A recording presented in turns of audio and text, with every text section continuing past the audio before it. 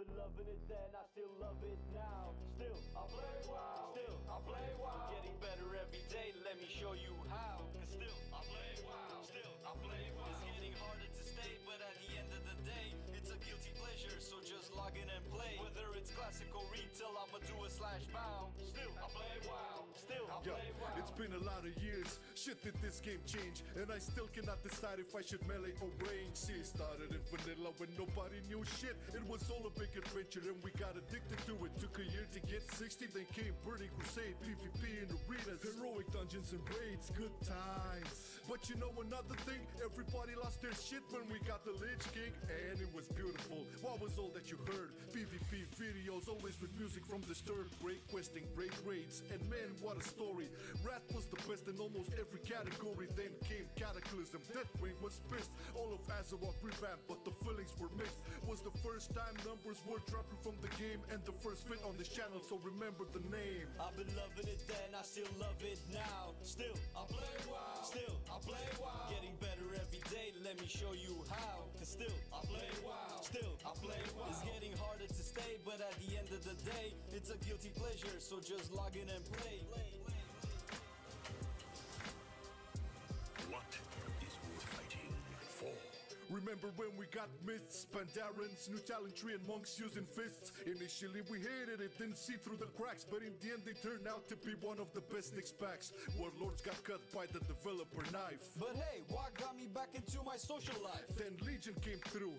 Man, what a beauty, got my artifact weapon and was back on duty. And plus was a breakthrough, Coruscant into raids, Mage Tower gear sets and the class campaigns. A big sword in the world, moving to BFA. We got traits, but artifacts were taken away.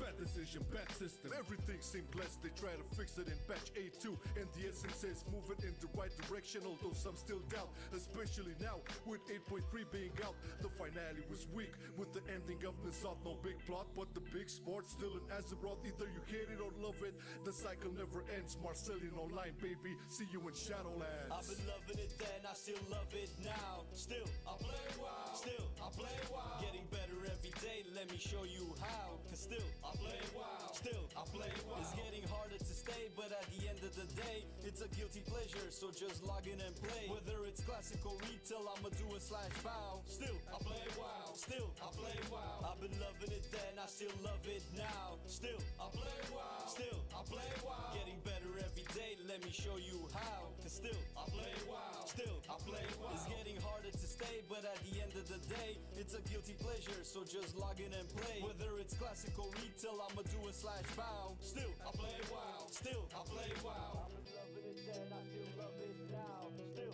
I play WoW. Still, I play WoW. Getting better every day, let me show you how. Cause still, I play WoW. Still, I play WoW. It's getting harder to stay, but at the end of the day, it's a guilty pleasure, so just log in and play. Whether it's classic or retail, I'ma do a slash bow. Still, I play WoW. Still, I play WoW.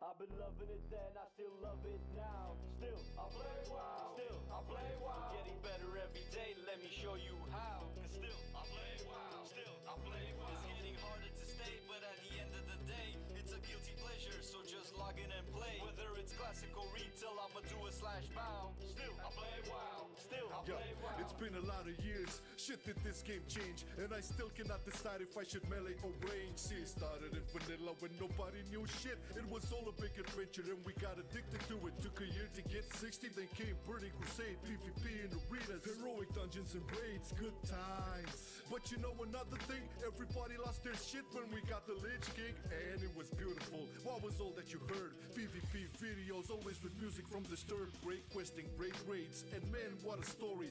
Wrath was the best in almost every category. Then came Cataclysm, Deathwing was pissed. All of Azeroth revamped, but the feelings were mixed. Was the first time numbers were dropping from the game, and the first fit on this channel, so remember the name. I've been loving it then, I still love it now. Still, I play WoW. Still, I play WoW. Getting better every day, let me show you how. Cause still, I play WoW. Still, It's getting harder to stay, but at the end of the day, it's a guilty pleasure, so just log in and play. What is worth fighting for?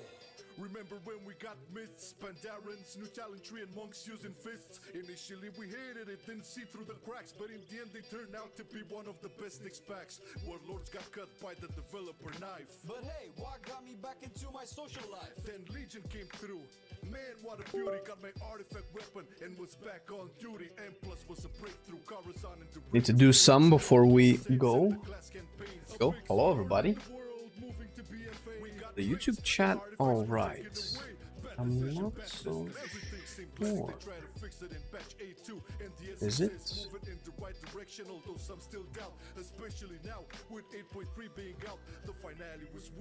Morning, morning, morning. Hello, hello, hello. Just testing. Oh, the YouTube chat. I don't think so. I think I just updated. Getting better every day, let me show you how. Cause still I play WoW. Still I play WoW. It's getting harder to stay, but at the end of the day, it's a guilty pleasure. There we go. That's what's up. That's what's up. Let me get it up here.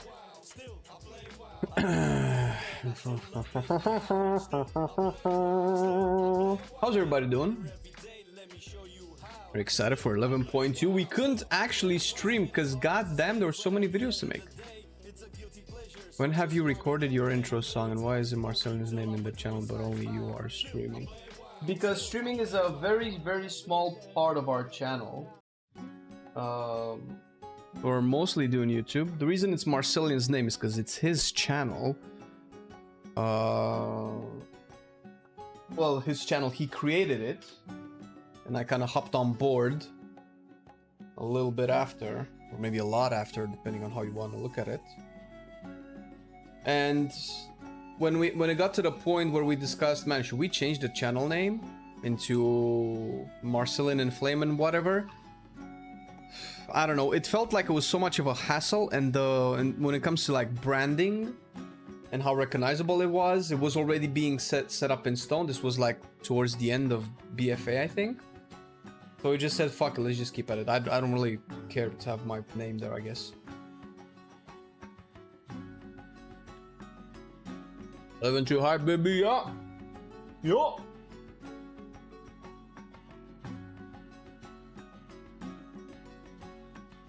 Where's my music?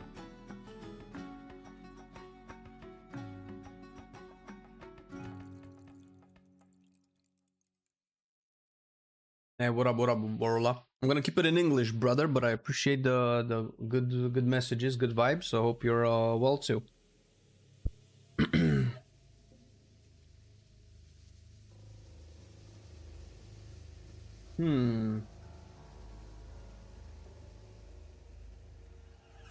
What the hell? Asmongold, get out of my thing, man.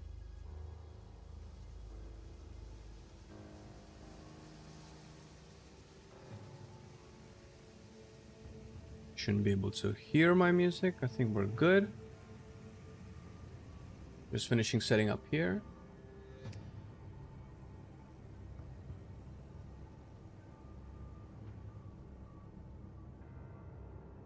It's gonna take me forever to finish that.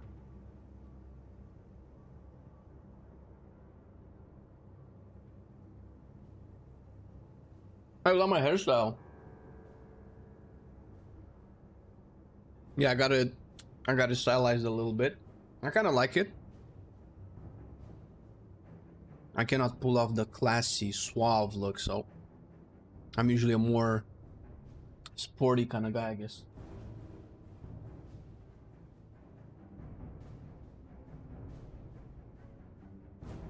I'm gonna randomly choose a class, or will there be polls? I mean, I don't think there's any poll that we can have with a small number of people. Usually people don't interact with the polls a lot. Having like 5 people vote doesn't really seem like a... I'm gonna go through all of them anyway. I don't know if today I wanna hop into my dailies real quick and then we'll check it up. Let me actually see if I can load the client though, because the client has been like on and off for quite a bit. Because if PTR isn't up, it was up this morning, but if PTR isn't up, there's like no real point.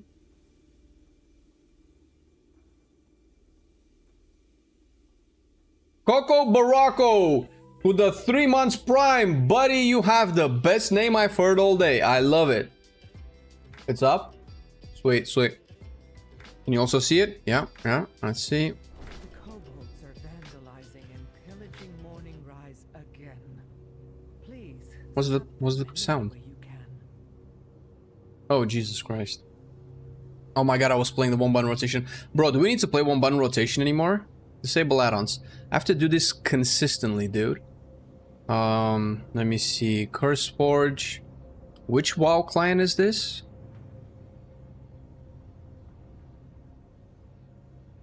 Properties. This is XPTR. Let's see. Curse Forge, XPTR. Details, Plater, Wikara. Let's just update all of these.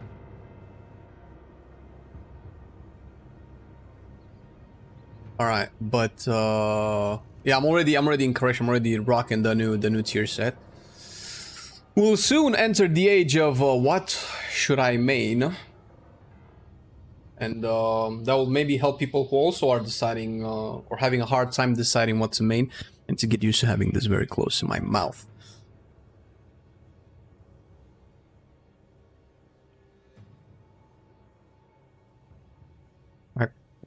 I kind of talk whenever, but I should just learn to talk when I have this in my fucking face. Oh, everybody.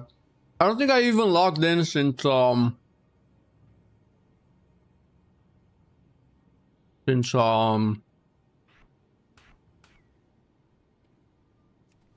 reset. I think I have a vault I haven't checked. Oh wait, did I log in? No, wait. Oh no, I did try the stream on Wednesday, didn't I? And it crashed after like 2 hours. Oh yeah, because we did the 11-17. Oh my god, I remember now. Ugh. And I think I was left doing the overcharge delves that I never finished. Okay, we'll need to get that belt eventually. Hello, duck. We're getting a 200 DH void spec or what? Haha. Well, we have a video on it coming soon that I'm not gonna spoil too much exactly on that spec. It's actually later today, so you'll have to watch that, I guess. But listen, I don't think so. It's nice to speculate, and I think it's really good to talk about it. First of all, because I do think that Demon Hunter could use a third spec. Second of all, because I do think that we need more classes and specs in the game. The game is past the point where like, okay, we have enough. No, it's over. The cat's out of the bag. Pandora almost choked. Pandora's box has already been opened. Let's just have 1,000 classes and 1,000 races and whatever. Balance be damned. Oh my god, I finally finished this. Yay! Man, these didn't sell at all.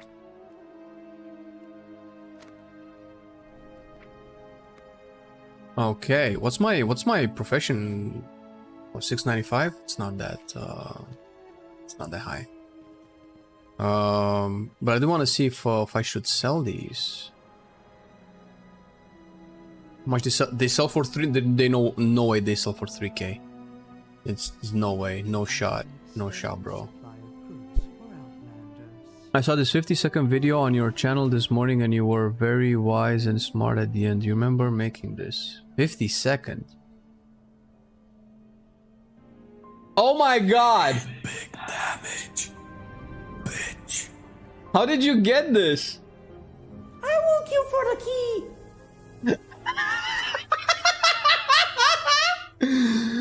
Oh my god, I totally forgot we had this.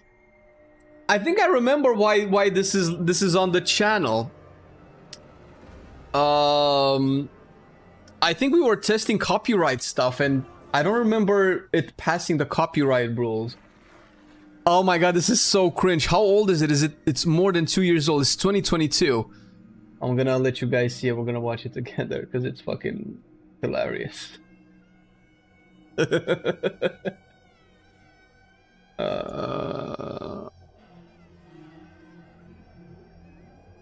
Jesus Christ. Back when we were doing funny little intro green screen skits for guides. How do you feel about them adding a shadow meld potion? Do you mean in the guise of alchemists having something to do? I don't know. Well, I have two takes about it. I have a super personal take, biased, and the overall game take that takes into consideration the health of the game. So my personal take, I'll give you the game take. The balanced take is that's probably fine because people being forced to play Night Elf sucks.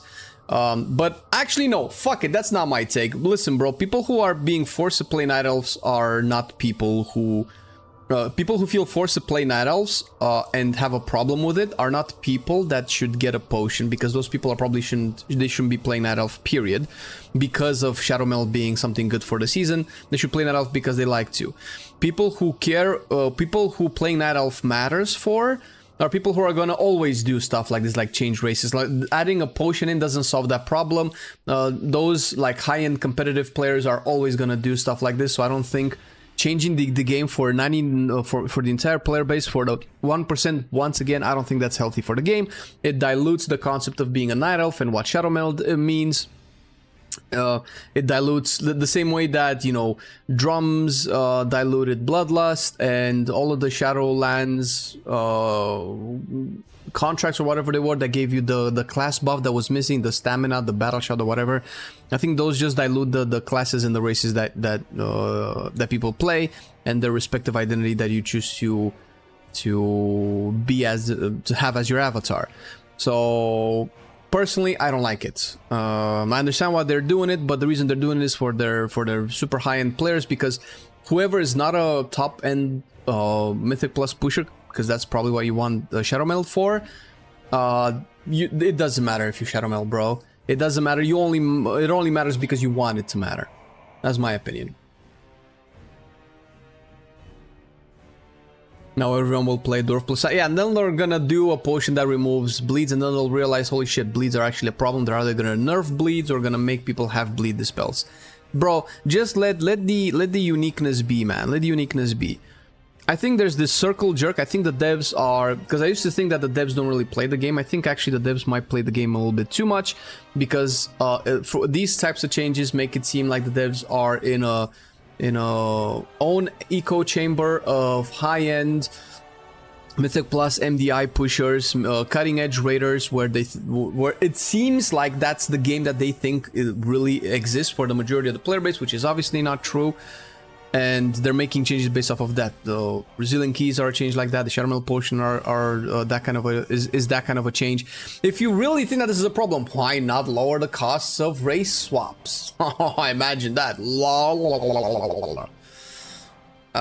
I don't know. Anything that dilutes the fantasy aspect of the game and the race representation or class representation or flavor of each, because you can just be a Night Elf by drinking a potion. I don't care, man. It's not for me.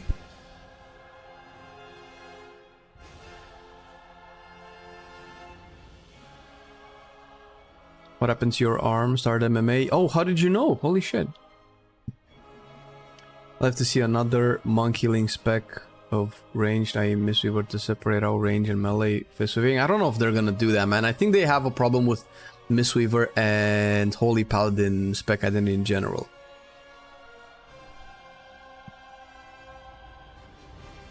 And it used to be that you could play both styles, and usually fistweaving was just way ahead. But from what happened in the War Within, where at least Mistweavers like to enjoy the spec a little bit more, there's a combination of both. So you're always gonna do both. Just so happens that for those specs, in order to lose, the melee is better than ranged, like Holy and Mistweaver.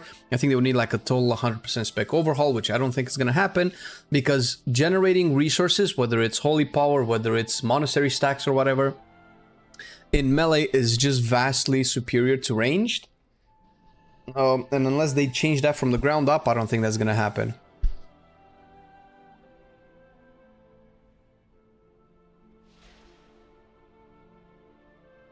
Melee healing eventually promotes instant healing, which is very important for the pacing of the game nowadays because the game is so fast-paced.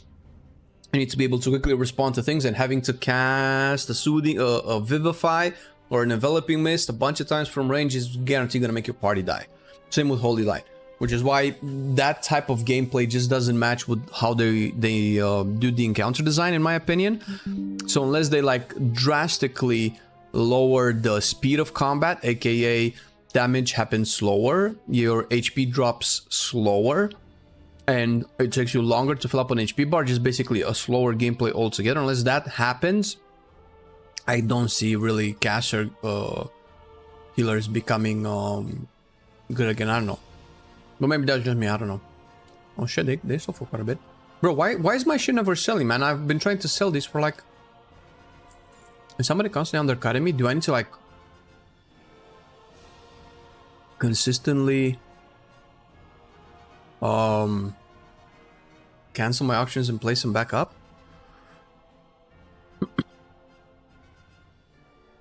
They should just remove invis detection from most mobs and let rogues and mages have a niche again. Then remove invis potions, yes. Remove sprint potions as well.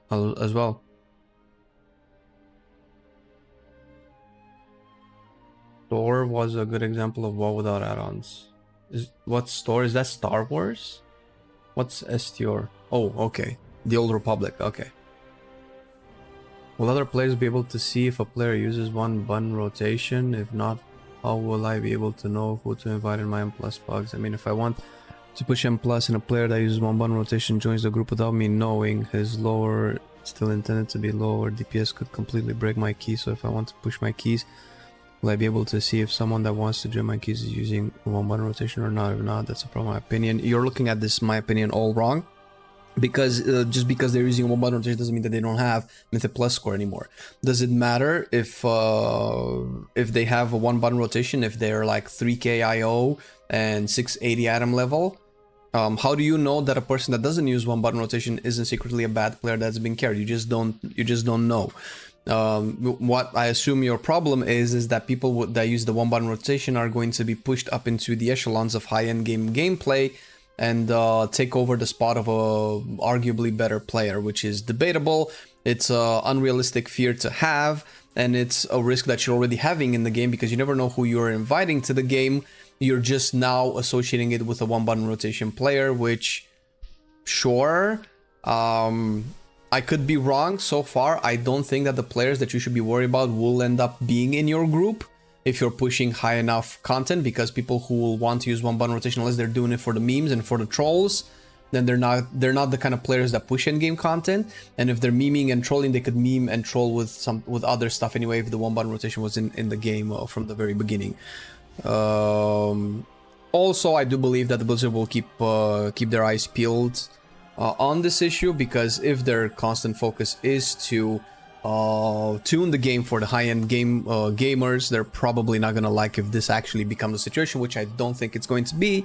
I think this is a worry that people have for unfounded reasons. I just really like this change. Blizzard created a problem, and this is just a lazy way to solve it. The thing with the one button, I don't know what problem that is. The one button rotation, if it's supposed to solve the fact that the game is complex, that's not what it's supposed to solve. The reason that it's the fact that it's also solving it, it's definitely a different kind of problem. The one button rotation is simply an accessibility feature added for people with certain forms of disabilities that cannot actually engage with the endgame content properly. There are definitely people with handicaps. Case in point, that cannot really play WoW properly, and the fact that WoW is also complex doesn't help either. But mostly, even if WoW was simpler, this would have been still a good addition, because you still have decently intricate classes and rotations, even if they simplify, because they're not going to make all specs be Red Paladin, and even Red Paladin cannot really be played with a one button rotation. They're just giving them an access into the game without feeling that they're going to be overwhelmed or discouraged by playing certain specs, because they can just work on the rotation. It's a symptom of a problem of complexity or depth that doesn't really have a place when I have 31 talents, out of which 3 are abilities. What is it? 1, 2, 3, 4. 4 are abilities, and the other ones are such intricate passives that convolute the playstyle, which perfectly I'm fine with. I'm this kind of a gamer, but for a new player, it makes it terribly counterintuitive. Even as much as I like Arcane, without having almost no variability to its playstyle, it's very hard to know what you're going to be talenting in. If you're a new player and hop into Arcane without actually watching a guide, it's not very clear what each of these do what unless you're like a seasoned WoW player. So if you're not a seasoned WoW player, you cannot play Arcane unless you have somebody holding your hand. That is a problem with the game design. It should be very obvious where you want to go, and the complexity should happen like way later into the game. But then again, once again, we're trying to turn WoW into a super complex ARPG game, and it doesn't work out.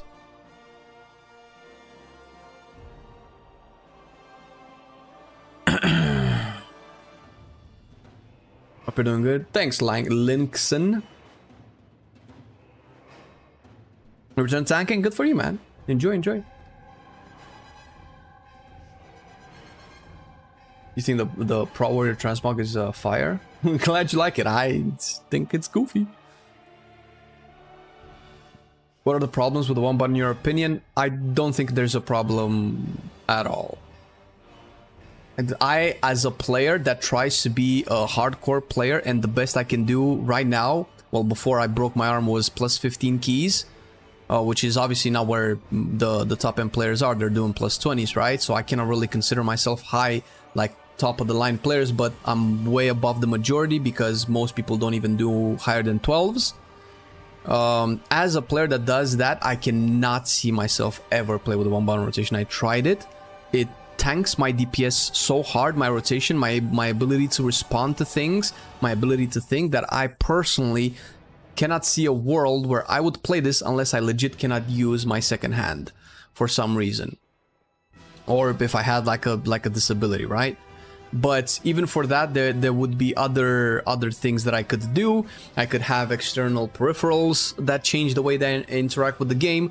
I could have add-ons that simplify the rotation. If I'm not using the one-button rotation, I might be using Hakili or GCE, which are one-button simplifiers as well that people have been using, and you probably haven't even realized it. You might have even been playing with those people and you have never realized it. The truth, the end truth is, there are either bad players and good players. It doesn't matter how they play the game. It only matters if they're good or bad. If somebody uses a one-button rotation actually does well, you don't know that. If the one-button rotation is such a close approximation of a good DPS performance, like how is that a problem? How would you even know that they're using a one-button rotation? You're automatically assuming that one-button rotation players are going to be bad for the game because they will not be playing properly. In that case, how are they ever going to get to the point where you're going to accept them into the group? They're just not going to end up being in that place because people who are already bad don't end up there. So how does one button rotation change that?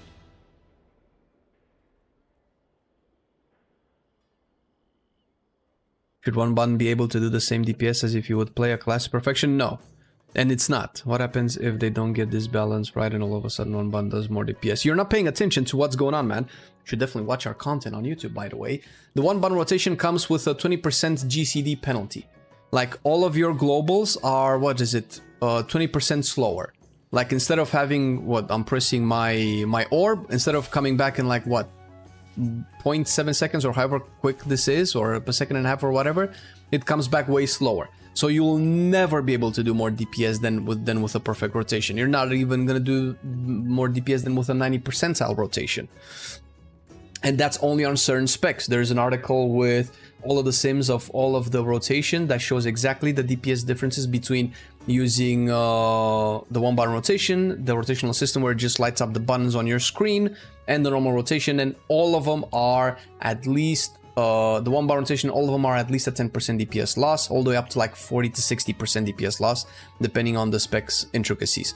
The rotational system that lights up the buttons on your bars is a little bit less of a DPS loss, but then again, WeCars also do that. There are other add-ons that also do that, and their internal UI normally also would do that when they light up a prog that you have.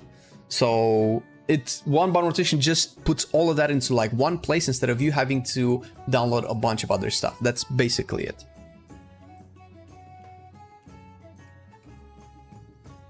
It grinds your game. Yeah, listen, it's fine, man. I get you. It's just, listen, don't take this the wrong way. I'm not trying to bash at you or not, but you need to open your mind a little bit more. The game is not the way it was. This was might have been a concern like 15 years ago whenever we were playing WoW, whenever we were like trying really hard to be good, and these people that had like a very easy way to play the game, that the game was dumbed down for them, were suddenly imposing in our realm of prestige and elitism gameplay, bro. Just, it's fine, man. Just chill and enjoy the video game. It really doesn't matter. It probably won't affect you. Won't even realize it. I've played with one hand without the button rotation. I was doing more DPS than people that had no issues whatsoever. So it doesn't really matter. You are afraid it will affect your gameplay, and you're seeing that as a threat. But unless you really know how it functions, just, it's fine, man. Don't be afraid. Play the game. And if you ever end up in a situation where you know 100% sure that these one button rotation players are ruining your game, then we can have a discussion. Right now, what ifs are what ifs.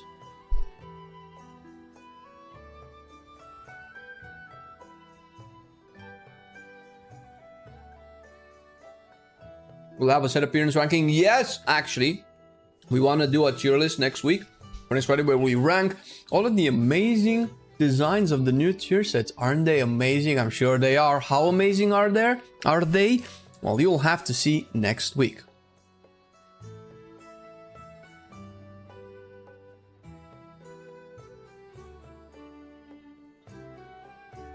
No worries, WAM Gaming. Listen, it's all good, buddy. If you like the game and it's enjoyable, play it. You'll end up playing with like-minded people anyway, so long as you filter your group of people that you play with. It's inevitable. Can I disenchant this? Perfect. Make some space. All right.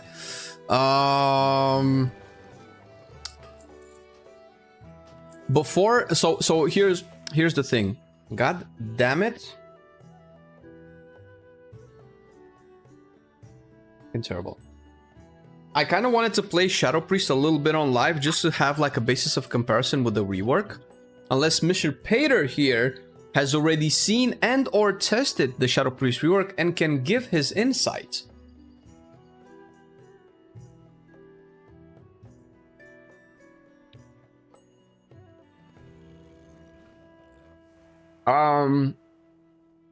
The thing is sarcastic is, I don't think there's a worse set than the Season 2 Priest had. But the tier sets are not winners. I'm sorry.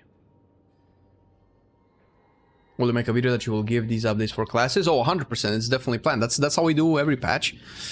I guess I wanted to play a little bit of Shadow Priest. Let me see, to get like a frame of reference, because there's no Mythic Plus to test out anyway, right? I did and I can. Would you be open to hopping on Discord and giving me your quick feedback, if you will, so as to not have you type for 10 hours in text form on Twitch? Oh, where's my priest, bro? Flamina, there we go. So who was reworked? Priest is the class that I played the least this expansion, so I have like a very small frame of reference. Soulhead, thank you for the 19 months, but I appreciate it so much. Sure thing. All right, let me plug in my headset.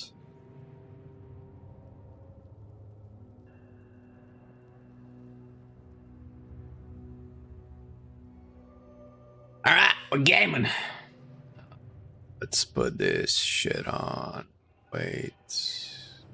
Change. All right, we were seeing the meme stuff. All right. By the way, guys, for anybody who hasn't watched our class guides in BFA and Shadowlands, this is the kind of interest that we had. Cringe alert, by the way. We need big damage, bitch. I will queue for the key. I will tank it. I will do lower Karazhan. Oh, this is in Shadowlands. And I will heal you on this journey for as long as it's yours to bear. By my life or death. You have my bow. And you have my bow. And my bow. Nobody's playing survival. We're all doomed. You have my bow!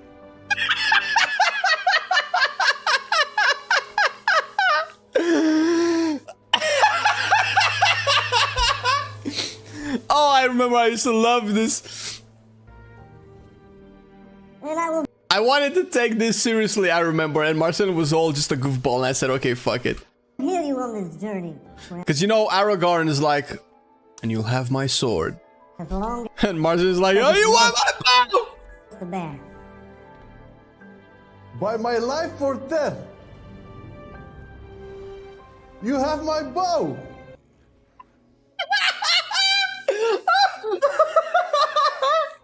Oh, I gotta send this. I gotta send this. I gotta send this. How do I get the link out? Share. Copy. There you go.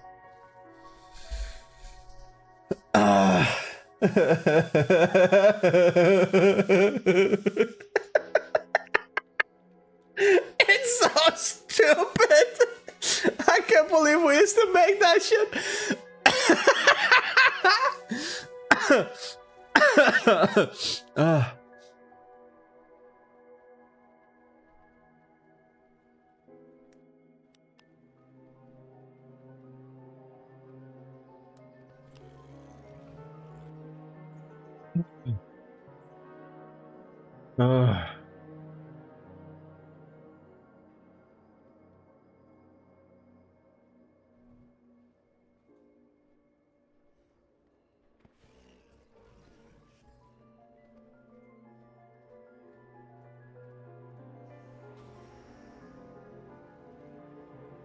Yeah.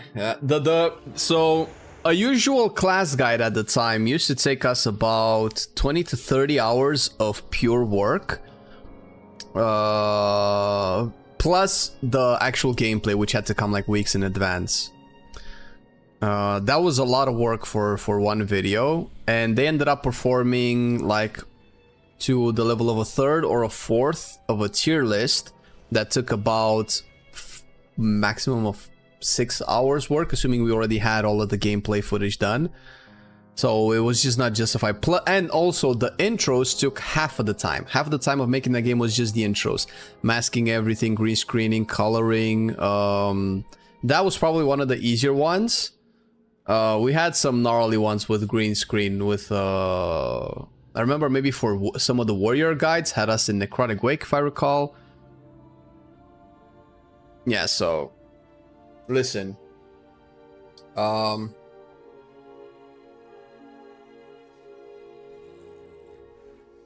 of the best videos I think that we ever made, or at least the most highly produced. Cannot really call it the best if they didn't get good views. But some of the best videos we ever had were made in the summer of 2023, when we also stopped streaming for about 2 months. And nobody remembers any one of those videos because they never actually got any traction. If you're interested in seeing what, and I bet we could make like even better videos now. But if you're interested in seeing what high quality wall video produced could be like, I guess Captain Grimm does stuff like that. You can go watch those, but I don't know. Maybe we're just not cut off for it. It is what it is. Yeah. Let me give me a second.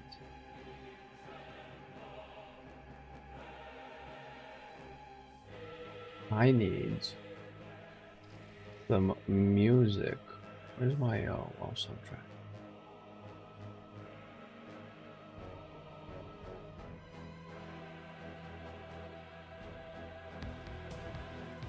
Wait, this isn't WoW, this is StarCraft.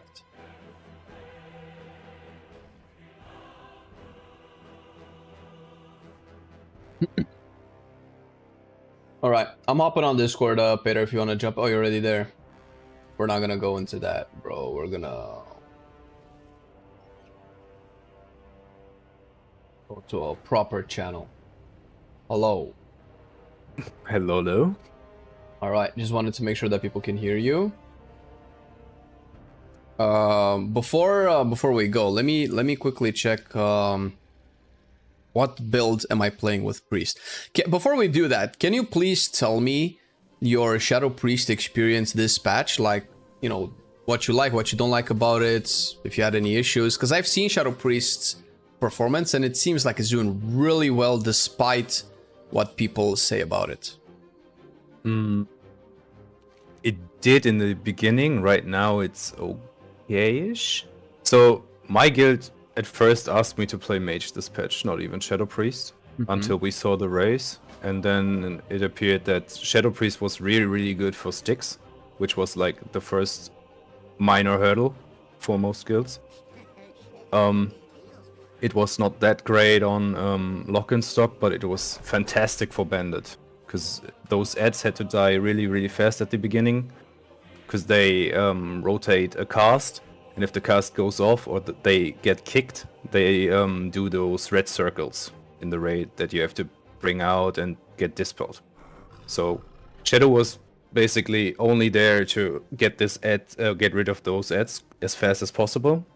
Sure. And do minor damage to the boss. That was Shadow's big forte on this boss. Sure.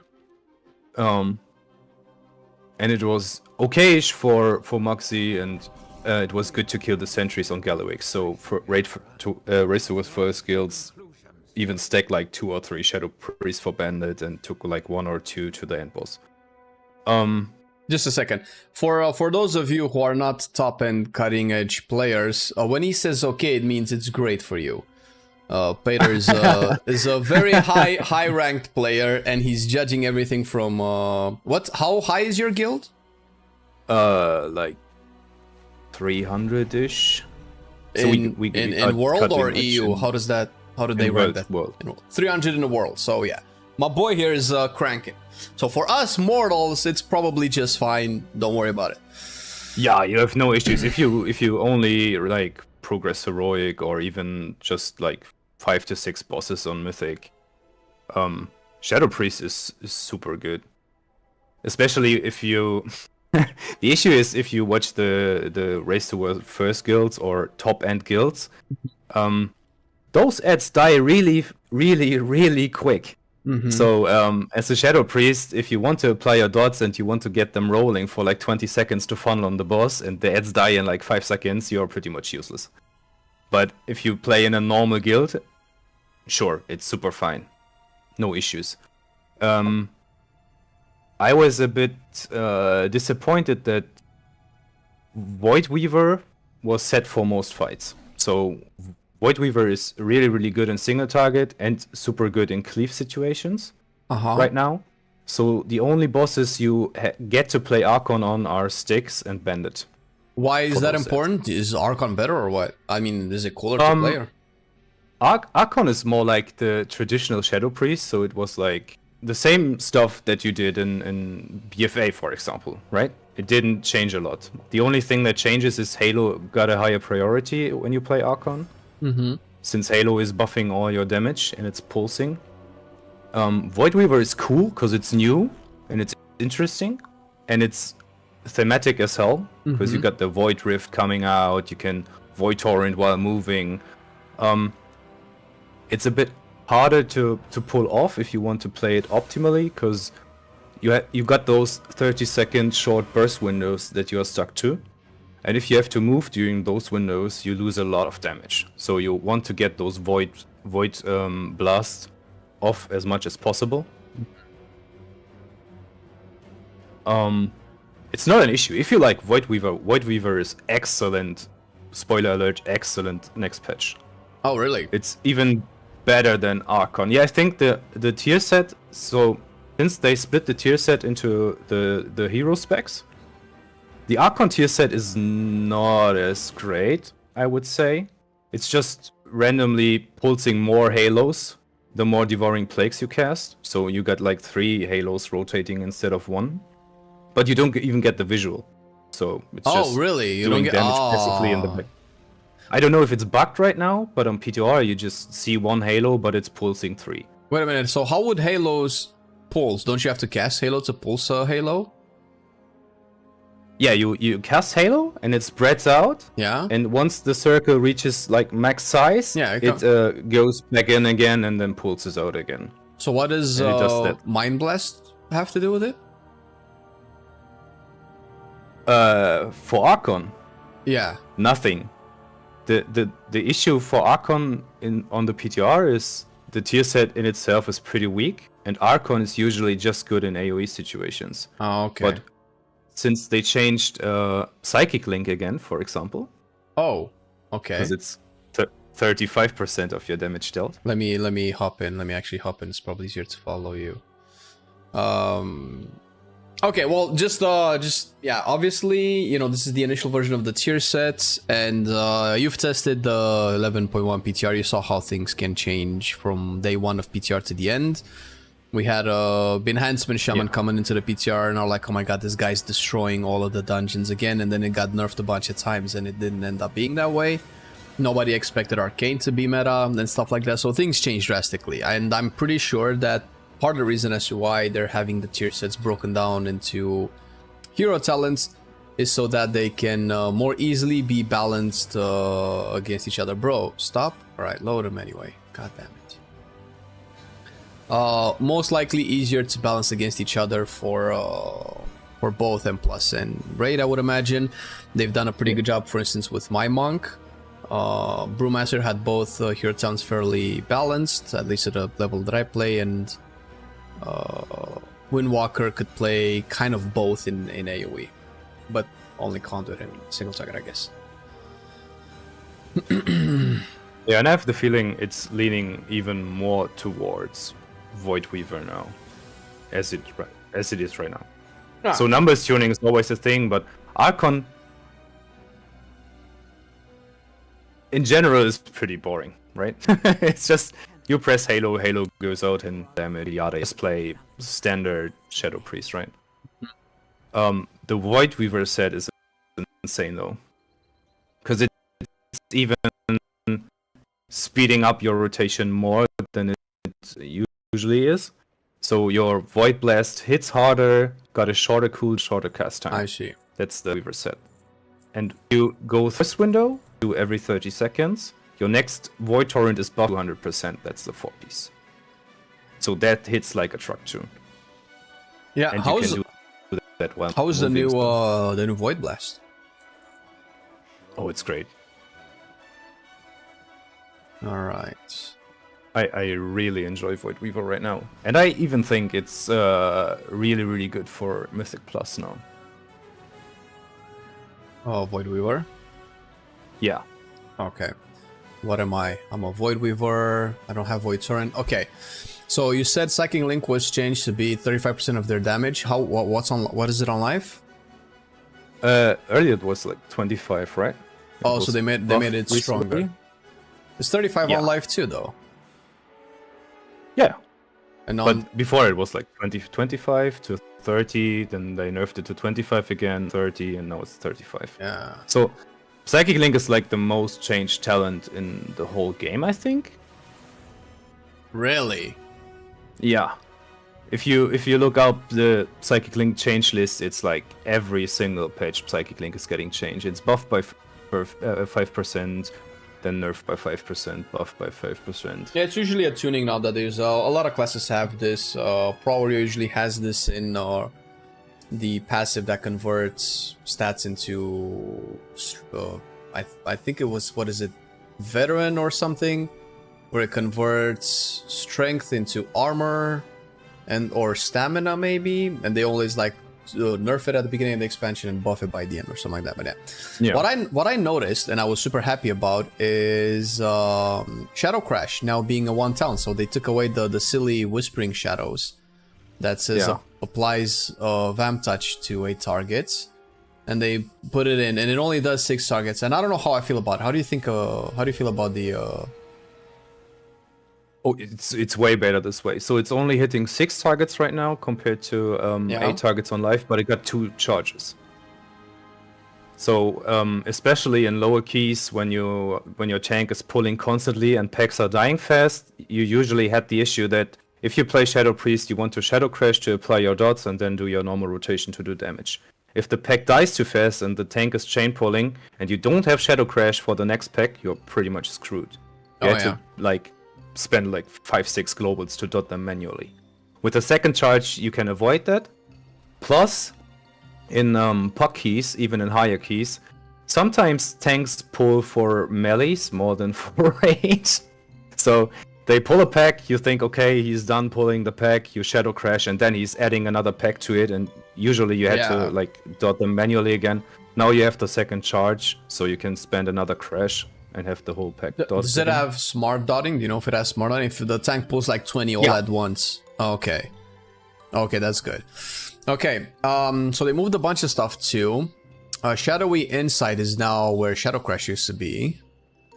Yes. Shadow Pain has a chance to reset the remaining cooldown on the Mind Blast. Gets your Mind Blast to be instant. And now, is Dark Thoughts new? Because I don't remember seeing this before. It's definitely new in this position. It's new, right. Increase the chance for Shadowy Insight to occur. When consuming Shadowy Insight, Mind Blast generates 1 additional sanity. I think this has to be sim. Like, 1 extra insanity is such a small amount of increase. I think you have to like weigh it against how many procs you get. And how often you consume those procs, I guess. Yeah, it's just for the Shadowy Insight. So Voidweaver, as I mentioned, you want to Void Blast as much as possible, right? So resetting your Mind Blast is the best thing that can happen to you. Because Void Blast hits like a truck. Oh, Mind Blast is the one being replaced by Void Blast, no? Or yes. Oh, okay. Cool. So you play for those resets. Void Touch increases Dev Plague damage and max insanity. This feels familiar. Do we have this already, or? Yeah, this is an old talent. Oh, they just moved it. Usually you only took that at the beginning. You took that for Mythic Plus, for example, so you don't overcap insanity because you regen really fast. Sure. But it's a great talent in general. 6% damage on Devouring Plague. Devouring Plague is your second hardest hitting ability right now, behind Void Blast. All right. And it makes it easier to play too, because you're not that cut on your globals, so you don't overcap insanity that easily. All right, cool.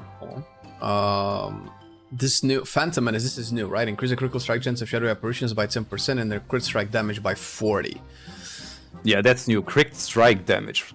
Yeah, it's 40% crit strike. That's a lot of extra crit strike damage. How many charges? Yeah, so... Sorry, go on.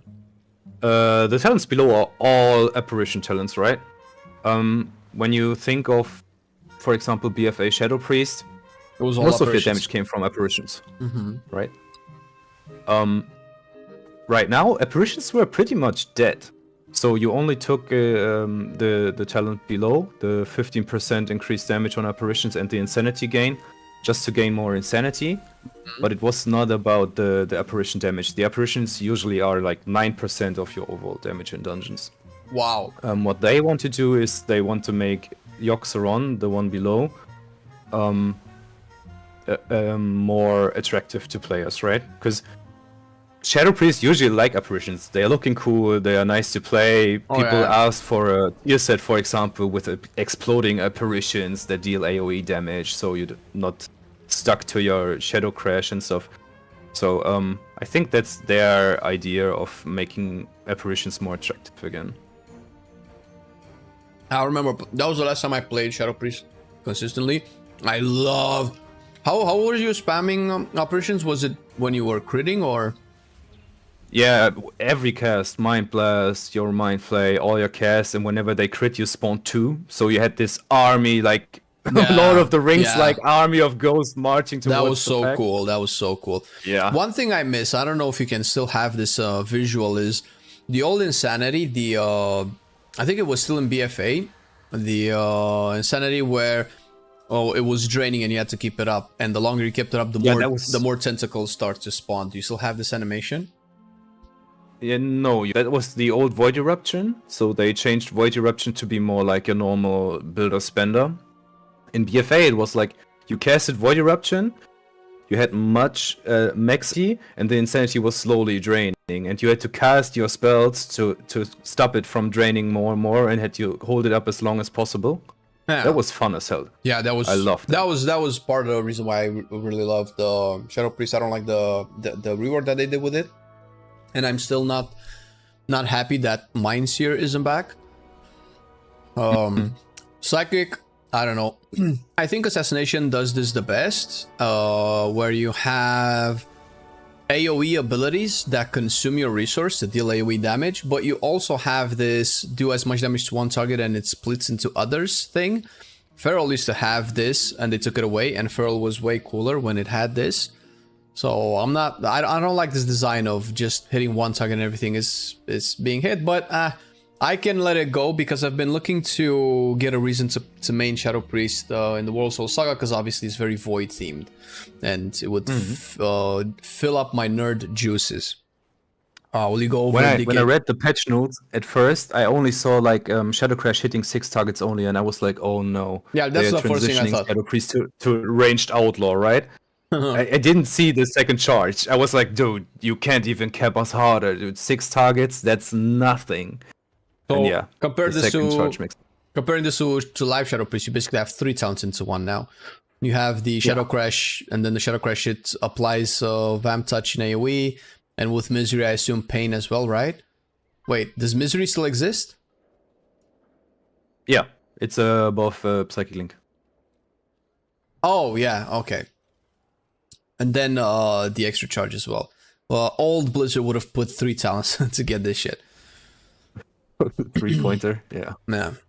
Will you go over DKs too? I will go over all of them. I don't know if I'll have time today, but I'll go over as many as I can. There's not much to do on the PTR because they haven't opened up M+. So there's not like I can combat test it. Plus, I can kind of use some of the buttons with my second hand, but I cannot competitively test things, limit test and stuff like that. Hey, Slipsy, very cool headphone set. Yeah, Steel Series, baby. They're really good. And you can get yours with our Steel Series link below. 10% off with the Marcelian code. Hit it up. Self-plug. But yeah, these are the best and kind of only gaming headsets I ever used and can use at this point. They're just way too comfortable. Can anyone join 11.2 PTR? Yes. I think you need a subscription for it, though. How's Fury Warrior? I haven't tested it. There's no changes to Fury Warrior. There's no real reason for me to test Fury Warrior, I think. Okay, I have, like, all of this is really cool, and I don't know how to judge all of these new talents and the positioning until I play a little bit of Shadow Priest. But my question is, how do you feel about the capstones now? Because they reworked the Asheraj, right? They reworked N'Zoth, because it was the old Echoing Void N'Zoth, and now it's something else. It's the Horrific Visions, which sounds goofy. I don't even know, how does this play? I'm a bit sad about that one.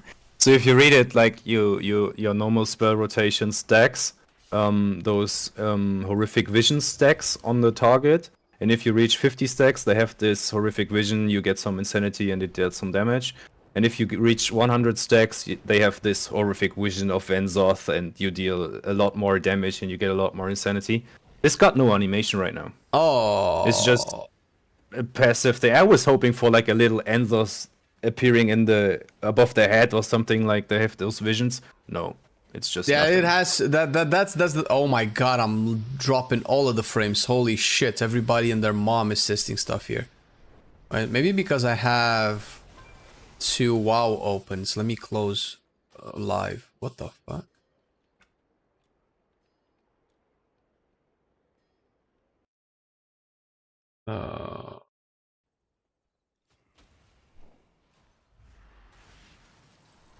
It's still so very laggy, bro. 14 FPS. Crazy. Okay, how do I see? So it has like literally no animation? No, I don't think so. You can try it. Just dot the target and press random buttons, and there should be like the right debuff. Okay. Yeah, I see. 4 stacks, no 5 stacks. Yeah. Once it hits 56, I think it's just a little shadowy dust above their head, and that's it. If even.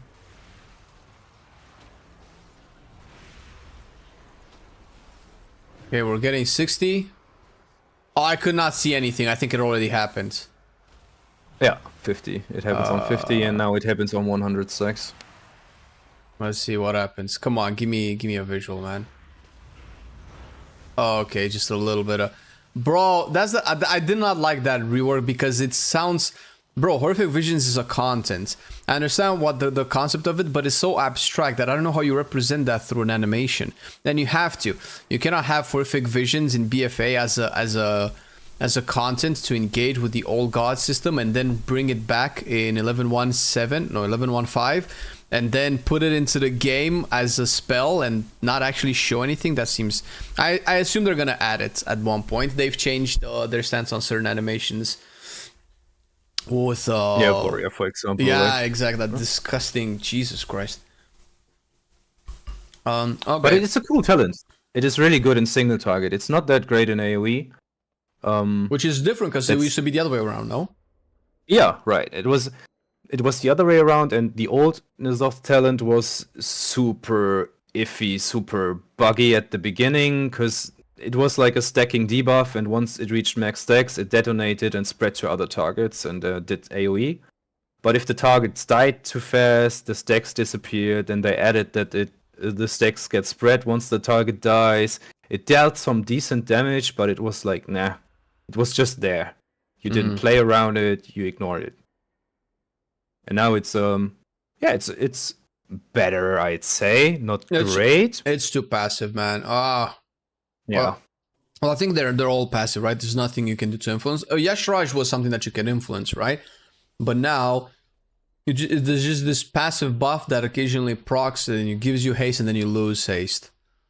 Yeah, the whole left side of the tree is just a meme. From Subservient Shadows, the one that you skilled, like? Yeah, this one.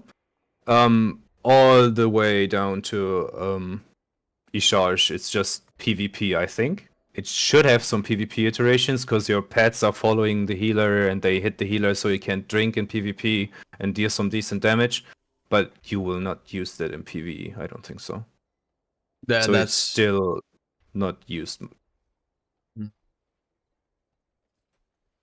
Not a fan of that. Well, depending on how this plays out, I might consider Shadow Priest as a main, but they need to change a little bit how these function. These seem boring. Cthulhu one is interesting because it has, I guess, implication with Mind Flay. And you can actually see the little tentacles there. Yoxron spawns the Thing from Beyond, which I think is the coolest name you can ever have for anything in this game. Thing from Beyond. Yeah, there's this big dude, but he's not really hitting the target, so it's a ranged at. You would assume it's like that giant guy is gonna slap some people with his tentacles. No, he's just firing little shadowy bolts at the target. Yeah, it's fine though. It's kind of always in Dragonflight too. Yeah. I just like the name Thing from Beyond. Sounds very Lovecraftian. Okay, check chat. We don't use the left side in PvP, so the left side is just for people who like there pets, you go. I guess. For people who are peeing Goldshire, we get it. I'm not so sure about the pets. Wasn't there a pet? Oh, there's a pet in Voidweaver, Void Wraith. I don't know if you're ever gonna play this. You did at the beginning, but I don't know. You just ignored it. It's the usual Mindbender pet, right? I guess. So where's the Void Wraith? It's a 3-minute cooldown. Okay, it doesn't change cooldown. That they would probably have to like. This is fine. This is not the end of the world, because we've been here before where they made a couple of changes, and throughout the PTR they've iterated a lot. 80% of the time it's gonna be great. It's gonna be way better once it launches, but 20% of the time it can flop. So that's why I'm not 100% sold off, because if they're willing to listen to player feedback, obviously smart Shadow Priests, not me, and make the changes properly, I think this has the potential to be super, super, super, super cool. But I hope it doesn't end up It's a lot of passive stuff again, right? If you look at the idols, like Isharj is passive, as you mentioned, and Zoth is passive, Yoxaron is passive, Cthulhu is passive. The only one you always took was Cthulhu, because it was the most it had the most use cases. You always get Insanity, you got the single target Mind Flay, you had the AoE Mind Sear, you deal decent damage. That's the one that is locked in all the time, right? Yoxaron was only good if you play Archon in AoE situations, because you do a lot of AoE damage, you spend a lot of Insanity, you have a lot of apparitions, so it's stacking faster, right? So if you play Voidweaver, I would not recommend this one, because you don't spawn apparitions as much, except if you go for the apparition talents as you do. That's fine. Apparitions! What I did notice, and is a big plus, they fucking got rid of Mind Spike. Holy fucking shit, I've been asking that for like 2 years. I love the idea too that they said Mind Spike was cool in itself. Yeah, you could build your own Shadow Priest in a small way, right?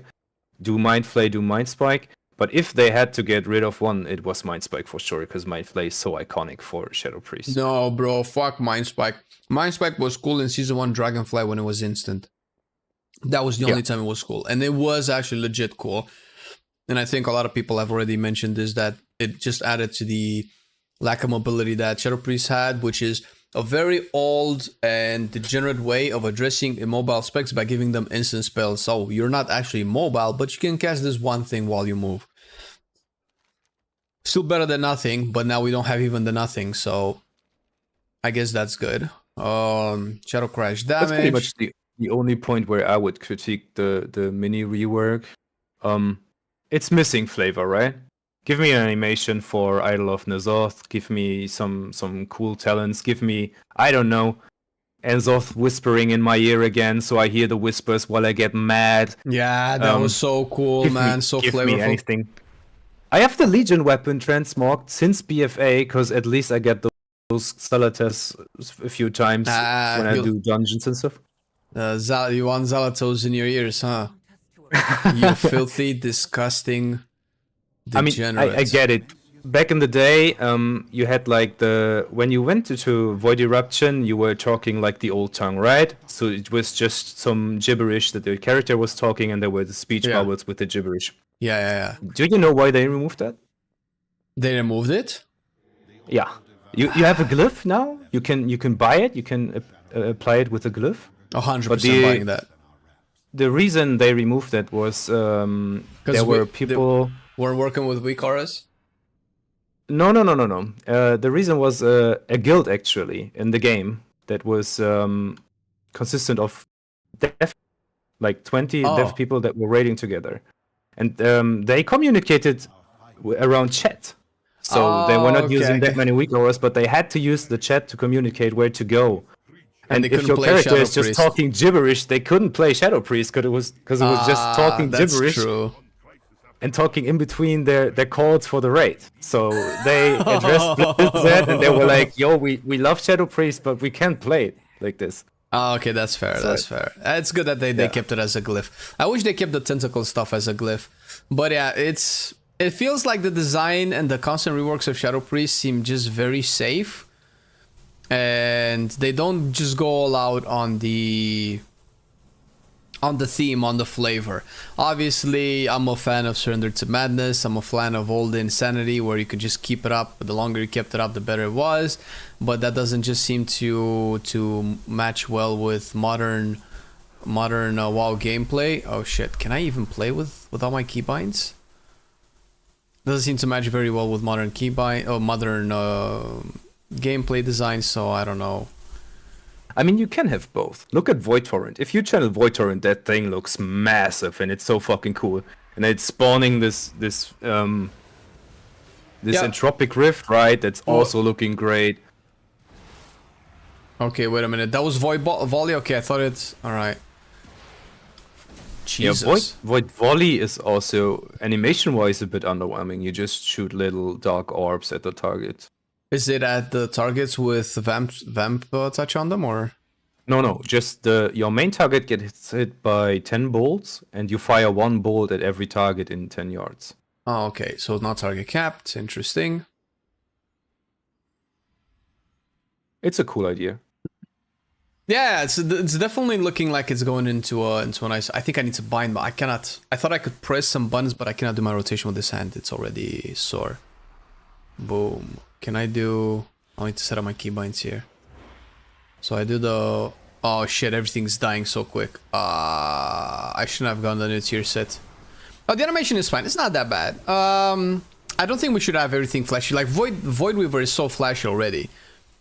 Yeah, true. Maybe I'm fine with it, but I think we need Halo, right? Shadowy Halo. All right, I cannot test it. Wait, Jilky said I'm in a new dungeon on PTR with Shadow Priest in a group. Want me to send you damage breakdown at the end? Oh yeah, sure. Thank you. That helps just to get an idea. Can you play the dungeons at mythic difficulty? Is that what you're doing? Because no. Then what is it? Dungeon testing is on Tuesday. Okay, so all dungeons are closed. Then what is Jilky saying? It says you can. Are you playing all dungeons? M0, yeah. And Mythic Plus is on Tuesday. Yeah, M0. That's what I said. Oh, okay. Yeah. All right, well, that's at least something. But going out in full Mythic 8 out of 8, 6 out of 6 gear seems super overkill for a Mythic 0. Unless the eye level is scaled. Is it in M0 though? I think it's only in dungeons, right? So in M+. I remember it was scaled in M0 also on the last PTR. Oh, it was?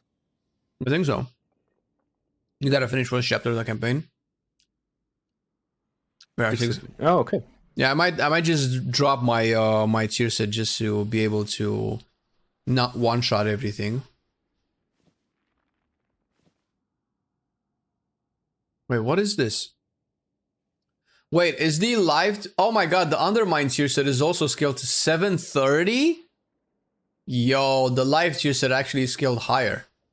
Look at the 730, 6 out of 8 myth track. Hello, bugs. Well, welcome to PTR, I guess. How about Unholy Decays? I haven't checked out Unholy Decay just yet. One at a time, brother. What am I looking at? Psychic Link. Oh, Psychic Link. Doing the most damage. Then Entropic Rift, then Void Blast, then Void Torrent, Death Plague. Death Plague is so low. But it's also probably because it's M0. I assume everything is just dying quickly. Maybe. But then why is Psychic Link doing so much damage?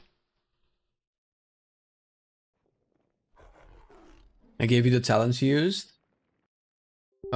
Shit, what the hell? No. Oh, like that. We're eventually gonna be able to do this ourselves. Talents, import. So this is what. But does that person do a lot of damage?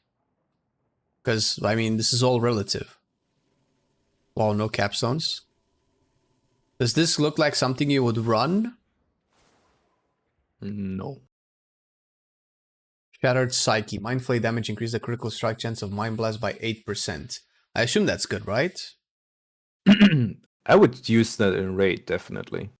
Increase the damage of Mind Flay by 50%. Okay. Wouldn't you use Mental Decay in raid more? Wouldn't the other one be... Because obviously critting with Mind Blast sends the crits out with Psychic Link too, no? So Mental Decay got more value now since they removed Unfurling Darkness. Unfurling Darkness back in the day was a PvP talent. When you cast Vampiric Touch, you get an instant cast Vampiric Touch for free after. So you could use that to move or just to refresh your dots.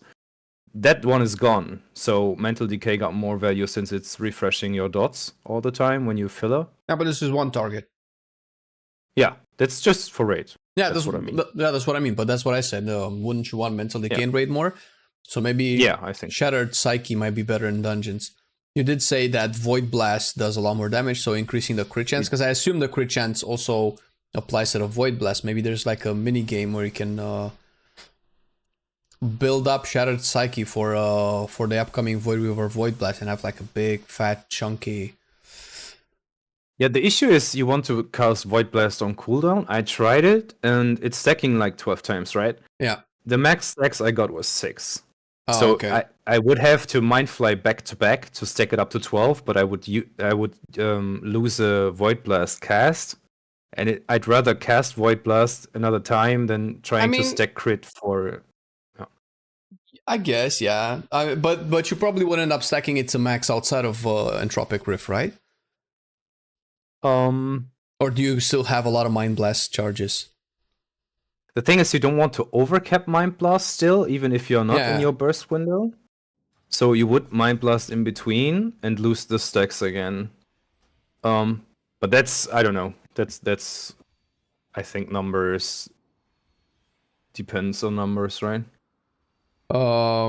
Yeah, I guess. But I would never play no capstone. I don't know, and I would not play Mindbender in an Escapable Torment. An Escapable Torment was a legendary in Shadowlands that was pretty good for cleave, because Shadow was good in single target, Shadow was good in big AOE, but it was lacking in cleave. Mhm. So they added that to give you like 5 target cleave. It was decent to use. It was pretty fun, but they removed that straight after because they said like yeah. Now it's in the talent tree, and nobody is using it, as far as I know, at least, because you don't have enough points. That's the biggest issue Shadow Priest has in general. You still got your kick in your tree, and you got dispersion in your tree. And that's soaking up like 2 talent points that could be used to either pick a stun, for example, reduce your kick cooldown by 15 seconds, all the good stuff. You can't afford to pick that, otherwise you lose like 4% damage. It's the same issue Boomy had. And they fixed it for Boomy, but not for Shadow Priest. Yeah, there's a lot of specs that still have this this issue as well. Where and it's ironic because Shadow Priest was the first one to have this issue. It used to be worse, right? It used to have dispersion way down, if I recall, in the first rework. Dispersion as a choice now with DPS, and that felt terrible to have to pick. And definitely silence too, and then you would never pick silence, right? Wasn't that like one of the first versions? In Dragonflight, for example, in the last season, I didn't even pick silence. Because my party was like, oh, dude, 45-second kick, fuck it. You can take more damage, and we just run through the dungeon. We had an enhancer kicking for me, so it was fine. Yeah, okay. Yeah, I definitely have to play with, I thought I could play with my hand, but I guess not.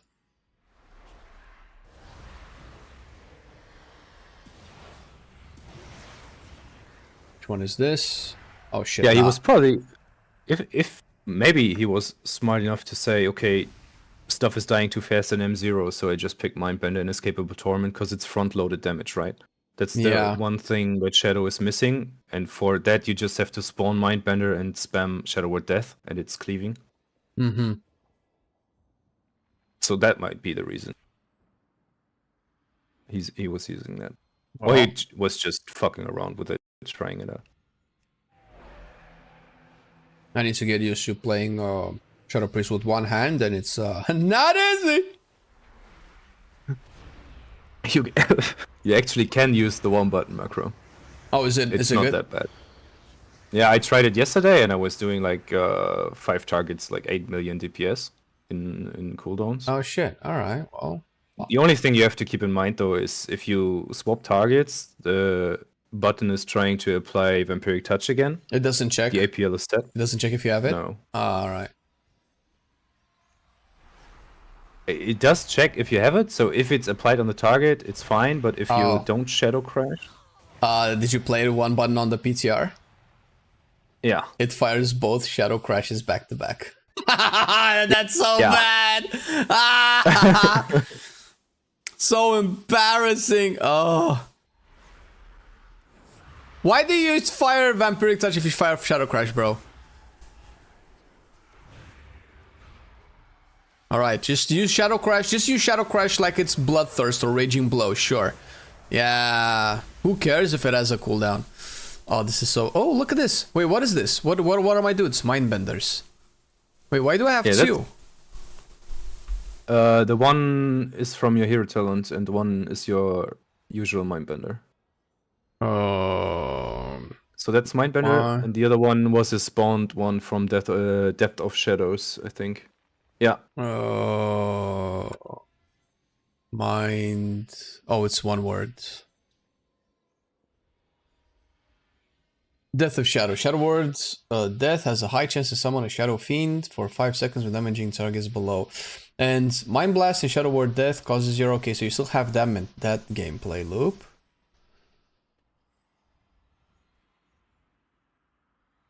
Shadow still has to cast Burst and that. What do you mean? Has to cast Burst. What does that mean? Dude, the sound here is pretty gnarly. I think they disabled the music though. Maybe. I have to say, guys, have you seen how this looks? Fucking sick, dude.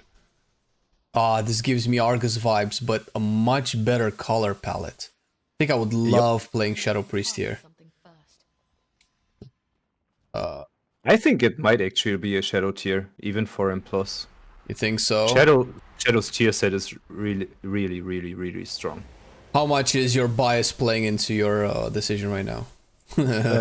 Not at all. I tried Shadow Priest, I tried Mage, Warlock, and Evoker. Devastation Evoker is looking sick too. But Shadow Priest, this set is way better than the one we have now. I think.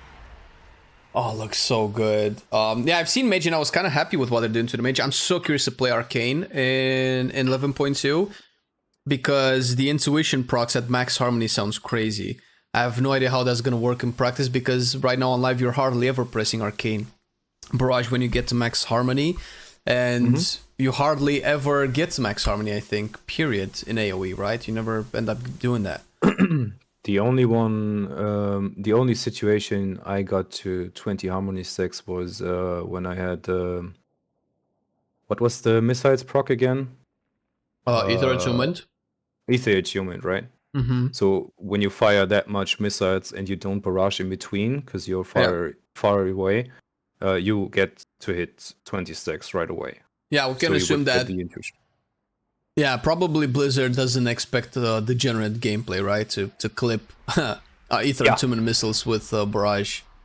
That's also why they removed the random arcane orbs that you fire, because they don't want to. It is not degenerate, but it was the same reason they did. It's too finicky. They removed spellblock as well, right, for warrior. Yeah, because they said it was too complicated and you had to have background knowledge. It's the same for Arcane. If you know that your missiles have a travel time and you can barrage once in between and get to max stacks again and can barrage again, it's cool, but not everyone knows that, so they removed it at all.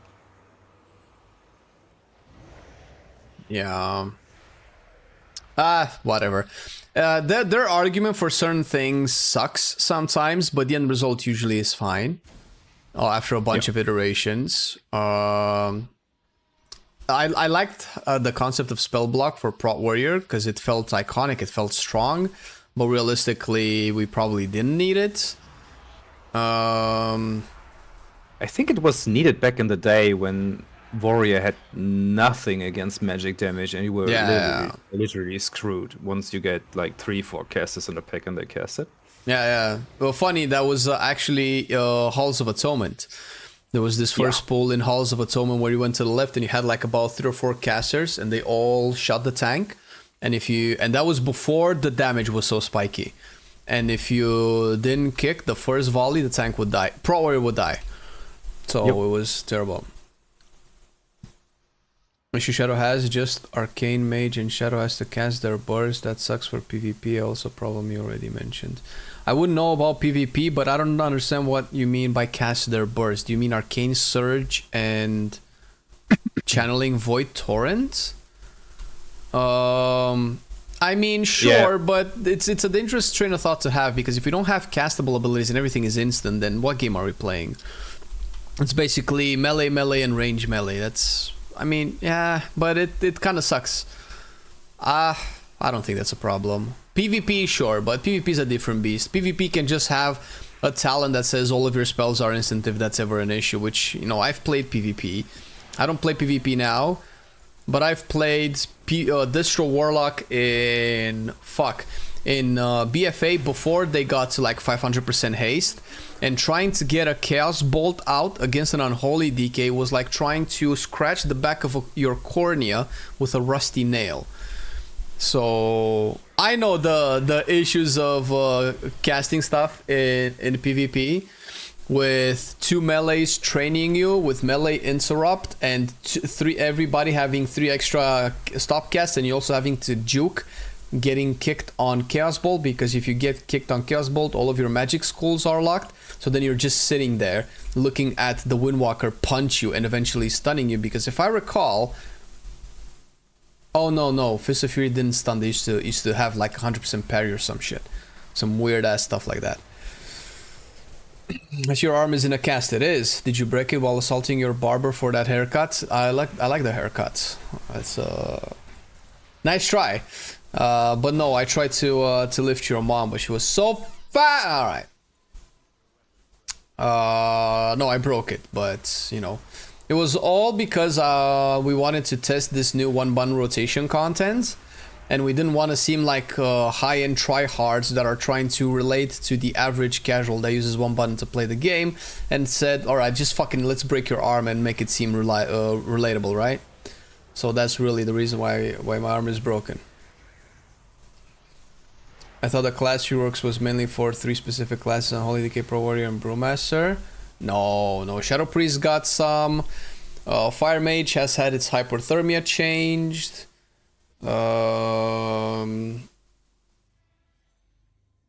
Didn't they rework?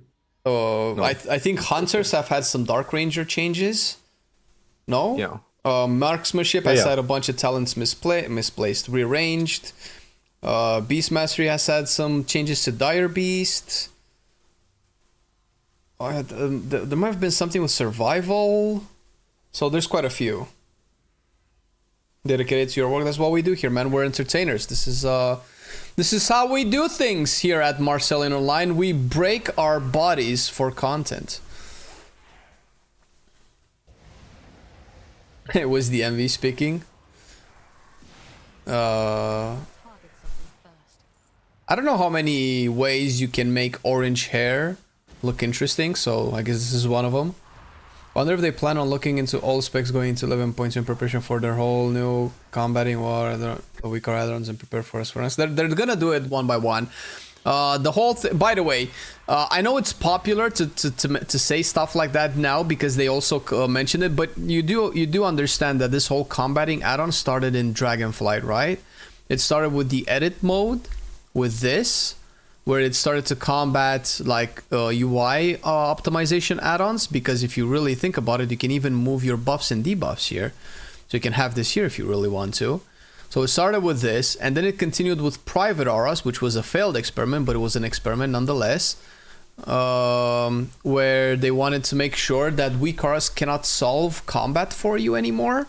And yet they made weak auras even more mandatory, which is why the experiment was a fail. So it's not a new thing. They obviously couldn't have said anything at the time because it was way too early. They probably didn't even know where they were going with all of these changes, or if it was publicly safe to say that they want to crack down on add-ons. But now that they had about, I don't know what, 3 years testing time with all of these, a lot of feedback, and probably tested a bunch of stuff internally as well, I can imagine they have a much clearer vision of where they want to take this battle against add-ons thing. And it's not something that's going to happen on an expansion by expansion basis. It's little by little. This patch, they're going to make buffs show a little bit. They're going to filter the buffs, let's say. Next patch, they're dumbing down certain specs and making spells replace spells instead of having extra buttons on your bar, and making the passives a little bit less intricate. So that's why what I think realistically is going to happen. I hope that specs don't end up like Red Paladin. I think there's plenty of good simple specs examples. Can this hit? Nope, lol. There's a lot of examples of simple specs that are fun to play, like Balance Druid is simple and fun. BM is simple, and I guess it's more fun than Red at the moment, for me anyway. Fury is simple and fun, right?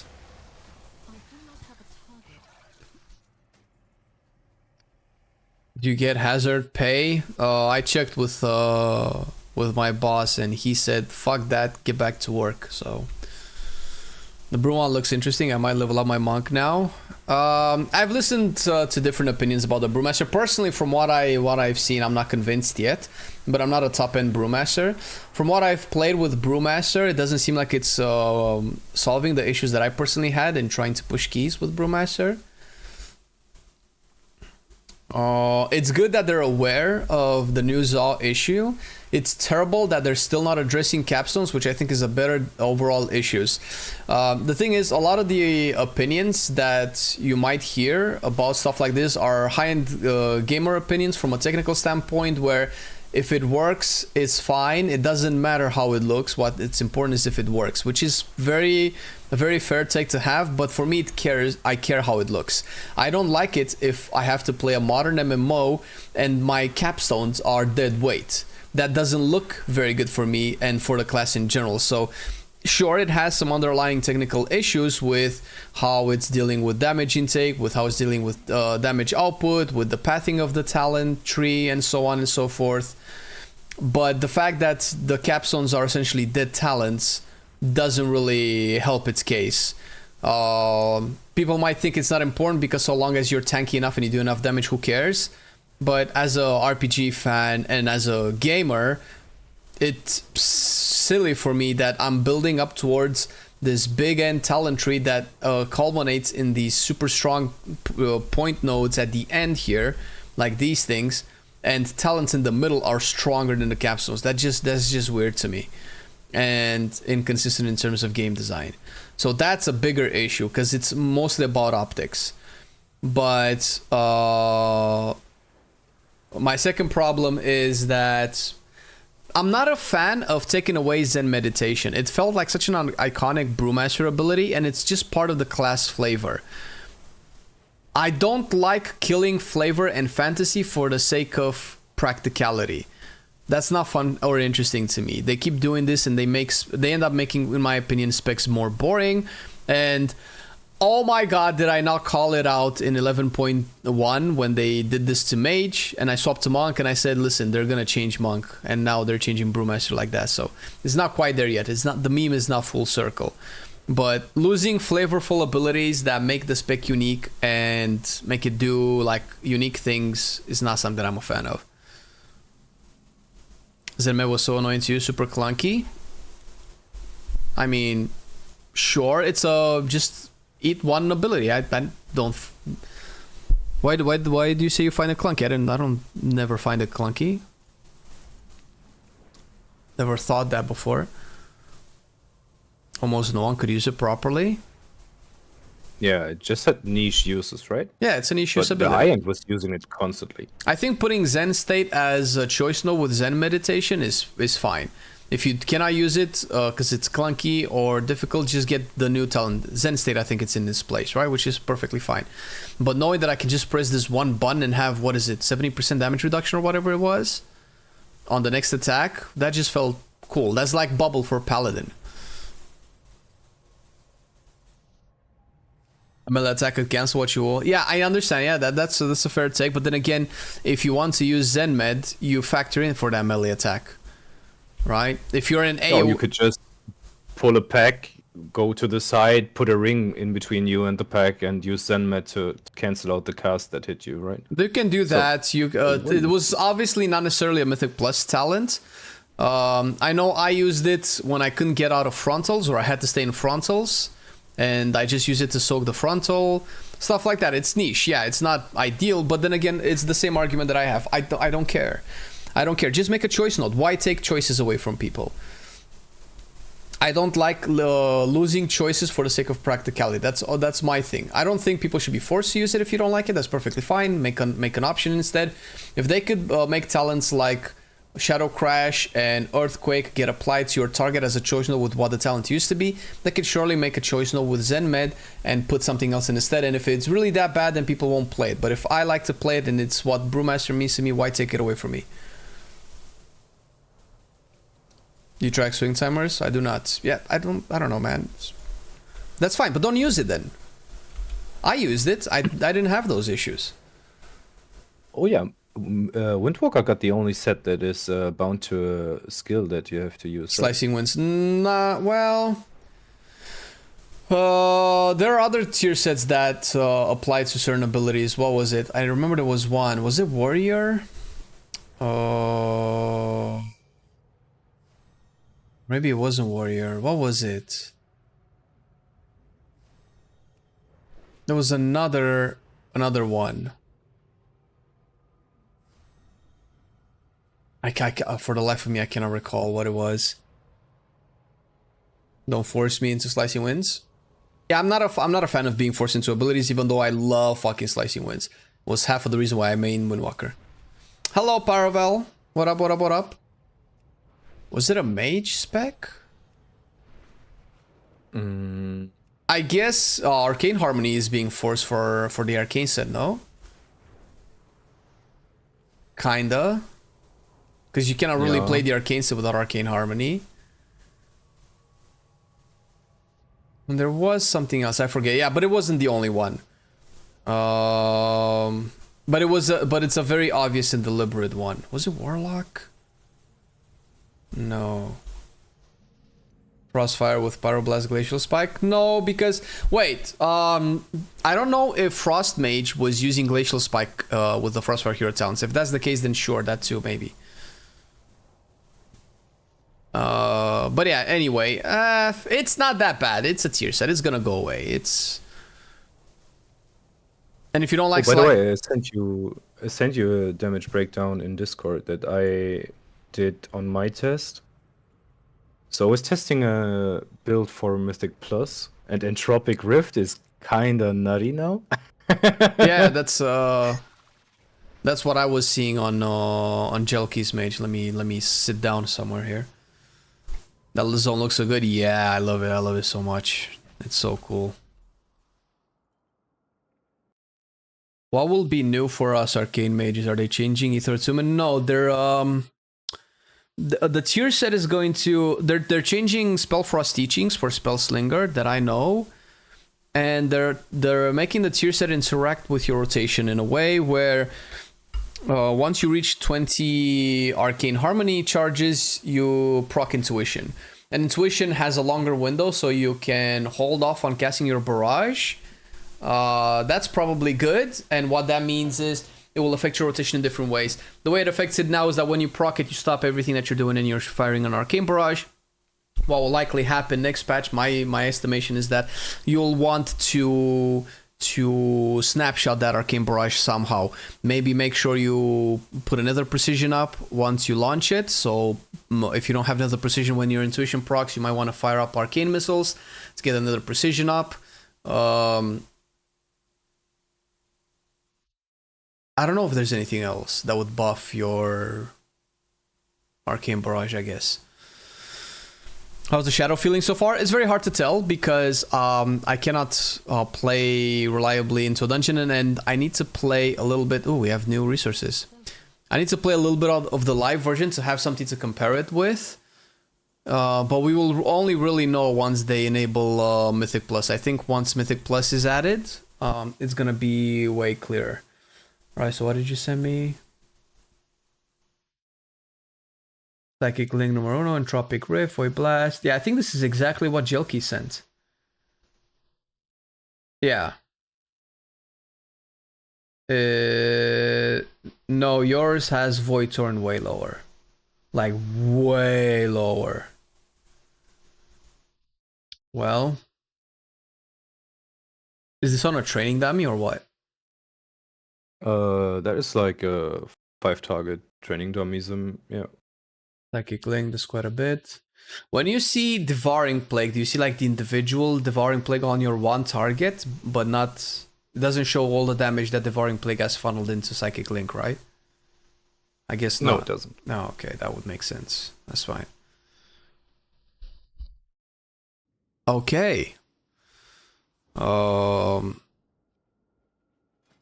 So overall thoughts on the rework? You're thinking it's a shadow tier because of the tier set, right? Do you think the buffs and nerfs to anything would change that? Assuming they're not ridiculous buffs or nerfs. I don't think so. The set is really great. It's just making your whole burst window more comfortable to play because it's faster, and you don't have to cancel cast that much. Because this tier I was like playing lock and stock, for example. I had to plant my ass on the ground for like 10 seconds. And if I had to do a mechanic in between, I was screwed. My damage was gone. Is it So, that's in seconds because of the rift? yeah, you want to push as many Void Blasts into your Rift window as possible. That's all you do. That's most of your damage in raids. Okay. Yeah, that's rough when that happens.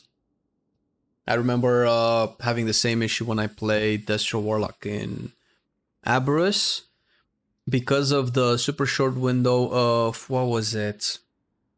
Close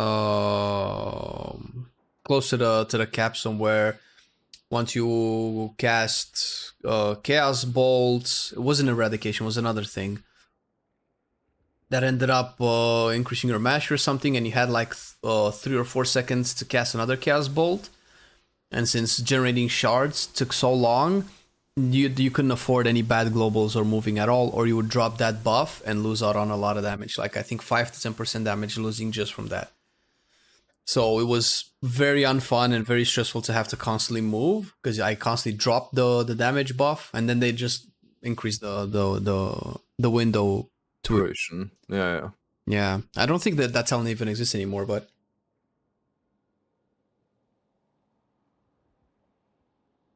wasn't that good. I'm just hoping for more Archon gameplay in between. Yeah. I mean, it's the best case scenario if you split the raid, for example, and you could do half the bosses as Archon and half the bosses as Voidweaver, or the damage difference is like so minor you don't even care, you play what you want. Sure. But I think it's leaning hard towards Voidweaver right now. All right, so the Voidweaver. I don't mind. Cool. Yeah, well, I mean, that's definitely just gonna buff it, man. This is the first iteration. Like, remember that some tier lists just changed completely by the time they gone live. So it doesn't mean that it will, but it just means that it's not final. So what does it do? Void Blast damage is increased by 40%, and Void Blast's cast time is reduced by 20%. Void Blast cooldown is reduced by 50%. Void Blast now also causes Entropic Rift to grow. Collapsing Void increases Entropic Rift's damage by an additional 20%, and the damage of your next Void turn is increased by up to 200% based on the size of the Entropic Rift. Okay, that doesn't necessarily mean that I have to play Void Volley. What talents would you play if you were on the 11.2? Because I have this build, but maybe I don't play this. I really want dungeons, you mean? Yeah. Or for open world content? Dungeons. Let me check. Death Speaker is probably like a high end plus type thing. I don't think execute phases are gonna, but sure, whatever. It does decent damage. Shadow Wall Death is hitting pretty hard right now. Okay, good to know. I wouldn't play Death Torment though. I don't know about that one. Which that was the think the little hits are below Death Speaker, the one. Fuck, I don't know which. Oh, this one. Shadow Ward Death deals damage 2 additional times at 15% effectiveness. Oh yeah, I can see this being like a raid thing. I think that was an old 2-piece we had, which was pretty fun to look at. But we played Inescapable Torment and Mindbender back then, and I wouldn't play those necessarily. So you wouldn't play Mindbender either then? No. So definitely not Subservient Shadows. Critical Strikes. I would play Maddening Touch, the Vamp Touch symbol. Every touch does 50% increased damage and has a chance to generate 1 insanity. I know on live you take 1 point in it, right? Or did that change? It was a flex point. You can take 2, you can take 1 point. It's not that huge of a difference, but right now, since we can dot more targets effectively now, I think it's getting more value. Okay. Is there any way I can make Yogg-Saron work? I would need to go like a Shadowy Apparitions build, right? But maybe that's not... Yeah, that would be more Archon-like, I think. Because with Archon, you cast you don't have those Void Blast windows. You have a more constant flow of damage, and you cast Mind Flay Insanity a lot, which can proc more apparitions and stuff. So, Okay. I mean, you could make it work. So some period touch shadow pain, strike damage. Instill doubt. Is this something that I would want? I'm taking this one, yeah. Or would look like something like this? Just all on Cthulhu. This is so middle heavy, man. There's so many things here. Yep. I would not take Descending Darkness, the Shadow Crash challenge that's buffing it by 300%. Oh no, you To wouldn't. the far right. Oh yeah, because if I have 2 points Shadow there. Crash is not dealing great damage. If you throw a nutty Shadow Crash, it's like 600k damage. Oh okay. So I guess this might have value in like high Mythic Plus with like 20 mob pulls. That might be good. yeah, something like that, or even in the different way, the other way around, in very low dungeons where you don't have much time to get your casts off, Oh, so you okay. want your burst front loaded. So this could be another one into the Tormented Spirits, for example, if you want to make Yok work. Oh, but then I would need another point for Yogg. And maybe Screams of the Void. Wouldn't Screams of the Void be necessary for more Shadowy Apparitions procs? Yeah. Oh, wait a minute. No, Shadowy Apparitions don't proc on dot damage, right? Auspicious Spirits is important if you want to make Yok work. Yeah, I have Auspicious Spirits already. Okay. Shadow or Pain damage has a chance to create Shadow Apparitions that float towards all targets. So if I take this, Critical Strike... Yeah, Tormented Spirits got great synergy with Instilled Doubt, the one to the top right, the Shadow Word Pain symbol, right? Because your dots get higher crit chance, and the more you crit, the more apparitions you spawn. So that's a feedback loop, right? Okay. And, well, what would I do for Yogg then? You could... Veiled Touch? Void Touch, do I drop this? You could drop both points in Insidious Ire, take Void Volley instead, if you want to check that out, and have another point for Yoxaron. Wouldn't I put 1 So point in... Oh, I need Void Volley, never mind. Yeah, for some reason I just want Screams of the Void, because this sounds like what I want for more Shadowy Apparitions. Right, because if Shadow Word Pain ticks faster, I can spawn more with Tormented Spirits, no? Yeah, you can drop Death Speaker, put 1 point into Screams of the Void. Oh, wait, you can't reach... Oh, can you? No, yeah, because I have Auspicious can. Spirits, yeah. Yeah, you can.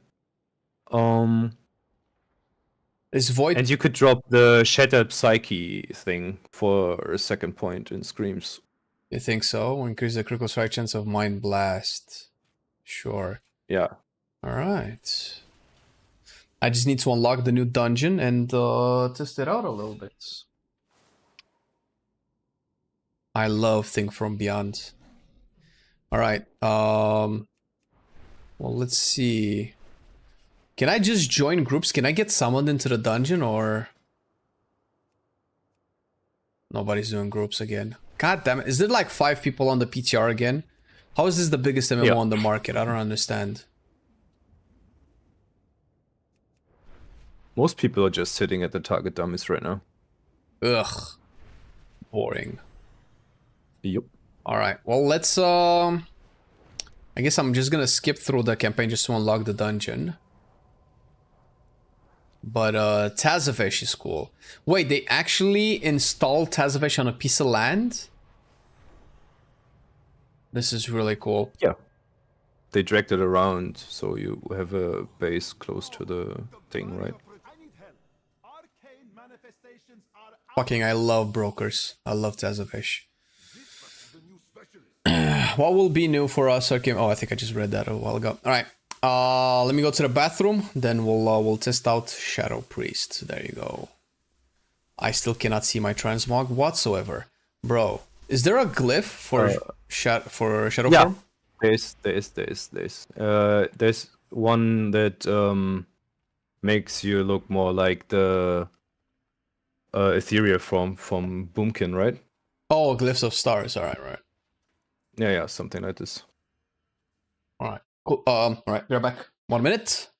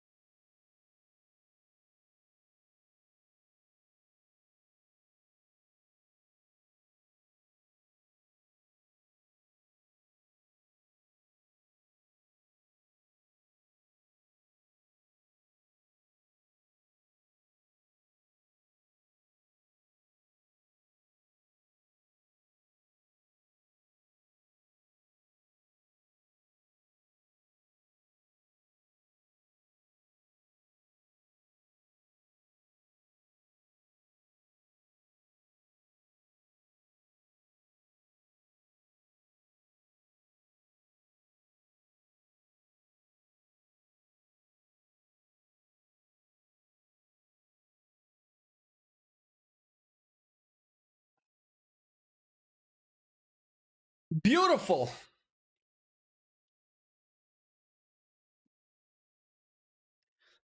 I don't know if you can see the new gear in PTR.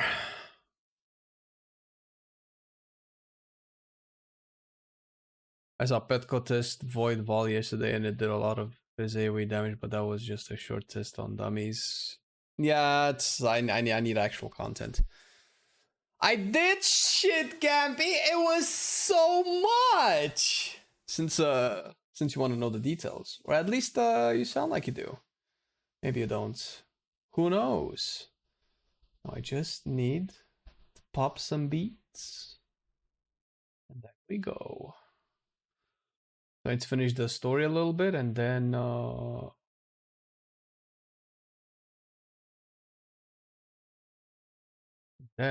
we good. Where's my music at? Give me some stuff.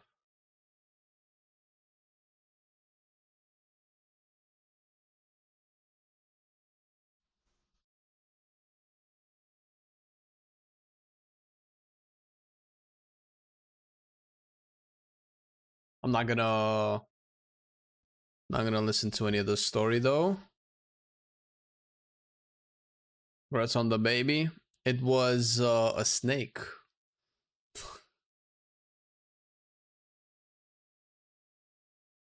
What are we doing? I guess I just click on the shiny things. Oh, hello.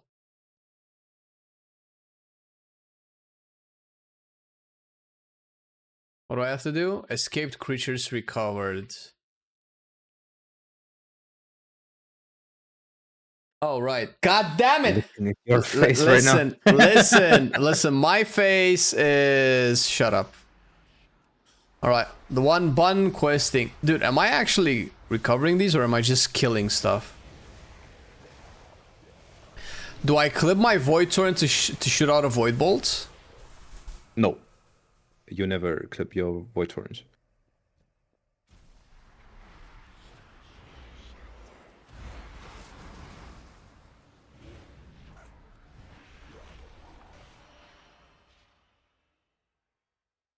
A shadow Rin, you know it. You know it.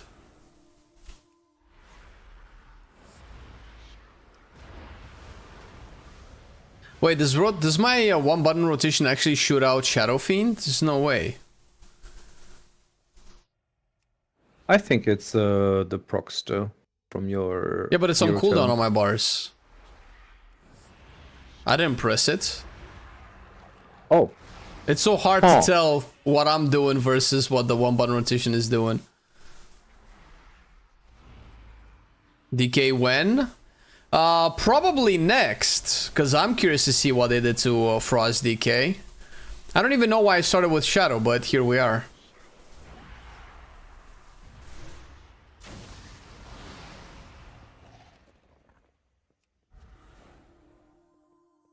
Can we just like group more of them?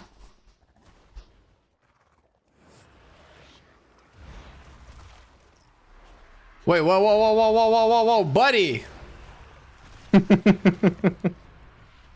Yep, that can happen.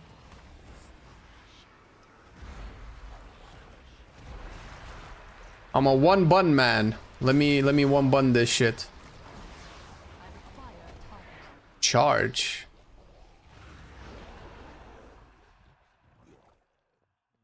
All right, we're done with this. PTR one button might be different than live. Yeah, that could very well be. No, yeah, I think Shadow Fiend doesn't count as a cooldown, as a personal cooldown. Oh, it doesn't? Yeah, Alright. No. You don't need to cast Vampiric Touch if you're using Shadow Crash. No, listen, Taylor, what you don't know is that you don't know anything about Shadow Priest, because clearly the one button rotation knows better than you. Because otherwise it wouldn't make sense for people to be upset that this is in the game and being afraid that people are coming for their raid spot by using one button rotations, right? It's the only explanation possible. Or, you know, it could be the fact that the one button rotation is kind of ass. But listen, we're gonna go with whatever fuels our ego more. listen, man, what if the Shadow Crash misses, right? And you anticipate that already, so you cast Vamp Touch. What if it misses? Excluding the fact that it goes on my target, right? Because I have the talent.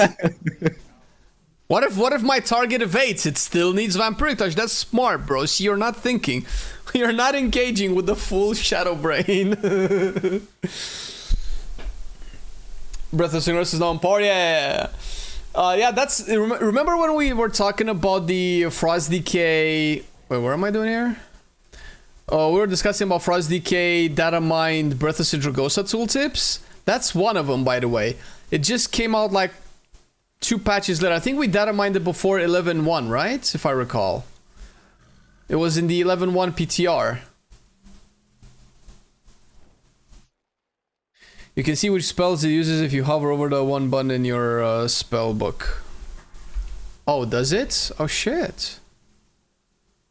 Oh, yeah, look, Shadow Fiend is there. It has Shadow Word Death, damn! Of course. Flame, you're so close to the void, you can see all possible outcomes of the futures, and so does your single button assistant. So it knows you missed the Shadow Crash. True. And it's preparing already. You know, it's the void theme. Yeah. It also has Shadow Form in it, meaning that now that I disable my Shadow Form intentionally, it should make me cast it, right? It should. It does also spawn your pets if you play Hunter, right? Yeah, look. Shadow Form. Nice. What is your opinion? Who's the most fun healer at the moment? For me, I think it has to be Mistweaver Priest because I just refuse to play Holy Paladin. It's not biased, it's just a choice. It's my own freedom. Don't judge me, okay? But really, I've played a bunch of healers for some of our top 5 videos that we've done the last couple of weeks, you know, where we recommend people specs to play, research, and give them some, like, guidelines. And the most fun I've had was with Mistweaver Monk. Why Mistweaver? It just was the most interesting with all of the interactions and the little cooldowns you had. Playing Master of Harmony Mistweaver felt very cool with Thunder Focus T activating your entire Harmony kit, and then having Ancient Teachings of the Monastery work off of your Stomp, where you stomp, you get Ancient Teachings, then you empower Crackling Jade Lightning and it heals your entire party. Then you can also Shalan's Gift to kind of heal your entire party. You occasionally get free Vivify procs that heals almost your entire party if you have Renewing Mists up on everyone, while also kind of playing a budget Temu Windwalker at the same time. And Chi-G is always really cool. 1 minute Chi-G feels very reliable. I always had a problem with Mistweaver that I didn't really have like good defensives for my party, but the fact that I kind of always have healing cooldowns no matter what, that makes me feel... That doesn't make me feel safe, but makes me not stressed, right? Makes me feel at ease that, you know, no matter what, I have stuff to work with. Preservoke or Mistweaver. Yeah, well, listen, I mean, the best way to do it is to play both. Try to play both in content that's decently difficult for whatever gear you have on those characters, and see, you know, put yourself in shitty situations where people fucked up and you have to heal them really quick, or big pulls that were not part of the route, or things like that, right? And see how each healer handles those types of situations, because those are the situations where what healer you pick probably matters more than anything. And even situations where it's like super boring. When shit is super boring because everybody just plays well, are you enjoying your playstyle? Are you enjoying doing what you need to do? Because that's also what I find that needs to be important. Because if I get bored playing, then I just cannot engage. And the most important part is, if you play Mistweaver, you can play the 1-button macro and heal with teachings, so no one can steal your raid spot, right? So you prepare for the future. There you go. Yep. What is your opinion? Who's the most fun hero at the moment? Wait, are you the same person? Yeah, you're the same person on Twitch as well. What if your tank grips it out of your crash? What then? I didn't even think about... Bro, first of all, you have to be playing with a blood decay. Second of all, your blood decay has to watch what you're doing, see the crash, be in a position where the mob isn't, and then grip it to that position. That requires like such high level gameplay from your tank that I cannot even wrap my head around that the skill level of that tank to be able to pull that off. So maybe I won't just get mad at all, because that's actually kind of impressive. I mean, my tank in my Mythic Plus group played Guardian once, and whenever he saw my Shadow Crash, he tried to Typhoon the pack away from my Shadow Crash. Really, just to annoy lol. me. Wow. Yeah. And that was before it was locked to a target, right? Yeah. You never lock it though. Because the thing is, if you think about it, if there are like, let's say, raid scenario, right? You have like 2 targets to the right and 1 target to the left, and you want to hit all 3 of them. You would aim the Shadow Crash in the middle, so the hitbox clips all of them and you apply the dot. If you aim it at the right target, you won't ever hit the left one. So it's... If you can, you should always aim it yourself. Yeah, because otherwise you can also be in a situation with like 15 mobs and you want to click the middlest of the mobs to make sure that you hit as many of them when the Shadow Crash lands. So then you have to do extra tap targeting or extra clicking on nameplates. So I totally get it.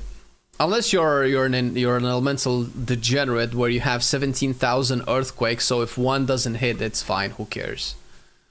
Yeah. Can I just like kill all of these guys?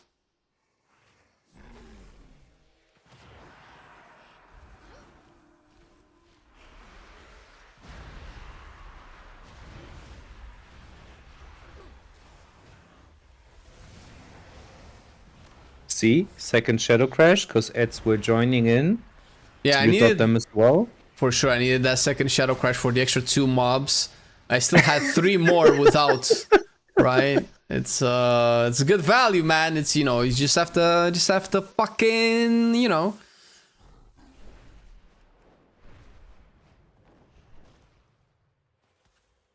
At last, we return to Karesh.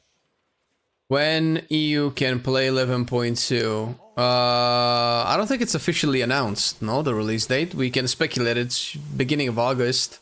5th, 6th, somewhere around there. Yeah, I think they had this sheet, right? Where they were showing when stuff does release, and it was showing 11.2 at the middle of summer or beginning of summer, I think. So it should be end of July, start of August, I think. You mean the roadmap? Yeah, the roadmap. Oh yeah, no, that's all relative. You can't, because even if it comes at the beginning of August, which is what people speculate, because that's when Turbulent Timeways ends, that means we would have had a 5-month patch season 2. And if it's in July, then it would be a 4 months. And considering season 1 was 6 months, I just don't think that that's the time frame that we're looking at. Yeah. The best thing is when you Shadow Crash and it just bugs and no dots. Jesus. Yeah, that can happen. Verticality is your biggest enemy as Shadow Priest. So for example, if there's a pack at the front of those stairs, right next to you, and you are at the bottom of the stairs and Shadow Crash upwards, and the pack is like vertically in different levels, it might not hit everyone. It might just hit that's true for all ground effects, but I guess it's differently for Shadow. What do you mean by one button? You know there's a one button rotation feature, right? I'm actually just pressing this. This is my keybind, so I'm surprised somebody doesn't know. Oh, hello. This is fresh and interesting. So if you open up your spellbook right now on live and on the PTR, you have this single button assistant. This is a button that just changes the spell that it has based off of your rotation. So if you drag this on your bars, right now it shows Shadow Crash, right? And then as you press it, it changes to the next best spell, ideally. It's not very good, but it's better if you don't know what you're doing and you don't really care. So all I'm doing is I'm just pressing this one keybind, that's it, which I assigned to the one button assistant thing. And if you look on my bars, look here, it will constantly change to the next spell. Let me see. Let me find some to kill. Where do I need to go? Oh, there you go. There's some guys here. So there you go. I'm just pressing that one button, you see? Now it changes, Shadow Crash, Shadow Fiend, Void Torrent, and then Void Blast, but this is probably gonna die. Oh no, Void Blast again. Oh, it died, never mind. That's basically the one button rotation. That was actually your rotation according to APL. That was actually good. Yeah, double The only Void, thing double Shadow that would Crash. change is you would, no, not the double Shadow Crash, but you would Shadow Crash, put out your Mindbender, go into DA, then apply Devouring Plague, Void Torrent, and then Mind Blast, Mind Blast. Dark So Ascension. it was not that off. Yeah, I didn't press Dark Ascension though. Yeah, you have to do that yourself. Fuck that, man. Why do I pay these guys to do it in one button for me? Like, what the fuck? Locate the source. Bro, where do I need to go?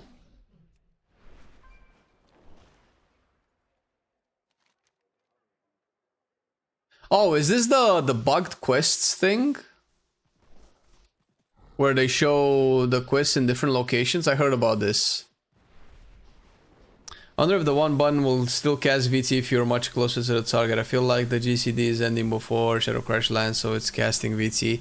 I don't think there's a script there that makes it check to see if the target has Vamp Touch on it, so... Oh, I think it does. Does it? It does for Boomy too. Oh. Yeah, you can tap target if you have the one button macro. Tattles tested it, right? Oh, okay. He tap targeted in a Mythic Plus pool, and it applied the dots accordingly. If there was no dots on the target, if he set on one target, it would just start the rotation. Ah. So it's checking if you have the dots up or not. Never mind then. Okay, then the question was That very might valid. be even the... Yeah, that might be. Oh, my Shadow the Crash issue. actually missed. What the wait, no, it didn't. Just lag? Yeah, that was like. I forgot the PTR is on the Americas. Bro, fucking Ethereals look so good, man.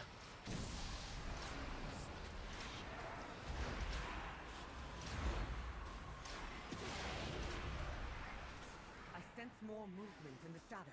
Getting some good laughs this morning. Thanks, Flame. Oh, no worries, man. That's why I'm here. I'm a little monkey dancing around. Ah! I'm an Affliction Warlock switching to Fire Mage for Season 3 keys. Any advice? Start practicing your rotation right now. If you're gonna have to play Frostfire, which is what you're playing right now on live, by the way, then let me press this. Let me press my Power Infusion. Motherfucker. This guy is teleported behind me thinking I don't know the gameplay mechanic of turning my camera sideways. I've learned that like in 2004, bro. I'm a gamer. Fucking Chad, dude. I can turn my camera around to target the monster behind me.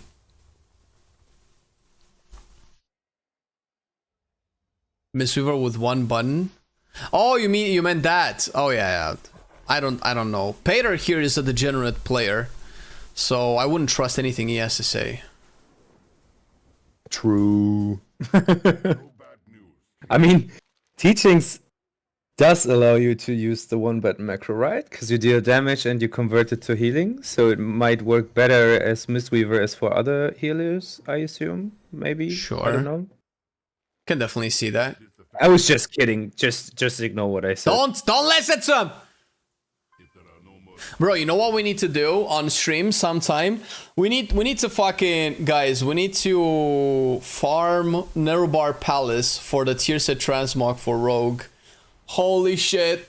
If I can get that, I might actually main Rogue just to be an ethereal. I can't believe Rogues got away with that tier set and nobody said anything about it. I still cannot believe that people are not talking about it. Like, if you don't know what I mean seriously right now. Wait, no, I still need to understand this UI. Where is Rogue? Rogue.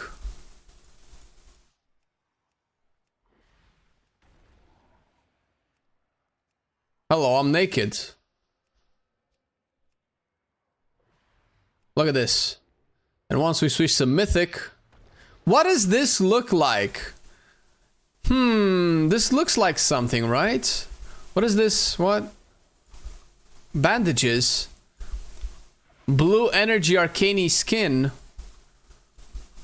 Avoid body. I'm telling you.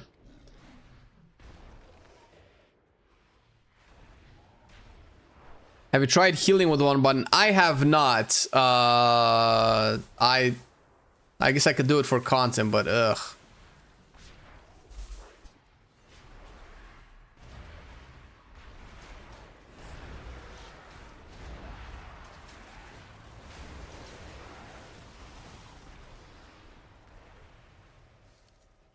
All right, do we fill the bar here or what do we do? Oh, we need to, I guess, place something.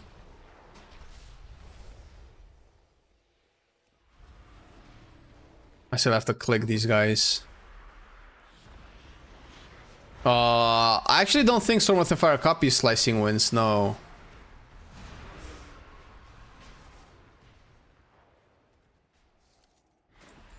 Or I never really paid attention to it. I just assumed it works in the best way that it can possibly work, and if it doesn't work that way, there were so many other bugs with Windwalker that I didn't really want to figure out if there was another one.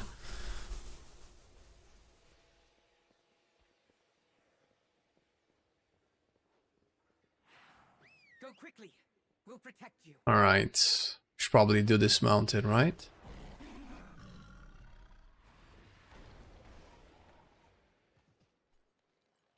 Here we got this guy. I believe the Shadow God worked for Zalatath, despite the goblin's rumors. When we play rematch football boy. Oh yeah, I saw a little bit of it. I didn't have time to watch the whole thing. I'm not a big fan of football games. So, sorry buddy. Plus, there's no way I'm playing other games right now. Gotta do the PTRs. And there's a few others that I'm playing that you know about already.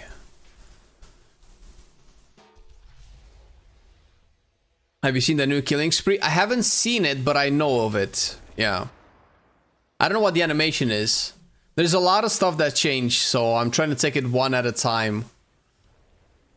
Do I... Fuck. Fuck. Danger lurks.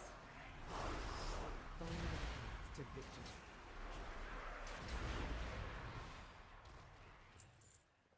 I'm more interested in seeing what they did to Frost Death Knight. Can you fly in the new area? Yeah. Yeah, I can definitely fly. It's not like Argus, no. I was flying just like 10 seconds ago. So yeah. Go. We'll keep the Shadow God at bay. Tropic Core. Wait, do I need to like loot stuff or just kill them?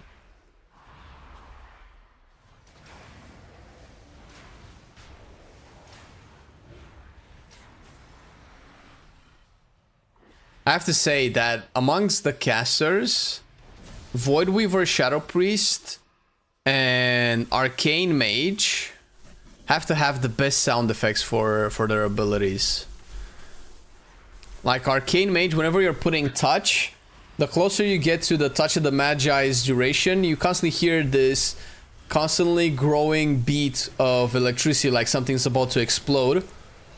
And with Shadow Priest, when you shoot out the Entropic Rift, it's kind of it's the opposite, where you hear the entropy constantly imploding in and on itself. It's so cool. Such little minor things that a lot of people might not even realize they're there.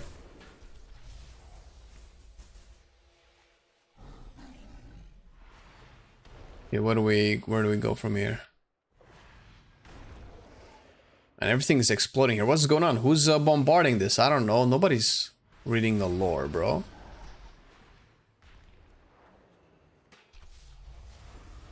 Also, it's kind of choppy and... I still need to kill these guys.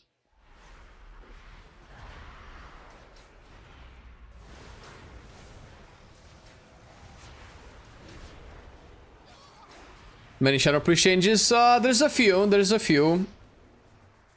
Some new talents, some reworked existing talents. So yeah, we're definitely gonna have a video on it eventually. I was hoping to test in a dungeon properly.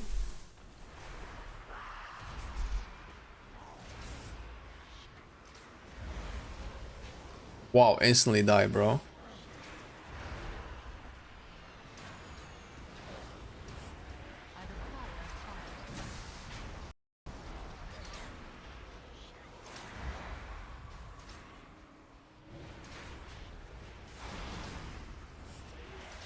Man, I so want to press my other buttons, bro. Uh-oh. Uh-oh. Alright, thought I was gonna die. These scores don't have a decent drop chance. Outline new spell there or not? The killing spree? I don't know, I haven't checked. I'm on Shadow Priest.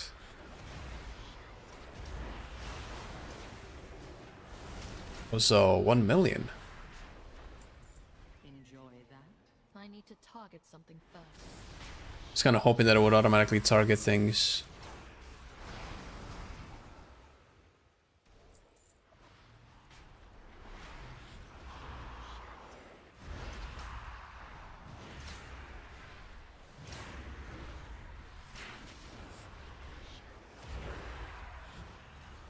Okay.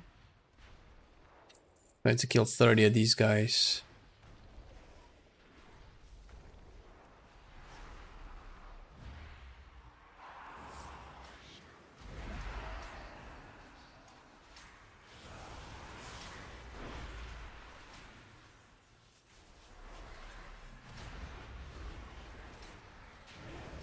Any new cool animations?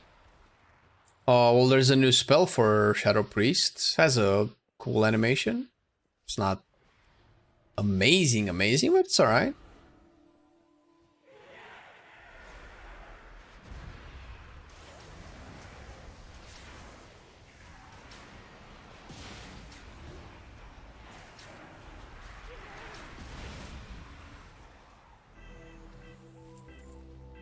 Hey, Unique Tank, thank you for the 6 months, but I appreciate it, dude. Thank you for the love. I mean, if you get it to dungeons, you can see how fucking big that entropic rift can get. Oh yeah, I'm hoping. That's the plan. That's the dildo.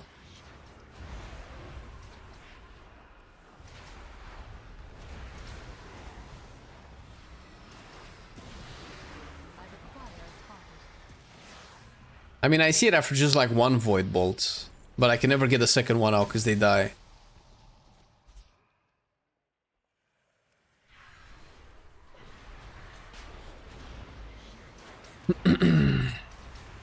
Bro.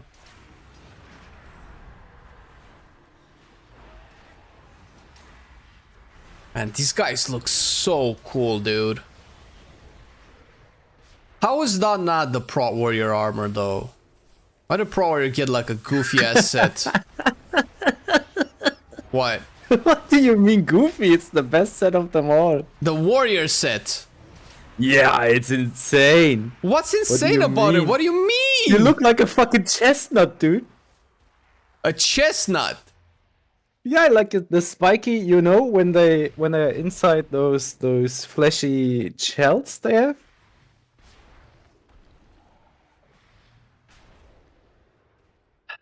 I mean, it's not a bad set, but it doesn't look very good on female Nightborn, though.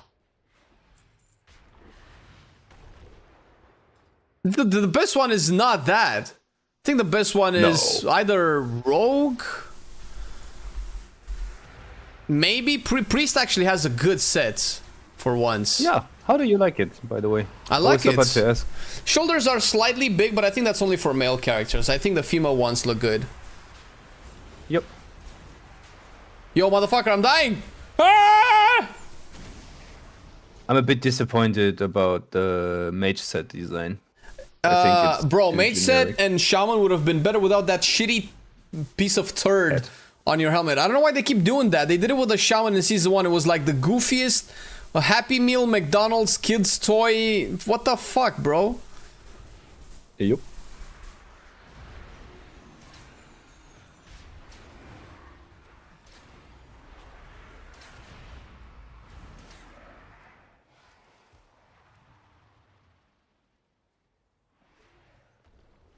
And also, look at this guy. Look at the kind of armor he has, the kind of plating he has. How is this not cooler than the warrior set?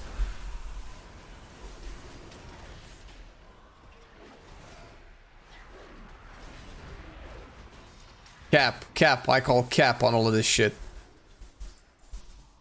I'm surrounded by uncultured individuals. Dude, imagine you could play like ethereal mage and fly in the air like that and have this casting animation. That would be so dope. Ethereal mage. I mean, I think as far as ethereal slash void animations go, Shadow Priest is definitely knocking it out of the park. But mage could have some cool stuff. I'm kind of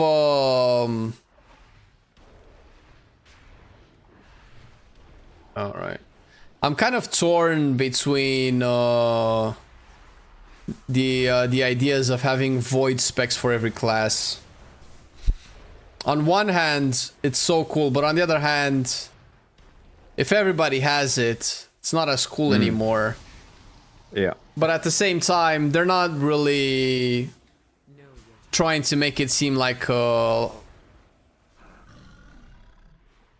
rare thing. It feels like everybody's getting it now. I don't know. Maybe that's my opinion. Do I still need these? Wait, what do I need? I need barrier. What do I need to kill?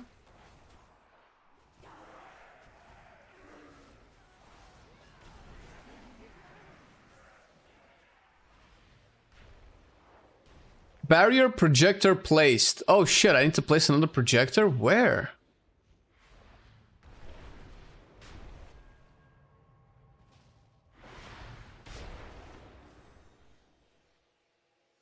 Oh, there you go.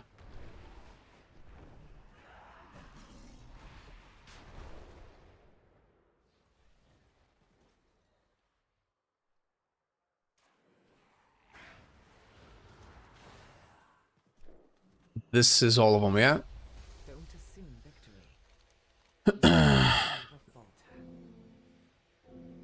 I need to choose a reward?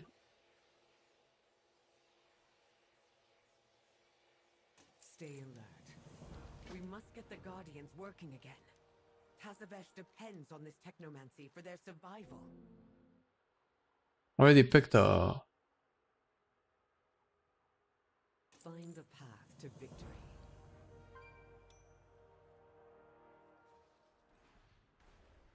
I mean, a staff, bro.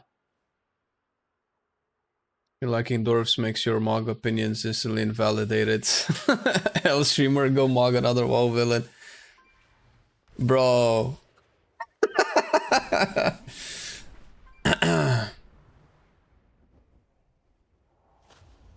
You're basically degenerating to the memes you're spouting, man.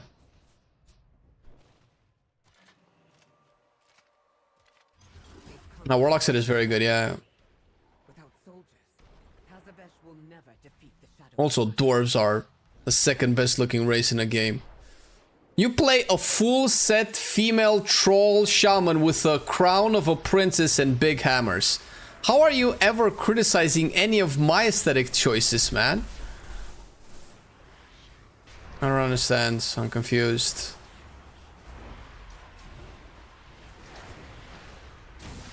You're here for my pleasure. Well, thank you very much. I appreciate it. Right, so I need to do these guys. How many more? Man, flying through Tazavesh is really cool. The dungeon always looked big from the ground up, and I think this is maybe one of the very few cities that actually feels like a city.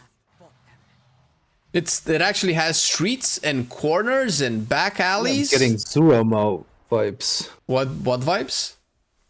Like Surama? Or what Suramar. was it called in Legion? Sure. Yeah. Okay, yeah, sure. No, Suramar is definitely a city. But this is like the most capitals we've received in a very long time. I'm trying to think of something that was better.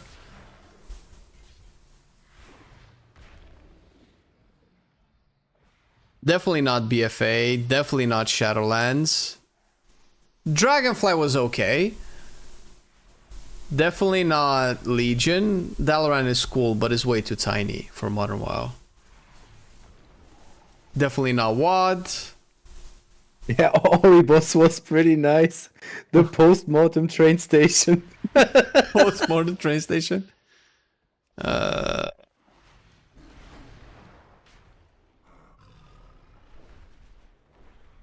Oribos was pretty nice. That's PTSD talking, man. Listen, buddy. We've been there. I feel you, man. Do you want to do a key, Percy? Do you want to do a key, man? A female troll is a statement of class. Bro, how can you say that out loud, man? Place definitely looks great. Yeah, it was good, but it felt like 80% of the city, the Horde side, was unused, and Borealis was way too tiny. Borealis had the potential to be so cool, but it was just way too tiny for a harbor capital city. Like, this is big. This is legit big. It's a big goddamn city. And it's not as big as some of them, but the fact that it just has like so many buildings and little tiny streets that you can go in and on top of, I don't know, it just feels bigger than meets the eye, I guess. Shadow changes look so nuts. You think so? What's your favorite change, man? What are you most excited about? I was kind of hoping for more love towards the idle capstones, but somehow looks higher res or something. Maybe, but I don't think so. Shadowlands had pretty good res. Dalaran will say my favorite capital. Sure, Dalaran is overrated, in my opinion. I think. I'm gonna upset all of the Wrath babies out there. It's a fine, cool capital, but I think people are just so emotionally attached to it that I don't really see it for what it is. It's a very, very, very, very tiny wizard city. It was cool in Wrath, but it was actually cool in Warcraft 3. If it was bigger in Warcraft 3 than in WoW. Wait, where am I going here? What am I doing? Shadow Lord. Oh, it's actually inside. See, this is how flying broke people, bro.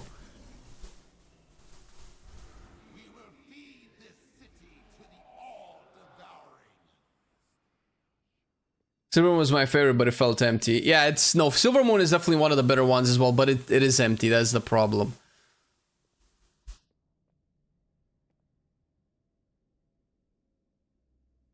Shatter is pretty fucking cool too. The only thing that Shatterat is going for is the lower city. Another L-take by the WoD baby playing high night elf male. What? Bro, no, stop capping, man. I'm not a WoD baby. I've played WoW. Oh, this is dead. I've played WoW since vanilla. I have the perspective of playing outside of your little Wrath corner, because I'm so over all of the people simping over Wrath so much. It was a good game, but it's such an old game, and the fact that you're nostalgically attached to it just skews your perception on everything, man. Let me guess. Anything that was in Wrath was better than anything that's in modern games. What a boring way. Ooh, bro, Void Volley. Oh, it's dead. Never mind. All right. Give me dungeon. This time for sure. This time for real. I'm not interested. Not interested. Give me the dungeon. Wait, why is she friendly? No, what happens in the story? Why is she friendly? No, was she a good guy all along? Why is she a friendly NPC? No! No, I gotta know. I gotta know what happens. Also, have you ever noticed that the tiers set for priests are very eerily similar to Xal'atath? Look at this. Little void orbs on Crescent's shoulder pieces. Why is Xal'atath? Don't tell me, guys. I don't want to know. I'm just kidding. Dude, I would fucking kill for that cloak, though. Xal'atath's cloak? Yeah. Yeah, it looks pretty gnarly. Looks like a caster cloak for sure, like a magical cloak. I would kill for also like an actual cloak. Like the kind that Arthas has. Like if we can get Arthas's cloak that actually goes over your shoulder like a fucking cloak and not just like a leftover scarf on your back. We do what we must. I could never ally with that monster. Oh shit, there we go. So Xal'atath probably... Okay, I'm not gonna speculate on it unless I'm doing the whole story. Alright. Plot twist, Xal'atath wasn't bad after all. Guys, move away from the stream. Spoiler alert, I'm sorry, I did not know. I'm not planning on doing the story. It's... I think it's more of the enemy of my enemy case. Probably, yeah. They're not gonna justify her being a good guy. The thing is, we speculated that her whole thing was summoning Dimensius.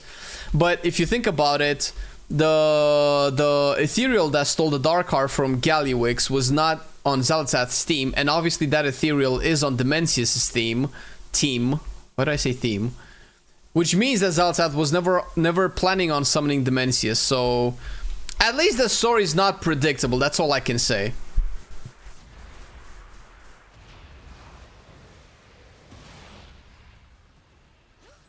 The rent would be astronomical if you want to live in Dalaran for such a miserable tiny room just like in London. It's like sardines, bro. It's like sardines.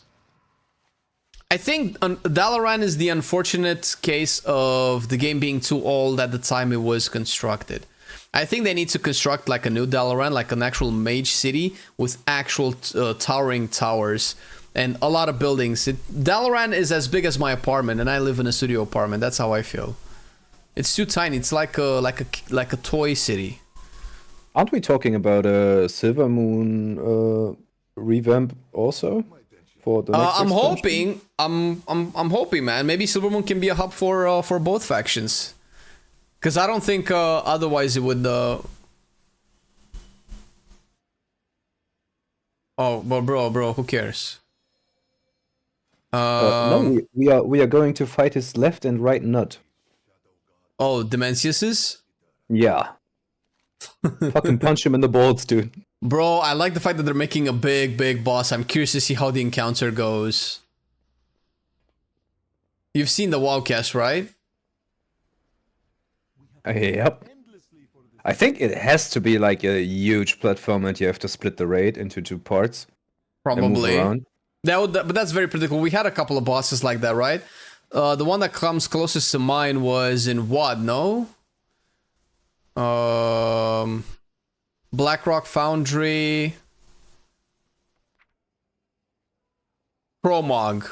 Wasn't this Kromog, kinda? Oh, yeah. We had Kromog, but we had Crosis in Legion too, but the Legion was like a tinier platform. With Kromog, you had to like, you had left-hand and right-hand style mechanics, no?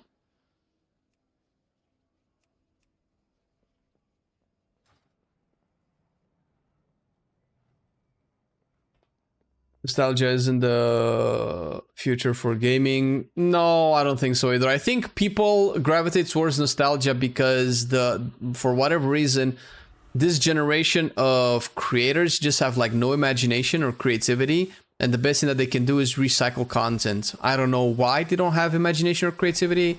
I don't know if they're driven by the wrong principles or whatever they consider to be interesting is just too what's the word? Way too much associated with zeitgeist, right? That's what people like to call it. Wait, do I need to talk to you? I always thought they're just playing it safe, not taking risks. Because they are not independent anymore, right? So they have to push out numbers in order to make their product. Do you mean in general or Blizzard? Yeah. in general, in gaming, like people don't maybe. take risk anymore. But there's a lot of indie games that are really, really good, and indie developers. And I think, I mean, I guess Matt here can confirm more than anybody. I think the support for indie developers is bigger now than it's ever been, right? Yeah, definitely. I mean, AAA is getting punched in the dick lately because they ship bad, unfinished products that people don't really care about.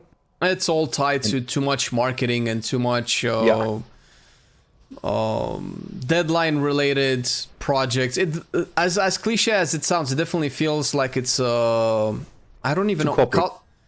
Yeah, I get corporate is fine. I was gonna say too much backed by investors, but that sounds like such an uneducated talking point.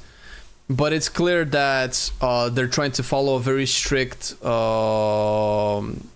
timeline of content delivery, and they prioritize the deadline more so than the product. So, and you see what happens. And but the problem is not necessarily the developers. The problem is the people that buy it. I'm sorry, but if people buy stupid shit, other people will make stupid shit to sell. Don't buy stupid shit. Nobody's gonna make stupid shit anymore. I don't want to know the story. Skip. I mean, did you check Clay Obscure Expedition 33? I want to. It's literally next on my list. Dude, I bought it like a month ago and I still didn't finish it because I'm savoring it like a fucking father. Like an This game is old so man, great. bro. Just Yeah. Consuming it like good wine, you know? That game is just fucking great. Well, I'm glad. I was hoping to play it on stream, but by the time I get it, maybe might be a little bit too late. Maybe people won't be interested anymore. The thing is, it got issues, but you can just overlook them. It's so good in the good parts that you realize there are some bad parts, but you just take it for what it is. Well, that's Soul games. No, what exactly are the bad parts? It's just development things like the facial animations not adding up perfectly, or some scenes that are just out of nowhere and you have no context or clues to why is this happening right now. Okay. But it's not like disturbingly bad that you don't want to keep going anymore. What is this guy doing? Yeah, I don't. The fuck? Hello, my champion. Oh, she says my champion. Oh, eat a dick, Zaltz. That's particularly mine. But shut up. You don't know anything. And also, why can I not turn in the quest? Is this a bug? You know what would be great in this scene? If she's only saying my champion to Shadow Priest right there. Oh, really? Oh, shit. If that's that's cool. the case, that would be great. Oh my god, really? I would be surprised because Blizzard doesn't like exclusive things like that. They like to feel like everybody's included in. They did that in Legion, though, right? Yeah, but that's that's Legion. It's a long time ago. Everything in WoW is comically small. Stormwind is hardly a city either. Yeah, that's true. I live in Silvermoon just for the magic brooms in my house. That's like the closest to Harry Potter stuff that we can have. Indies are rising, but the general cost of AAA development has stumped crazy AAA developers, and they keep having to make save games, which makes in turn crazy indie games pop out more budget-wise. Yeah, it's all about return on investment, right? So the games get so fucking expensive, they have to play it safe to make sure they get the return on investments, otherwise they get shut down. Oh, so that's what he's saying. Okay, because when you say stumped, I'm hearing the opposite. When you say the development is stumped, is basically blocked, right? Or either it's getting cancelled. Oh yeah, no, I'm a dumbass. Yeah, no, that's fine. Listen, whenever corporate greed overtakes creativity, you lose money, and that's on you. Fuck it, I don't care. We saw what happened to WoW. What the fuck are you talking about, lol?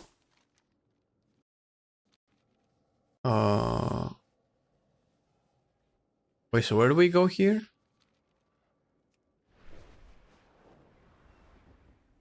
Okay, so the quests are bugged. Oh, was I supposed to? Ah, god damn it. Second too late. Also need to invest a lot before you can get a publisher as an indie defo. If you don't have any games under your belt that sold and made money. Yeah, so like a portfolio. Yeah, that makes sense. Fuck it. Fuck them. Better churn out another Assassin's Creed than try something new. Yeah, well, Black Ops you mean. Aren't they doing like more than one Black Ops per year now or something? Yes. Jesus Dude, it's Christ. Call of Duty. We have a big announcement. Didn't you see the Xbox review show when they were fucking blue balling you to the end, and then they said they have a new announcement to make, and everyone was hyped, and then they fucking announced another fucking Call of Duty no one cared about. Yeah, I saw that. I saw the meme. Yeah.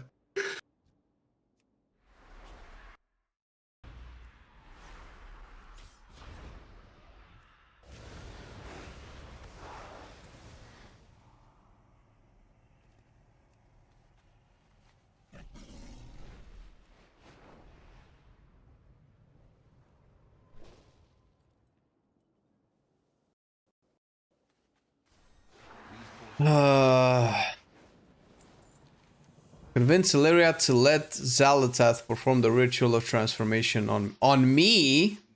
Oh, is this how we get a cloak? Grab hold of my Rishi ribbon. Xalatath will transmute you into energy. Do it, champion. I will make sure she restores you. This is madness. Don't let that. With only one. Wait, her voice lines are not in tune. She says yes 1 second, no the other. Unnecessary. Sharp as a blade. Oh yeah, the Rishi ribbon. Okay, we're getting our borrowed power, everybody. Remember borrowed power? Fuck yes. Zone looks really cool. I'm hyped for this patch and everything, but I also wanted to go to Karishina full-blown expansion. Yep, I 100% agree. I said the same thing about Nyalotha and the Emerald Dream. These are like expansion-wide content, but I don't know. They just don't want to do that for some reason. Will do as I promised. So what do I do now? Tell me what you need.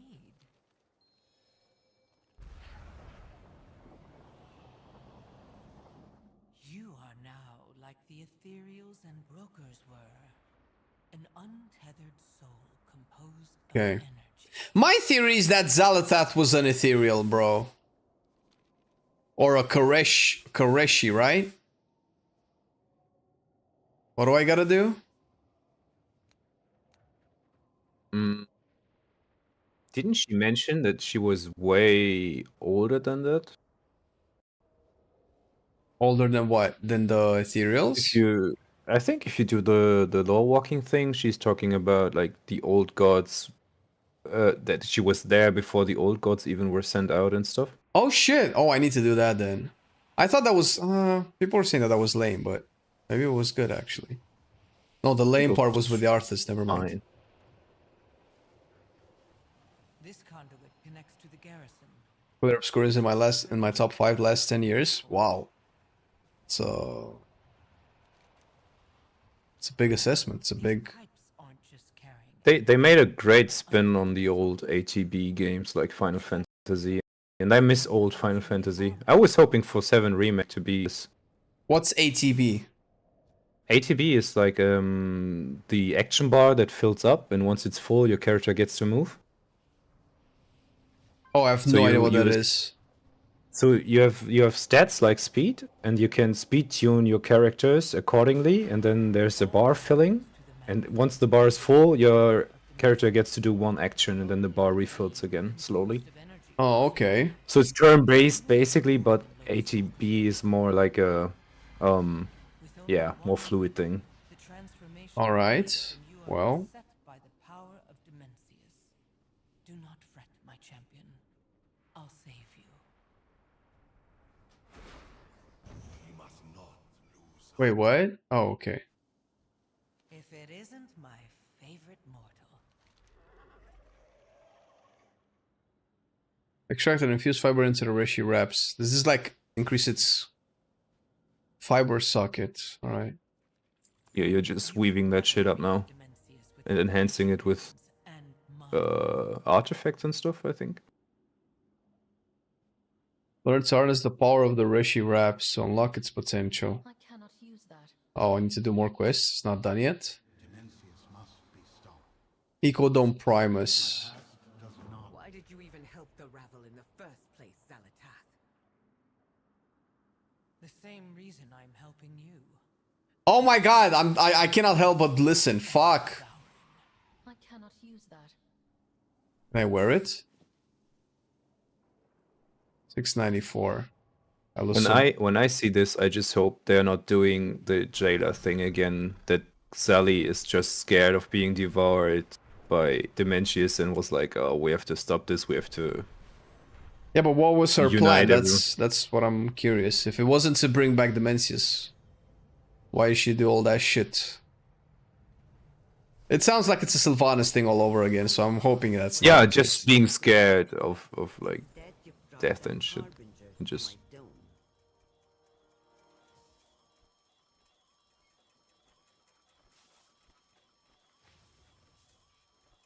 oh yeah, the Echo Dome. I'm so excited for that one. I hope it's a good dungeon. 3 boss dungeon. 3 boss dungeons have been kind of bangers almost always, right? Yeah. Because I know what you're gonna say. Which one wasn't? Traveler, stabilize the dome. Can you remember a 3 boss dungeon that was shit? The shadow Oh, let me check. Oh, if you have to think about it, then that's a no then.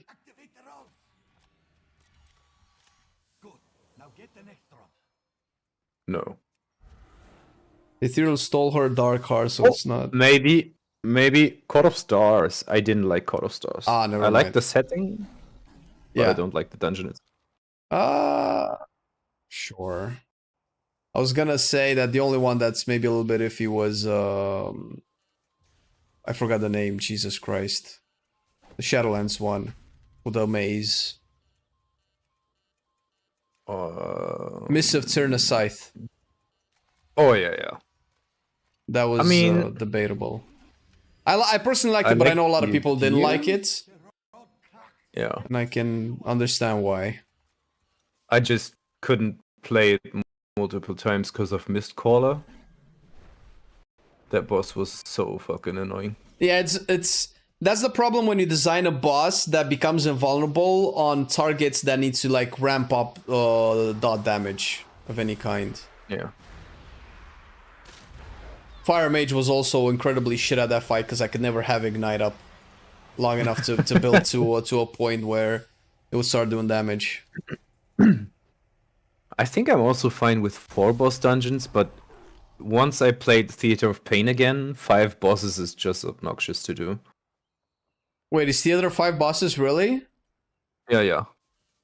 I don't mind it if there's not enough What's that? It's like the challengers first, then Gorchop, Xev, the PvP one, Kultarok, and Mordreta, right? It's 5. I don't mind. I think that type of stuff is fine occasionally, so long as the dungeon is fairly short.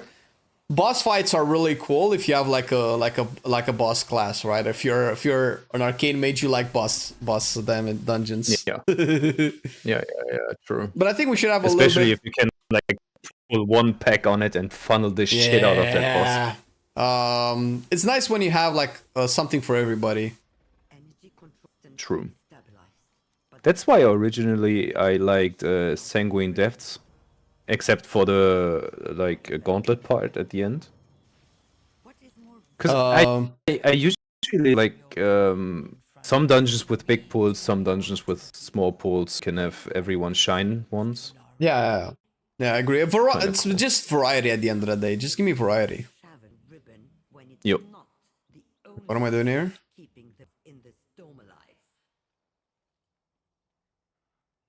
Well, can solve any problem.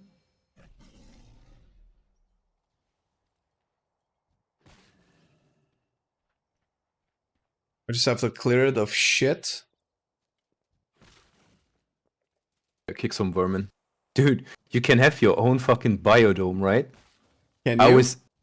That's like the PvE thing. You can build this biodome and collect animals across the old zones and stuff and put them into the dome and see if they thrive.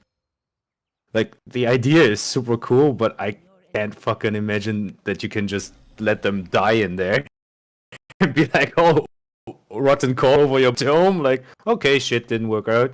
Let's starve in that motherfucker.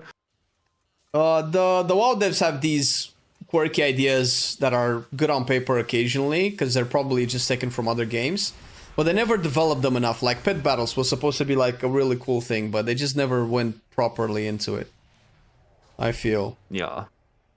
They just scratched the surface and didn't go deep enough to make it cool, I think. Like garrisons were the same thing. They kind of just crashed the surface, and at one point they said, fuck it, we don't know how to make this. Garrisons were supposed to be like, we were supposed to have like a garrison in every zone, right? I don't know if you play WoD. But we're supposed to have a garrison in every zone, and we're supposed to be able to build troops to go out in the world, not on mission tables. But I guess because they couldn't make it work, it ended up on mission tables, and it ended up in only one garrison. In order to like sell the system more, we ended up using garrisons for everything.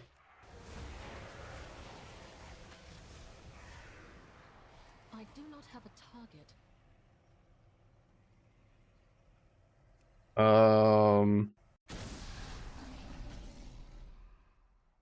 I don't even know where the dungeon is, though. It doesn't show on the map. Echo Dome Primus.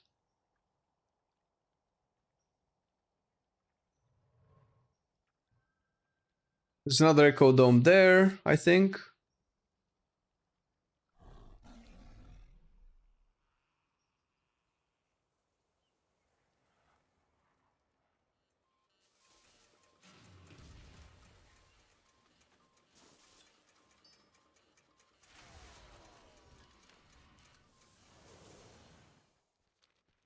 Maybe I need to do this content seriously, but I'm gonna wait for the bugs to be fixed first.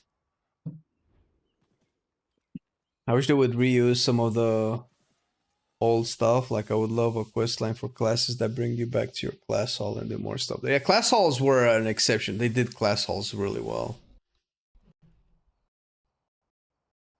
They made me feel really like the leader of my class. They haven't since then. There were so many really good ideas in Legion. I just feel like they're allergic to keeping things that are good because they always have to do the new thing. And they don't want to keep the old thing until people call for it enough where they should say fuck it.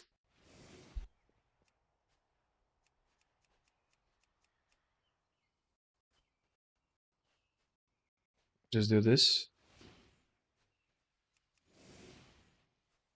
What is this? Void spores or void sores? Spores. Reinvent the wheel every time, yeah. I get the necessity of new things. You don't want the game to be old and stale.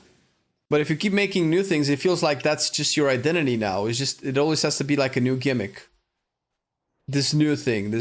What's the new thing this time around? But then you get people accustomed to having new stuff, and when you don't put in new stuff, then you have situations like we've been having for a while, where they've just done so much new stuff that new stuff isn't new stuff anymore. Like the new stuff this expansion is delves, right?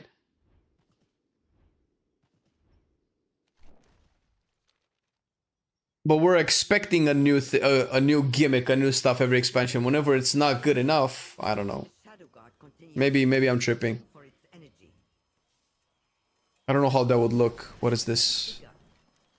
Just turn these in. What is more valuable than home? 25 quests. Our work has just begun.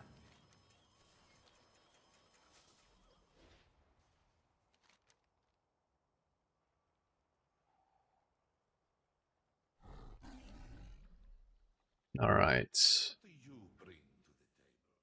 I listened to a little bit of the entry voice line from Locust Walker regarding the brokers, and I kind of liked where they were going with it. The fact that brokers were also ethereals, but they went one way while ethereals went the other way after Dimensius ate their world.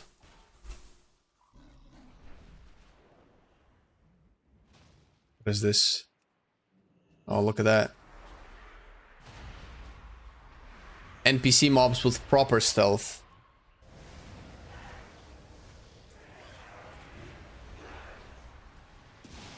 Alright, we get these guys. And defense matrix. Shadow Priest feels pretty good with the changes. My opinion needed changes on Crash. That's true, yeah. Maybe they can actually look at Vile Taint for Affliction now. Wouldn't that be nice? Next expansion then. Only one at a time. One good change at a time. And by the time we make one good change, 3 more things break apart. Yeah. I'm being a little bit unfair here, but I just think that it comes a point where it's probably unacceptable to have some types of issues. With a game as big as WoW, I don't think the we just didn't get the time to get to this class excuse doesn't work anymore. I don't think it should be acceptable anymore. I don't think it should be acceptable that Affliction Warlock has issues that Balanced Druid and Shadow Priest also had and they got fixed. I don't think Brewmaster should have unusable capstones. I don't know. I obviously don't know how things go with the design team, but if it's an issue of not enough people, then it's not my problem. I'm paying for the whole game already. Yeah, it's the same as the quality control issue, right? Yeah, so the bugs, we're testing the game for them. Yeah. At least they're listening to feedback, which is nice, right? It's good that they're listening. Yeah. What do you think about Brewmaster Rework? Is it good enough to make it playable? I haven't personally played with it, and I don't think anybody can tell until we have Mythic Plus and at least Heroic Raid. But on paper, it's not enough. But it's good that they're looking at it. I'm hoping that, as with everything, this is just the first version of it, and they're gonna keep working on it. Because as far as I'm concerned, they haven't addressed what I consider the worst problem with Brewmaster. Which is not a technical one, but a design one.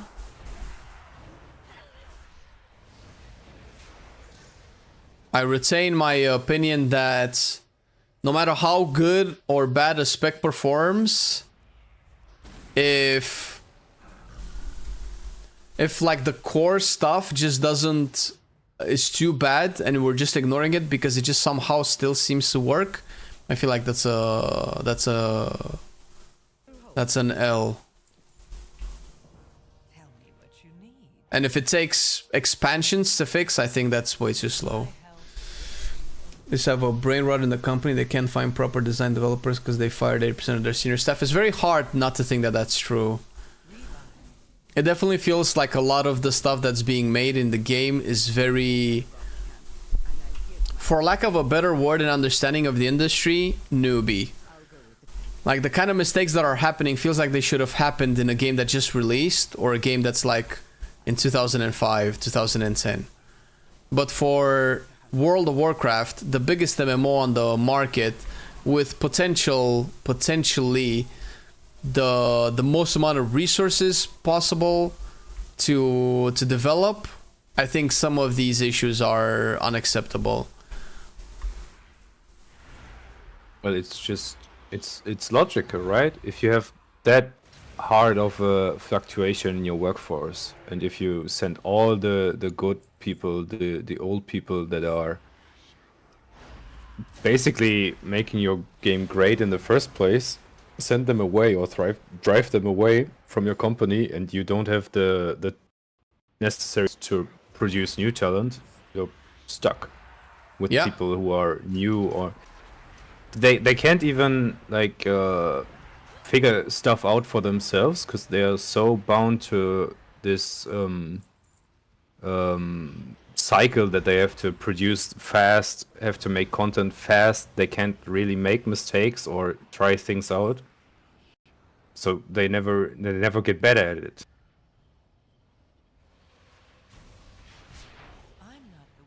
Yep, no, it's the reason why these are happening is obvious, right? It's not like anybody's necessarily surprised.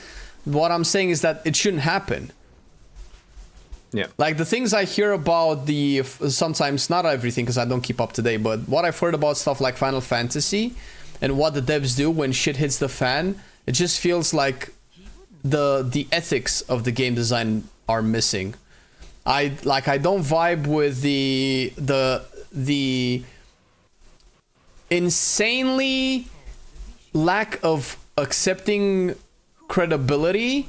No, not credibility. Jesus Christ. Responsibility, accountability. That's the word I'm looking for. Like it took Ian 3 expansions to say, oh, we fucked up with Shadowlands. Their constant self-patting. This is a mentality that, you know, excuse me for being an ignorant Eastern European, I guess. But this constant self-patting on the back that, you know, at the end of the day, we did a good job. This allergic reaction to accepting when you fucked up seems very, very counterproductive. Like they're always gonna say like this. I feel like this is just a mentality in the West where, you know what, we did all right, right? At the end, we're kind of proud of what we did, like that kind of a mentality. I don't think that's productive. I think this is just a result of the 90s and 2000s culture of like accepting yourself for who you are, which is fair if we're talking about totally different things. But when you're supposed to deliver a product that relies on quality and... Wait, what am I doing here?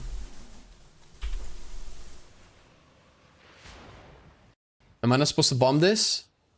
When you're supposed to create like a creatively rich product that needs customer reception to function, and you're like saying, well, despite the fact that everybody hates this one thing, we're kind of satisfied with how the game is. We're kind of satisfied with how season 1 of like the way they talk about the season 1 Mythic Plus. Well, we're kind of happy with how things turned out, but we know we could do better. Like this type of mentality, this eludes me, man. This just doesn't sound right, bro. It either went well or it didn't. Just accept that it didn't well. Just take the L. And do better. I think this is where they lose a lot of credibility, I feel, in my eyes anyway. Are we allied with Zalatath again? I guess. I'm not looking into the story yet because I want to kind of experience that as much as I can.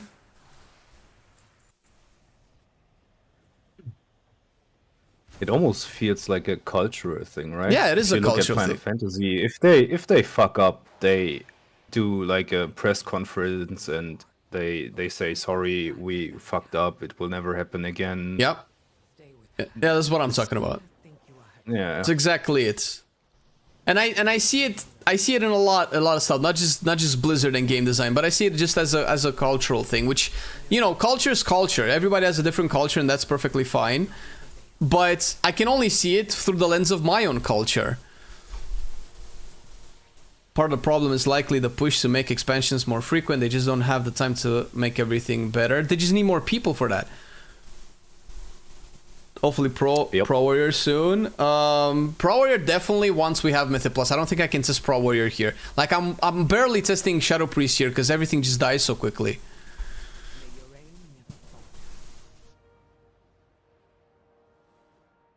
The juniors are learning, but having a good senior team uplifts early junior mistakes. Like whenever I see a Blizzard dev, it's a new guy. Yeah, I can see what you're saying. Yeah, I miss knowing the dev team fully, but maybe I'm biased. I don't care to know the dev team. I just like it was very clear with Diablo 4, and sometimes it's very clear with WoW as well. They're not hiring based off of competence. It's clearly that they don't have the most competent designers. So if they don't hire based off of competence, with them being one of the biggest gaming company, maybe they cannot afford to anymore. Maybe they lost so much positive PR with the Shadowlands fiasco that they cannot afford competent game designers. So they're just like picking whatever they can find. And in that case, you know, you reap what you sow, I suppose.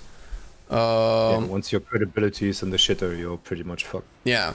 So then you hire for other reasons. So I don't, you know, I cannot realistically speak for them because I don't know what the internal process is for hiring people, but it's clearly not competence. I'm sorry. I'm not a game designer, but I've played video games my entire life, and I've played a different version of Blizzard that was able to deliver stuff properly. As bugged as they were still, because things will always be bugged in a live service game. But I've also played other games from other companies with less means, fewer resources, fewer connections than Blizzard has, and reach to people, I guess. Because Blizzard is a household name now. You can't be a part of Blizzard and not realize, okay, Blizzard, like you can say Blizzard in environments and people know what you're talking about, right?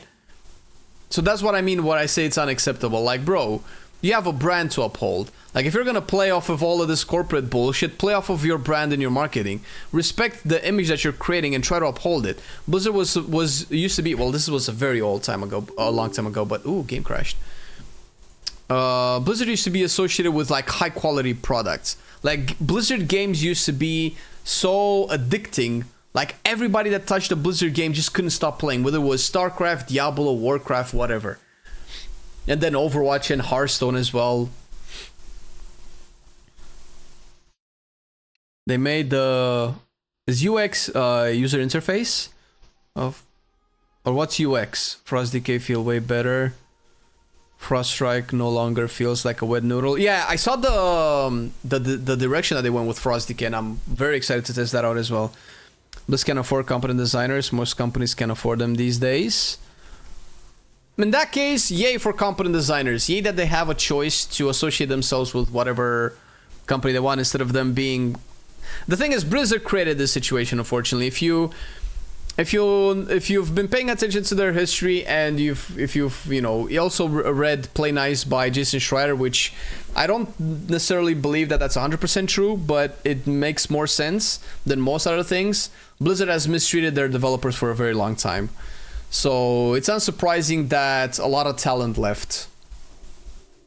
Oh, user experience, fair enough. I talked to a few Blizzard devs. One of their issues also was having almost no QA anymore. Again, not a big issue when you have enough money. I'm still surprised Microsoft is so hands-off. Yeah, well, I don't think Microsoft was ever going to be very, very hands-on. On one hand, I guess it's okay to be hands-off because, you know, you can just let the creative process run its course. Oh, wait, is this Venari? Oh, this was Venari the entire time. Because sometimes Activision felt very hands-on, but turns out that maybe it wasn't that hands-on at all. Wait, what am I doing? Venari, Rishi Ribbon acquired. How? I need to read quest text, bro? You have to acknowledge that if you look at Activision Blizzard as a whole, right? Most of the revenue is not coming from World of Warcraft. Blizzard is like the smallest piece in the puzzle. Even King. Oh, you mean Microsoft in general? Yeah, no, just Activision Blizzard, not even Microsoft. If you just look at Activision Blizzard, right? Oh, yeah. Well, I don't know about Call of Duty is like twice the size of World of Warcraft almost in revenue. Oh, probably. King is making more revenue with Candy Crush than Blizzard is with World of Warcraft. This was like a 5-year-old thing. Is this still the case now? Because this was true like 5 years ago. Yeah, I still think it's true. I mean, I can look up the numbers, but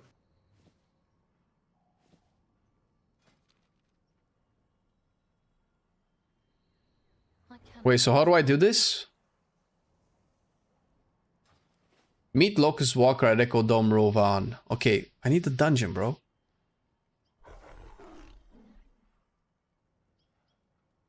Is the industry as a whole that can afford them? Yeah.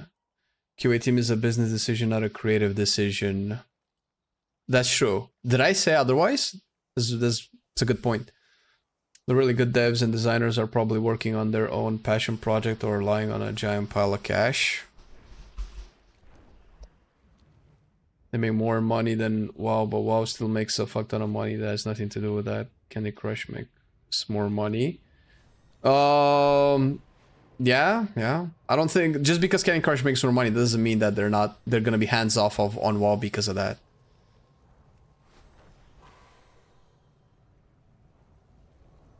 the cube crawls kill meritocracy at Blizzard. When you say cube crawls, you mean like all the shit that was going on over the years, right? Is that what they're calling them? Cube crawls? What has happened here? Where is Omera? Yeah, that definitely killed a lot of credibility.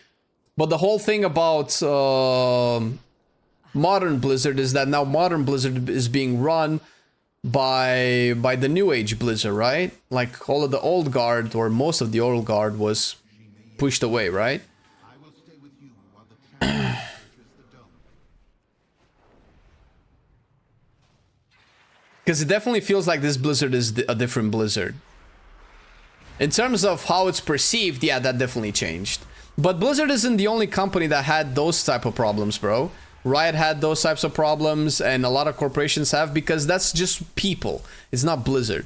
People are people. When you give people too much power and authority, that's most of the time what happens, unfortunately.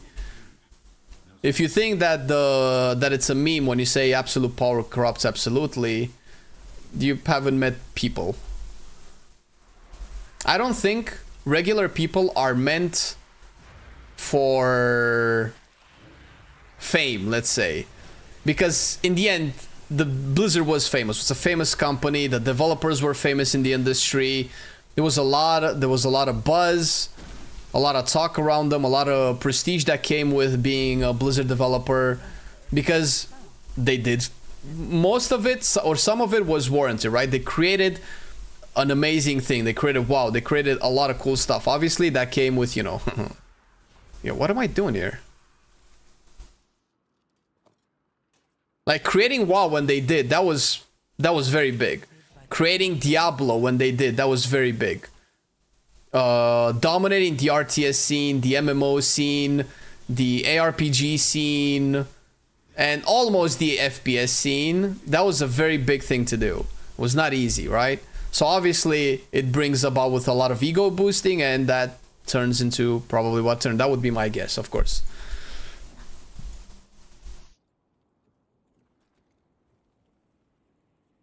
They are over the threshold where money is no issue for investing into a team. We assume that, but it's, I would say, a pretty safe guess, I guess.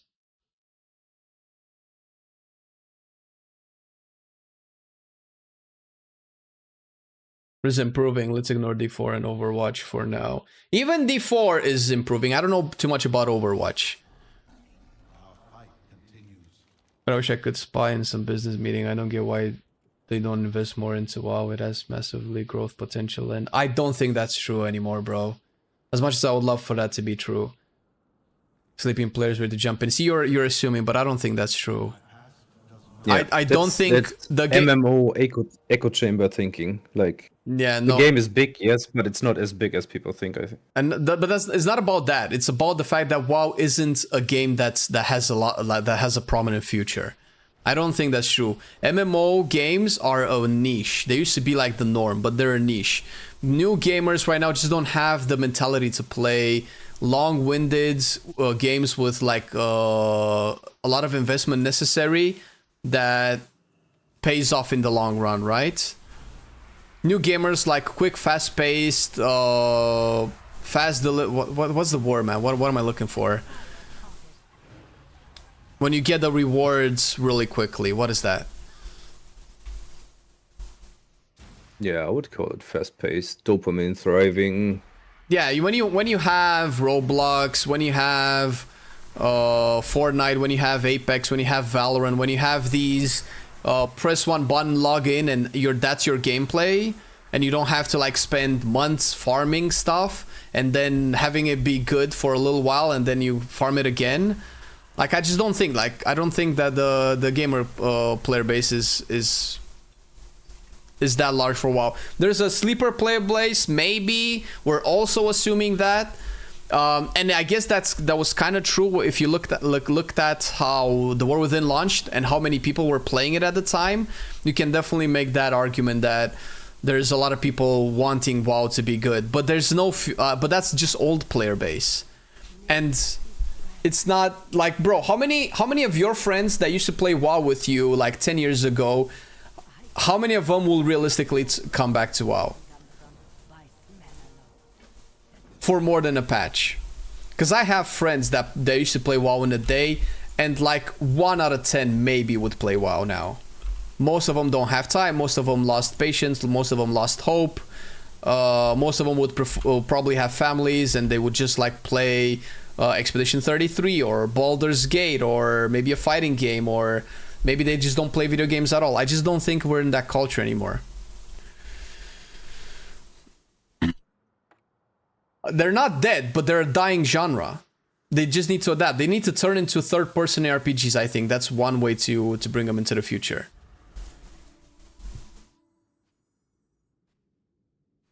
Instant gratification, that's the one. Perfect. Today's generation wants the gaming equivalent of TikTok. Yeah, but that's true. Look at it. Look at social media. Look at TikTok. Look at doom scrolling. When you can get the pleasure in your brain to hit within a couple of seconds, like how are you going to get that from a game that requires imagination and creativity? Which is why WoW steers away from that kind of a design. That's why WoW players gravitate towards classic. Because modern WoW isn't the MMO that WoW educated us to be, or WoW groomed us to like, right?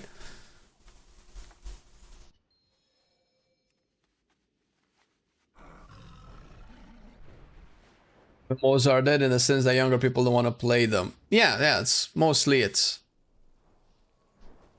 People are careful. Yeah, but they're way too careful, and there's a reason that they're careful, man.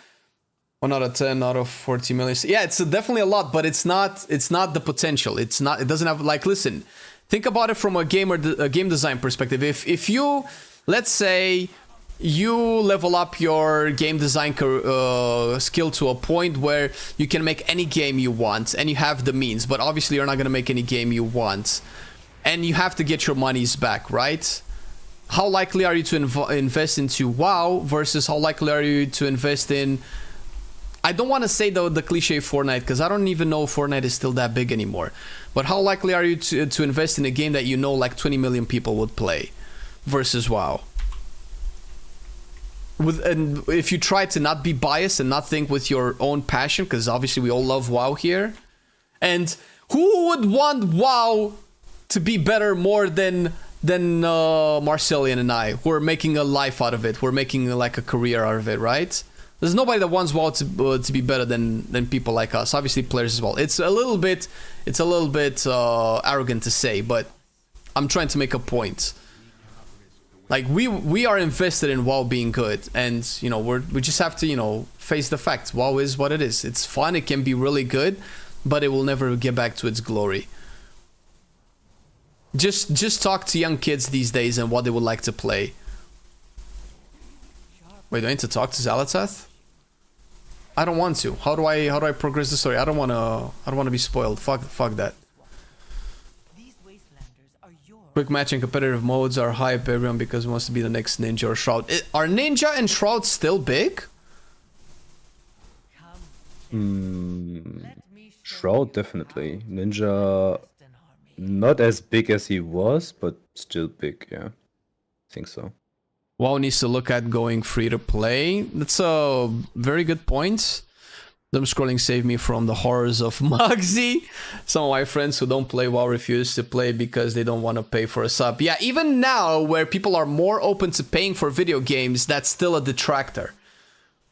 I love the SS don't have the time anymore to learn the rotation. You mean the one button? Yeah. Dude, you can even take that a step farther. You can even think, is it partially our fault for not introducing the thing we love to younger generations? Like, I don't think that's the case, man. If I look at my little cousins, for example, I even bought a fucking Super Nintendo just to play video games with them and introduce them to old games. I can love it. Sitting there playing Fortnite on their Xbox. I bought a fucking Super Nintendo and I was sitting here in Mega Man's old shit with them. And they didn't bother. They were not like, oh god, this is old, I can't play this. It's not about that. But listen, we didn't need anybody to introduce us to WoW, man. I mean, did you? Yeah. because it was new at the time, you know.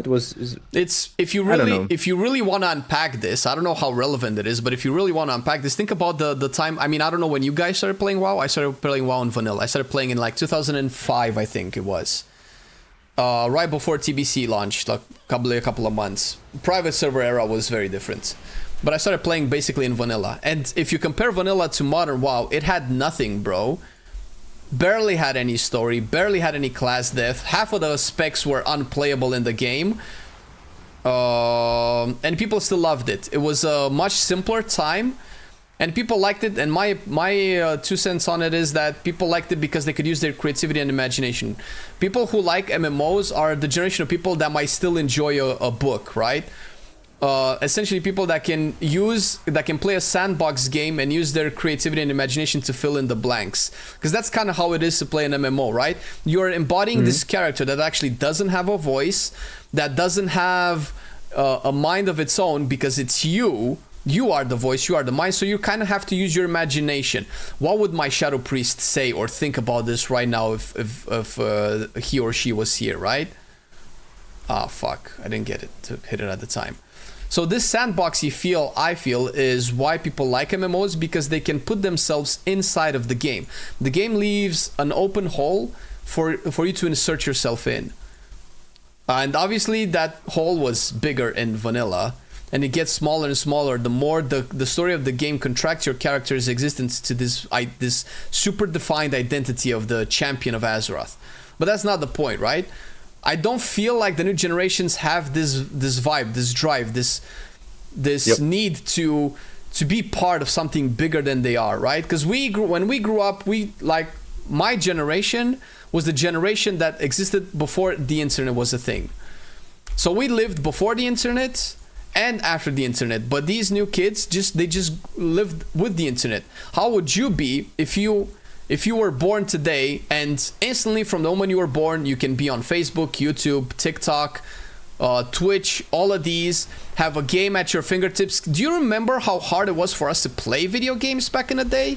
I remember when you had a console, you had to do your homework, you had to help around the house, you had to go with your mom to visit your weird ass cousin that was out in the boonies. Yeah, and even then you didn't even get to buy the fucking game. Your mom took you to GameStop and you could just fucking lend it for 2 weeks, and you had to finish that shit up before it got turned back. There was that as well, right? Games were so much more inaccessible that when you got your hands on it, you would play anything. Any game that it, who cares? It's a video game, let's play a video game. Now it's not playing a video game, it's playing the video game. What video game are you playing, right? You like Shadow Priest as a one-button rotation? No, it's terrible. I'm mostly playing this for the memes because I cannot fully use my left hand anyway, so try-harding it feels pointless. Same as back in the days, people were reading fantasy books and playing fucking Dungeons and Dragons and shit, and this was the next thing, you know? Yeah. WoW was checking multiple boxes. Also, it was online. You had a chat, you could communicate with other players around the world. That shit was crazy back in the day. Yeah. Now it's like, okay, every fucking Fortnite game you can just put on a headset and talk to people in fucking Zimbabwe. Yeah. When you have people paying $80 for a 30% game with day one DLC, ugh. Yeah, the young people are extremely creative. Minecraft alone. Yeah, that's what's weird to me, man. But that's because WoW isn't like Minecraft anymore. Isn't as so open anymore. Sandboxy.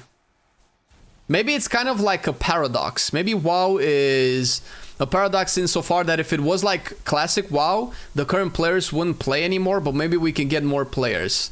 And part of it being like classic WoW is also being simpler and more accessible, which is what it's trying to do. For the longest time, this is my opinion, this is my tinfoil hat theory of the evolution of WoW.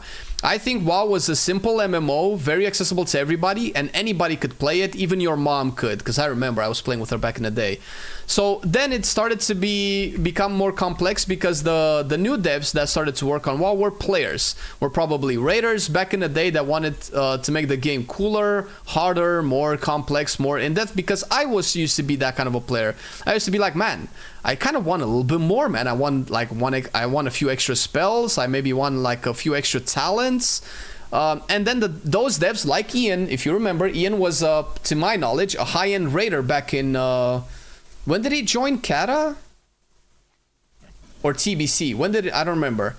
When Ian joined the development team. And Ian is just an example. It's not him specifically. It's most of the devs that way. Most of the devs at Blizz, I believe... or the ones in charge at the very least, have been high-end gamers that just loved when WoW was, you know, a skill-intensive game, which is fine, but then that gets reflected in the game that developed over the years, right? And that's the game that we have now, consistently more complex, more difficult, more over-designed. It was cool a little bit at the beginning, but then I think at one point it became a little bit too much. And the thing is that this complexity and depth is what's keeping the loyal player base online, because obviously, like, if the game became instantly like Red Paladin, most of us would probably stop playing, because fuck it, what the fuck, I'm better than this, give me something else to do, right? And this is just like an overgeneralization, like an example. Bro, what am I missing here? Oh, did I finish?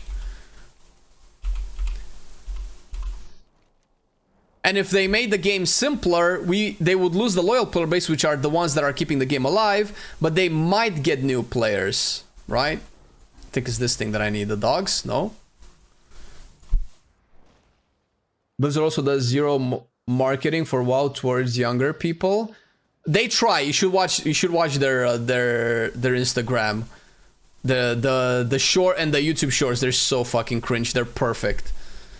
Have you made an updated tier list I can check out? We have one from 1117 though. Definitely something that's new. I don't know if you mean from last Friday, then no. Like, things don't change in 1 week that much. They just don't cater towards young people. So yes, young people aren't going to play. It doesn't mean they don't want to. That's the main thing. Just like you probably won't be playing Roblox. Karen, he played Shaman, I remember. Yeah. Rest of Shaman, yeah. Maybe, man. Those are assumptions, and I would love nothing more for you to be right, man.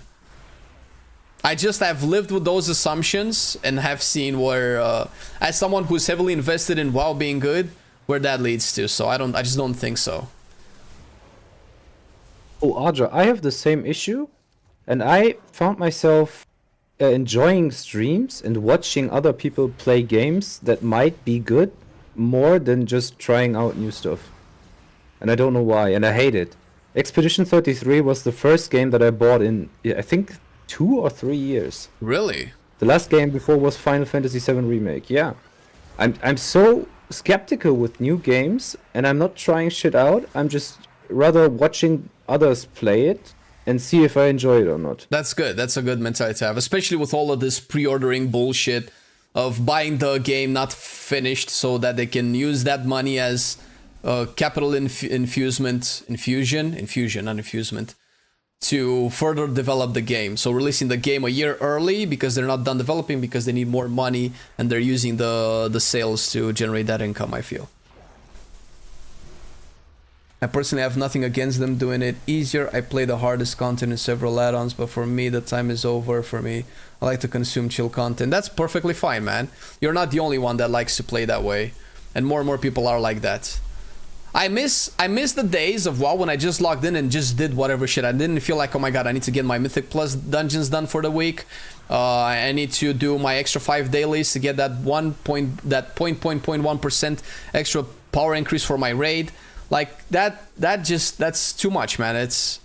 I just like to go in and play a video game. This game is about an open world with a pack of boards there and a cave there, and I never get to explore those because they don't give me eye level. You know what I mean? And so at one point I just, fuck it, I just want to do dailies and craft a sword or whatever, or play something else. Yeah, and also, as you mentioned, back in the day, you had people to play with, right? Did you play Ark? Survival? No. Yeah. We're in this together. They shipped a game a few years ago that was called Atlas, and it was just you, Let's go like being in a pirate-themed environment, running around an island trying to build a base. That was fucking. You had nothing to do. It was sandboxy as fuck, but I had four friends playing with me, and it was so fucking fun, dude. We were just driving around in a fucking boat, and you could, if you starved, you started shitting yourself and stuff. We just shat ourselves on a fucking boat, miles in the ocean, laughing our asses off about nothing. There was nothing to do, but we enjoyed the fuck out of it. It was so fucking fun. Just because of the people, you know? You know what? Yeah. And you barely have that anymore. Games that I enjoy like that are like Sea of Thieves. Just simple, goofy games where I don't feel like I need to fill a checklist of things to do. Yeah, just fucking play your own game. Make a story up in your fucking mind and play it. You are no longer oath. Wait, am I returning the Zalatath dagger? You misplaced this dagger in a broker. We return it freely. Double Shadow Crash? Yes, Shadow Crash has 2 charges now.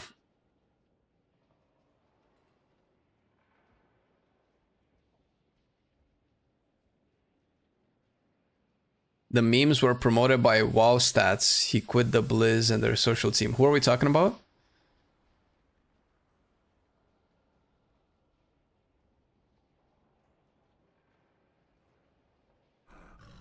Wait, what am I doing? What am I doing now? Talk to Zalatath. I will do as I promised. My warriors are eager to How was 1-button rotation? It's terrible. You're gonna do very little damage with it, but if you don't care and you just want to chill, fucking go for it, man. Your warriors are a boon to our cause. People are afraid that people with 1 button are gonna come in and fuck up their content, but don't worry, it's not as great as you think.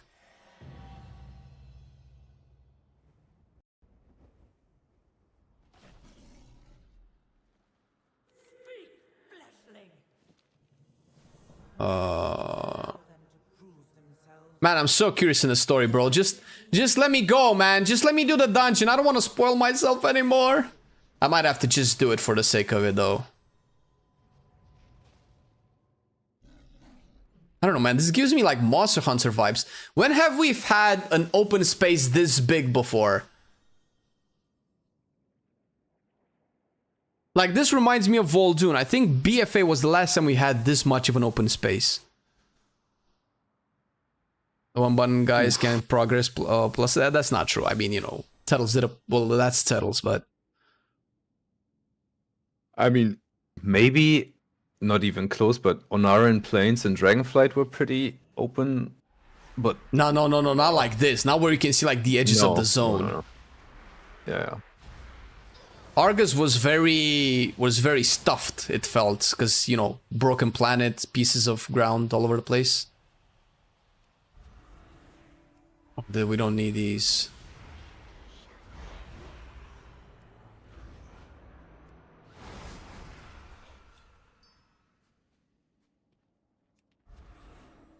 The architecture is really cool. Like, look how much open space is despite all of this verticality. This is a really, really cool design zone. Stalker.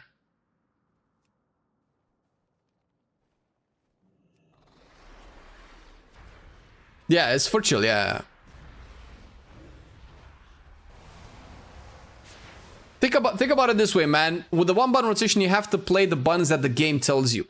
What makes you think the game knows how to play the classes? Do you honestly think the devs really know the best way to play each class? I mean, I'm not saying that they don't know, but considering how many balance issues we had, we can only just assume that some of the intricacies of the specs are very hard to gauge and prepare for, which is why we used... Oh, I think I just need to... Bro, am I doing this wrong? I need to bring a stalker. I need to like get one and then what, write it back, I guess? I think I fucked up. Too far Do I need to catch it?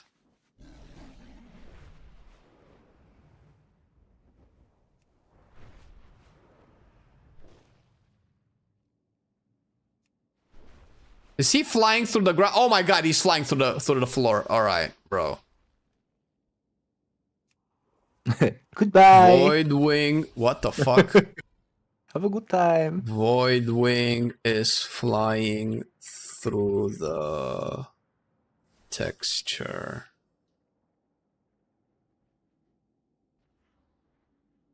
Huh? Dude, it's a void wing. He can fly wherever the fuck he wants. Yeah. Not anymore, and it flies wherever I want it because I tamed it in Nyalotha. Yeah, I was so proud of that mount, dude. It's a cool mount. Okay, so I have this. I started in BFA. That was my first ahead of the curve.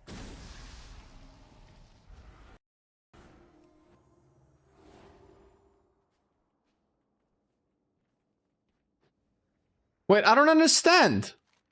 Find a way to sway the wastelands. I've planted the sea. Go with Narath with over their tribal. Okay, so it doesn't tell me. How do I take a stalker back? Is this? I think this is another bugged quest. Just maybe check your inventory. Do you have an item to feed him or something like that? I don't think so. Attempting to harmonize with the fading energies of courage. Doing so, the courage increases your primary stats. Oreshi crystal fragments. No, that's not it.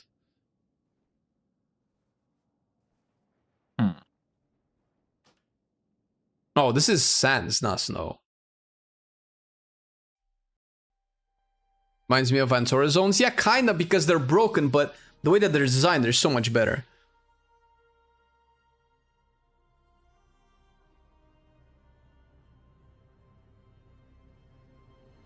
It's really cool. I love it so far. I wish they would do these in like full expansions, man, but I don't think they can afford it, right? But when you develop like this whole lore of one zone in one patch, I just feel like you're missing out on the... Okay, so I've actually finished the quest. It was complete.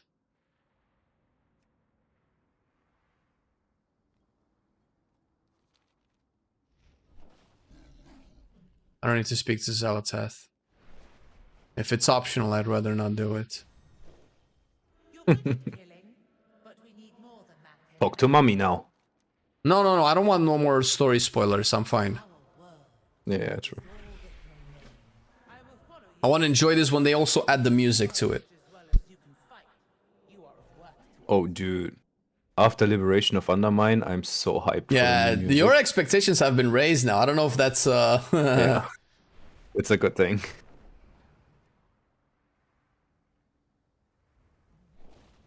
What are we doing here? Bring a stalker to Zapta. How? Can you maybe talk to her and she tells you to? Oh, he got a leash. Oh, oh, I probably needed my guy to...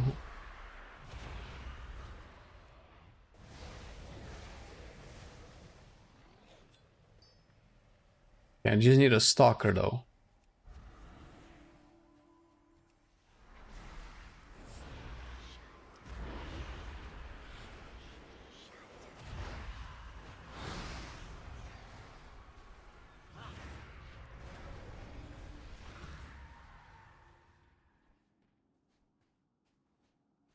Like 3 stalkers here, bro.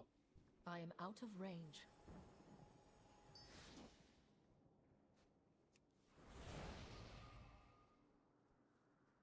Just mount.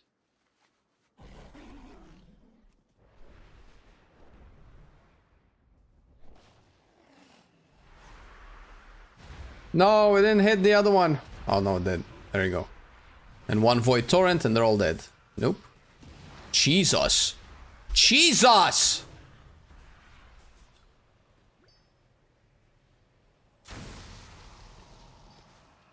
Right. So we're done this.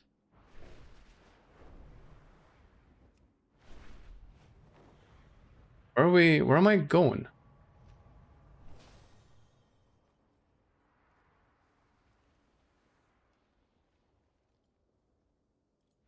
Oh, there you go. Okay, so it's a...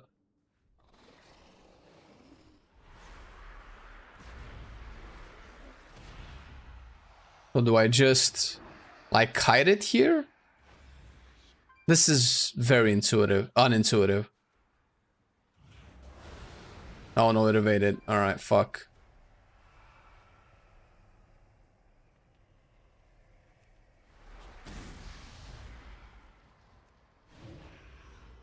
Oh, look at that tentacle.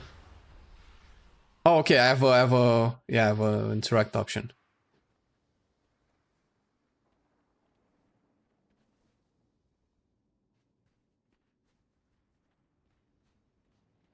Finally. Why is my frame rate so low, bro? No, it's not. Maybe it's my imagination. 60 FPS. New shadow presets hard? I don't know, man, because I'm like I'm on full gear. I'm like wearing 723 atom level gear. So I'm killing everything in like 2 shots, but that's probably because I'm so decked out. So I don't know. I wouldn't say that yet. It seems like it does. But again, as I say this every patch, guys, don't draw conclusions off of seeing how specs perform now. You know how it works, you know how it plays out. We go through this every PTR. They're gonna buff and nerf things so much that they're gonna be unrecognizable by the time they come to life. Need I remind you that nobody thought Arcane Mage was basically what I was telling Peter the other day, Jesus, earlier today. Nobody thought Arcane Mage was gonna be meta, and everybody thought that enhancement is gonna destroy everybody. And it just was the exact opposite, right? We are no longer oath-bound to King Salhadar. This stranger brings hope for Koresh. Our vendetta can wait.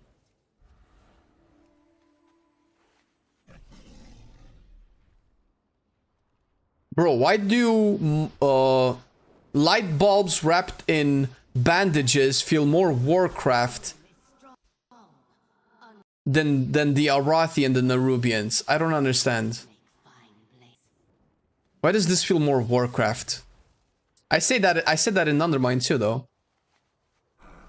Yeah, 723, or was it 724? 723 is the new max eye level. So what is this? Was it 681? The highest that we've had? 19... 33, 40, 42 atom levels difference. And if you remove the 3 that we got through the turbo boost, or 6, we got 6. So it's 36 atom levels, no?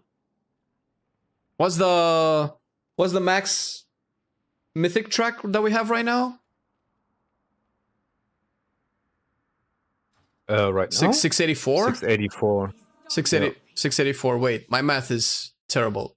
Wait, if it's 684... Oh, game crashed again. Wait a minute. Holy shit, I'm getting error after error.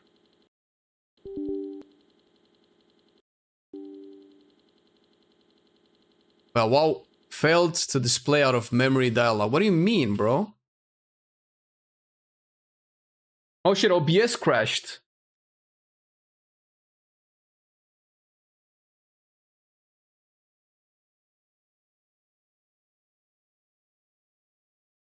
What the fuck?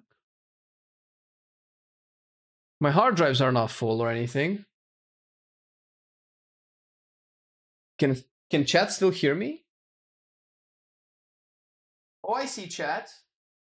Hello, chat.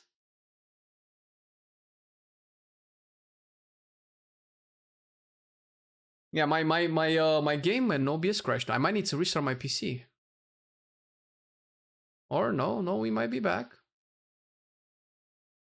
It's definitely not a RAM issue. Wow, updating.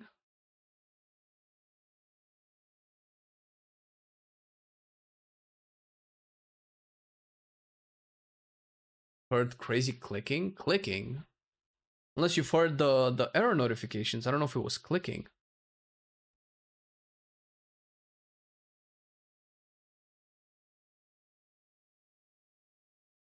Let me get my chat back.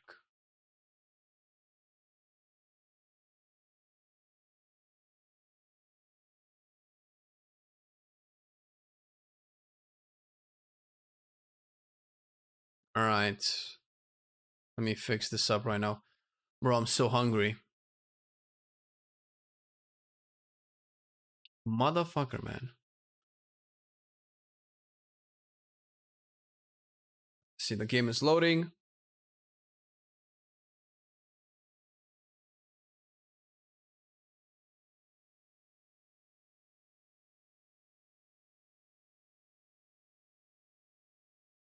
There we go.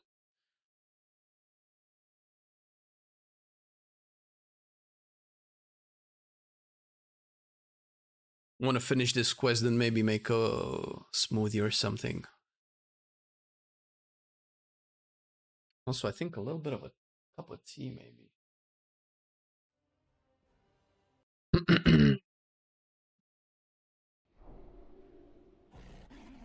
Oh my god, oh my god, oh my god, I have 100 FPS. Oh my god, World of Warcraft, are you crazy? Are you giving me 100 FPS? Oh no, you're dropping. Okay, I'm sorry, I'm sorry, I'm sorry. What was I thinking? Make the rabble pay for returning to the world they destroyed. Who is soul-scrapped? We are no longer oathbound.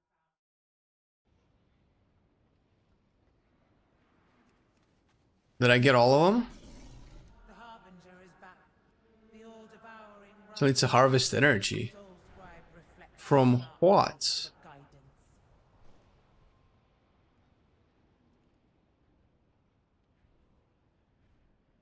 Why does this rabble collaborator remain tethered to their soul? Fulfill your oath and scavenge their bones. What am I doing here? Am I supposed to click on some box? Which oath binds you? Now you know. There you go. Existence. Return to soul scribe.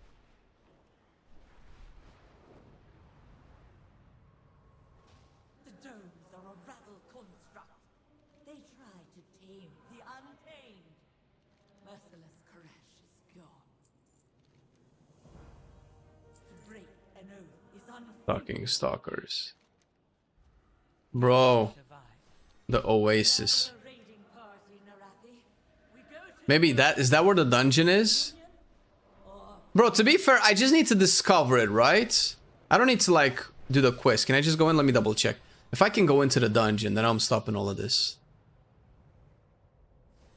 Maybe we can make a group. The Oasis. Not seeing any dungeon portal.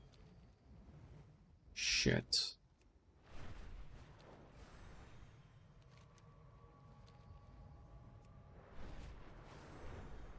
Orange hair reminds you of kobolds with a candle on their head. That's exactly the cosplay that I'm going for, man.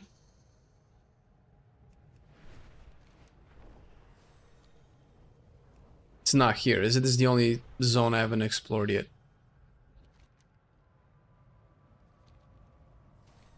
Yeah, it wouldn't be here.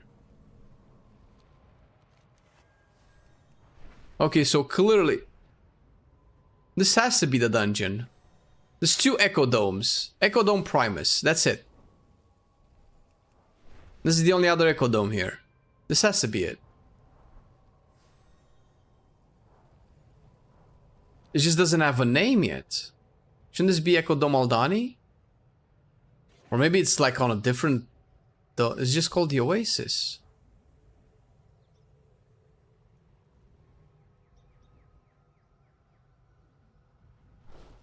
Absolutely not. The Wastelanders are thieves and murderers. Fine.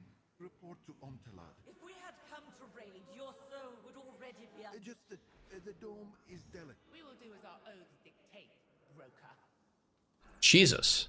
Actions speak truer. And these guys are spicy. This is really pretty. This is really pretty. Hello, hello, Ransom. There's a dungeon marker for Echo Dome, that is. Is there? I ain't seeing nothing. Wouldn't it be for Tazavesh?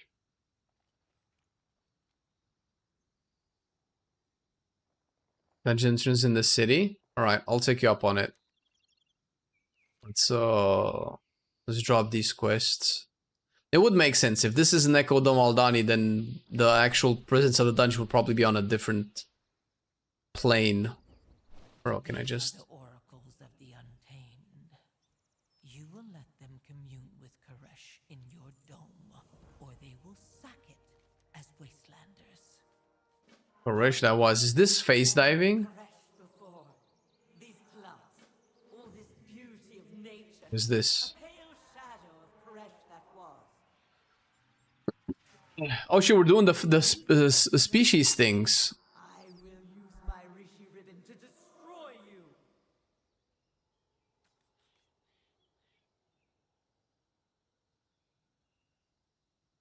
What besides the flight path?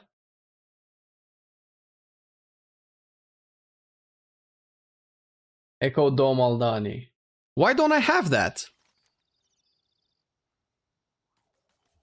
How do you have that with the map undiscovered, but I don't?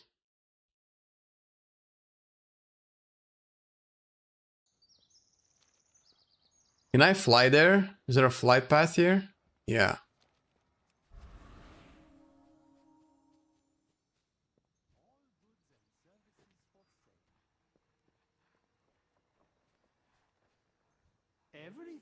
Oh, so you finished the story, then you unlocked it? Alright. Give me a minute. Bye-bye. Making something to stuff my face with.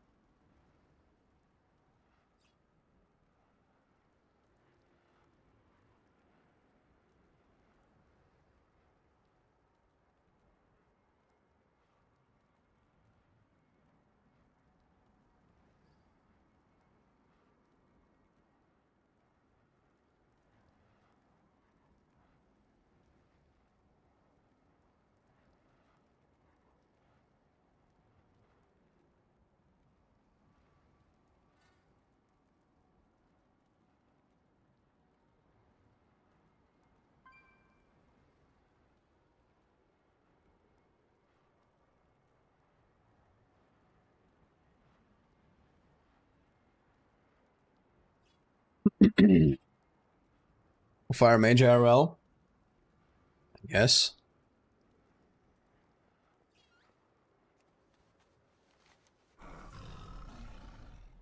So this is Tazavish, right?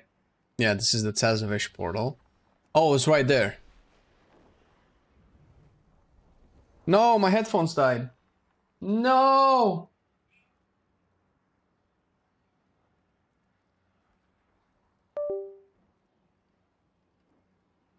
Yeah!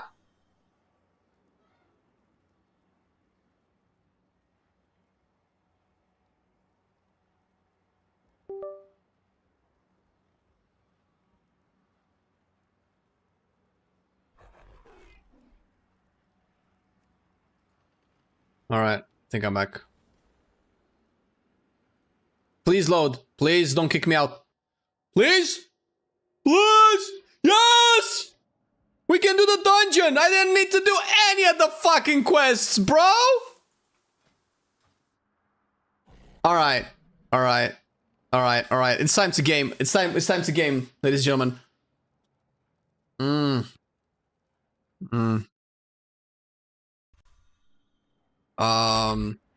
Alright.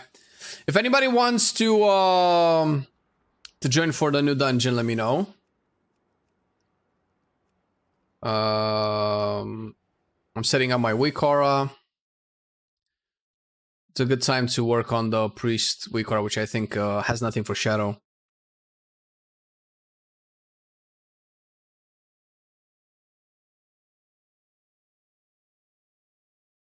Wait, some more for the Lego cloak. Yeah, I'm gonna look to do that as well, but I want to check the class reworks first, right?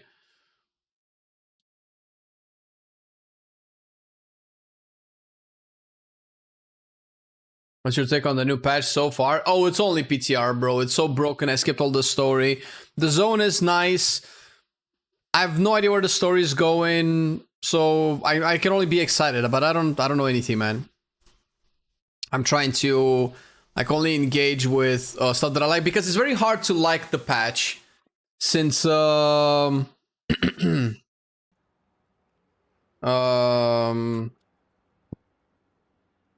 missing a lot of stuff. We're missing a lot of content, right? So I cannot realistically have a good opinion about it, or a complete opinion. All right, so this tracks void bolts. Do I need to track anything else? I don't think so. Yo, Peter, you still here, man?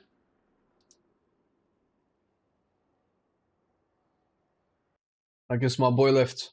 No, he's still here. He's probably doing some nasty shit. All right, let's open up a group.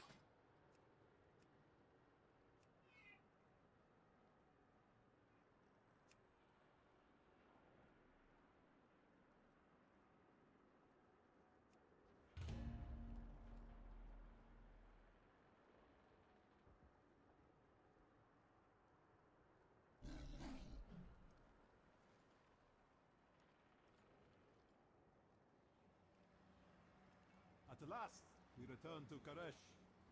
Are people playing it though? The PTR? Choking the chicken? Is that what you call it? The past will restore our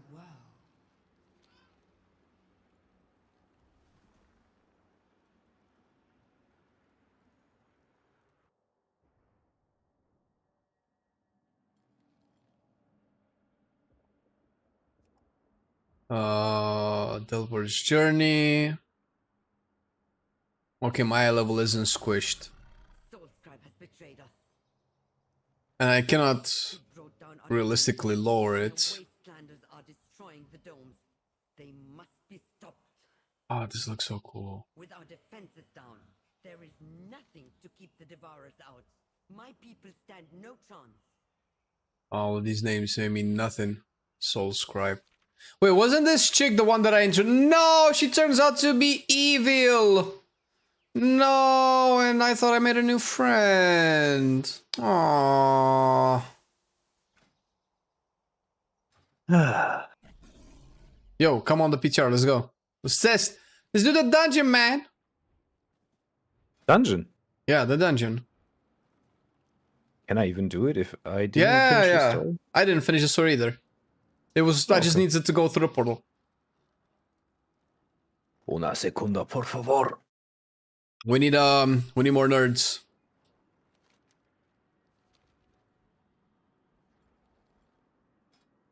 Oh, look at that. Arja's online.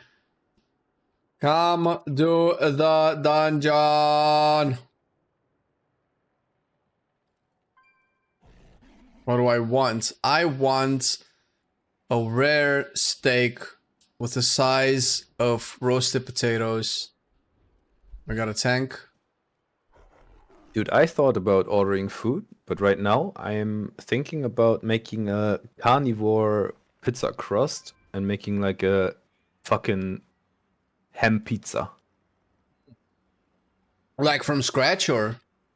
Yeah, you just chop down chicken, mix it with eggs and parmesan, and then you lay that out on a plate and make that the pizza crust.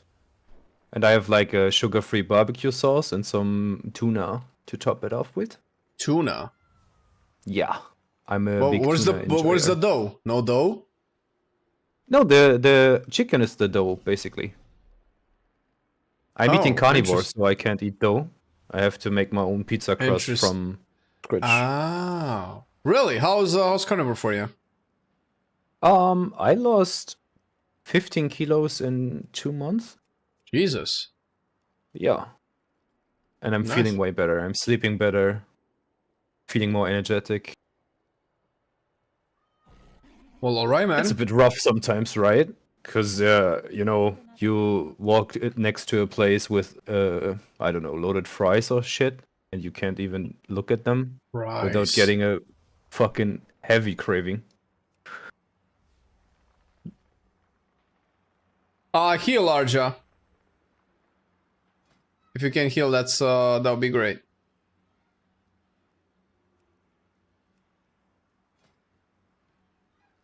Look at this bad boy.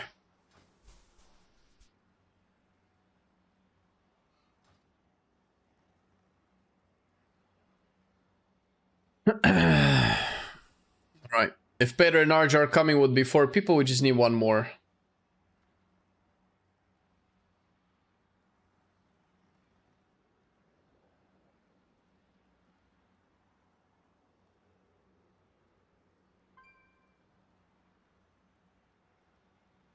I got a Tisfel Scar Gospel. Oh yeah, hell yeah, man.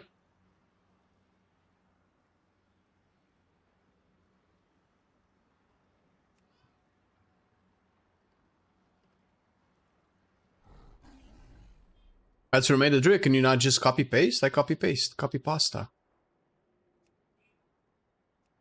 Please don't play priest too. Nope, mage. Mage, nice. What are you playing? Fire? Arcane. Keeping the dream alive. Wait, why is your set purple? Mine was blue. Mine is blue. That's just a bug, I think. Yeah.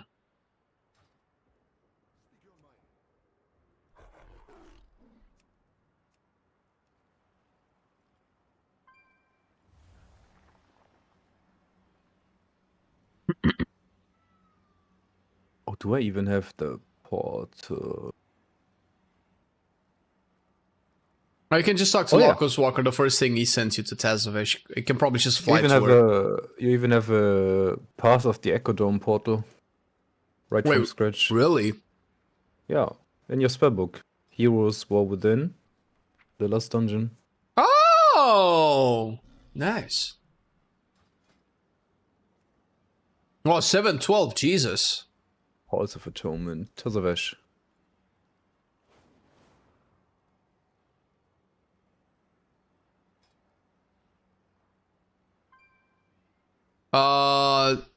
Jelky, there you go. Here you see a sweaty nerd playing without weak auras and completely losing his shit because he can't DPS.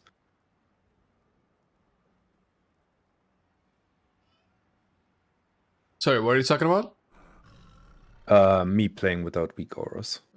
This is gonna be an interesting experience. You do not meet the requirements for this dungeon. Well, I think you need to unlock Tezavish, right? Because I didn't do anything I could log in. Like, I didn't unlock it in the story or anything. Oh, check. Oh, you mean to teleport to it? Just, yeah, oh yeah. Let me see, can I teleport to it?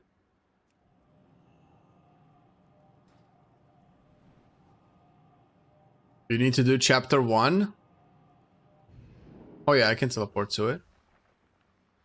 Wait, so if he just walks here, can he not just go in? I'm even seeing a different Tazavesh than you do, I think. Oh, you do 'Cause have I'm to. sitting here alone and right in front of the dungeon. Okay. Well, that's kind of blows. Because for me, the dungeon entrance is at the right. The boat where it was back in Shadowlands. Yeah, I think you have to do the initial quests to unlock Tezavish fully, I guess. Yikes. Fucking hell.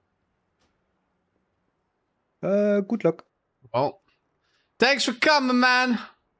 Hey, no problem. Was fun talking to you. I'ma go make a pizza. Go make a pizza. Watch you on the TV meanwhile. Nice. Enjoy yourself. Have a good one. Bye-bye. Bye-bye. It does not work in Vietnam, so I have to watch you on YouTube. Doesn't matter, man. We have things for everybody here. The new version damage meters is just default details, bro. What do you mean? M plus is not available. No, it's just M0. Second way, the streaming part. How do you keep yourself interested in the game? I feel like each patch is fun in 3 or 4 weeks and then it starts to get repetitive. Goals and alts, basically. My goal was to push like 17s, 18s, which I haven't been able to do because once we got to 15s, I broke my hand. So once this is healed, I want to like hardcore push for the rest of the season. We'll see if that plays out. And once I get bored, I hop on alts. But streaming is like the smaller part of it. What's keeping me going is YouTube videos. That's what we do. Streaming is like a small part of our platform. We hope that we can grow it, but if I would stop playing WoW anywhere, it would probably be on stream first.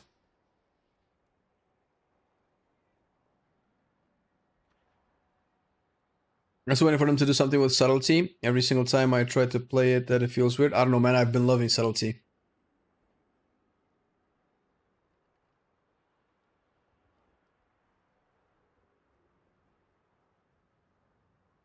Oh, so Arja's phase 2. Okay. Does that mean you're coming on the Demon Hunter, or?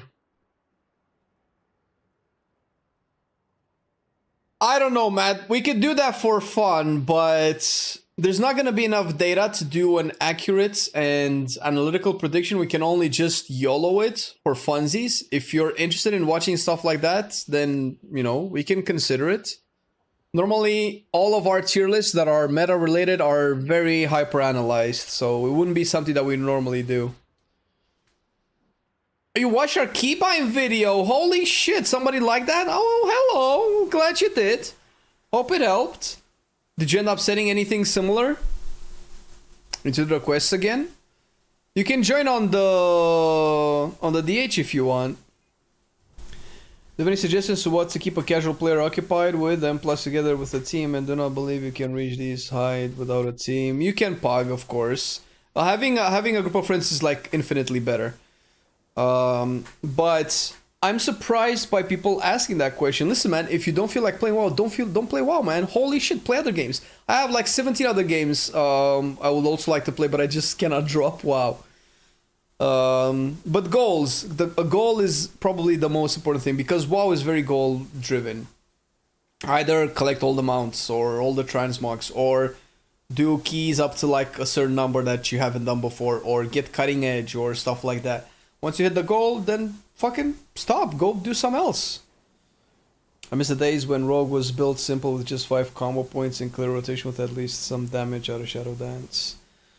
I see what you mean. I'm not a fan of Shadow Dance having so much damage baked into it that you're like completely useless outside. I was just playing Subtlety the last 2 weeks, and I feel like if Subtlety had like high damage, and then Shadow Dance just made your rotation slightly different with slightly more damage. For instance, I feel like a spec like Rogue could play really well if Shadow Dance just gave you access to stealth abilities and that's it, and the stealth benefits. Not just like a giga damage increase as well. So if Shadow Dance could enable Shadow Strike and maybe like a lot of combo point generation and that's it, I think that would be perfect. That means that all of your damage is still packed within your base kit and not within your cooldowns. Which is obviously very hard to do. DH hasn't done them either? Alright.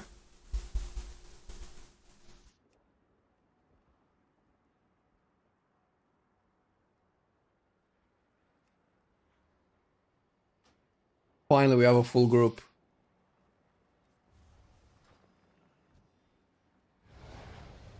Let's summon.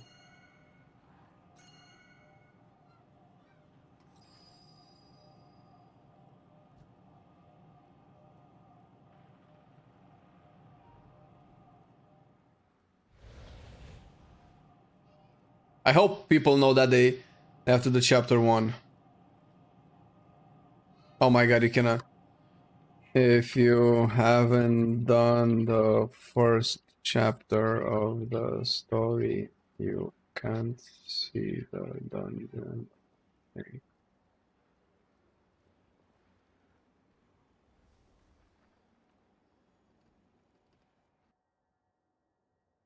You don't like the new Killing Spree? Isn't it like a vastly superior version of itself?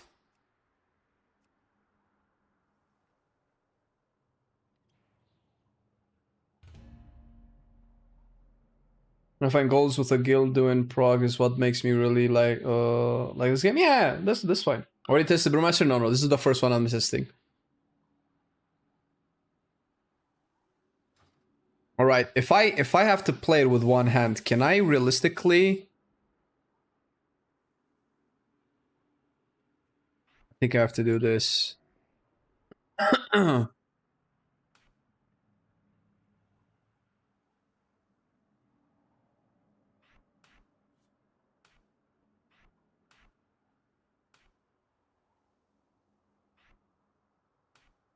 1, 2, 3. Wait, I can just do this.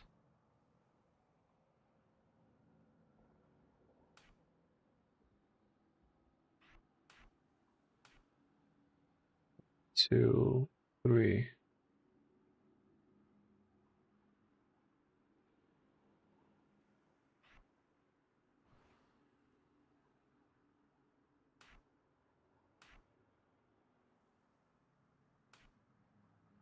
This is probably the best way to do it.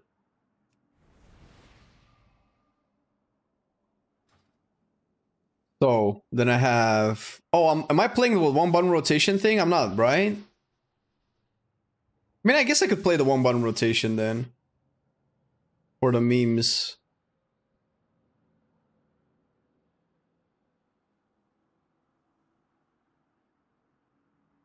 I had a long conversation with my guildies, which main rogues, and they all tell me the same. Nobody asked to make sub what it is now after the Dragonflight.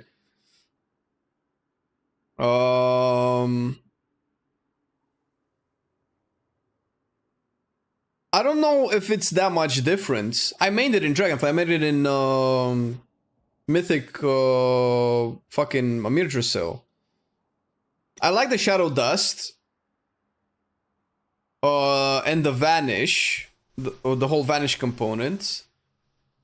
But I feel like that's just flavor, and I don't mind it. I don't think that was worse, and I don't mind if we go back to it. But functionally, I feel like it's still you play the same.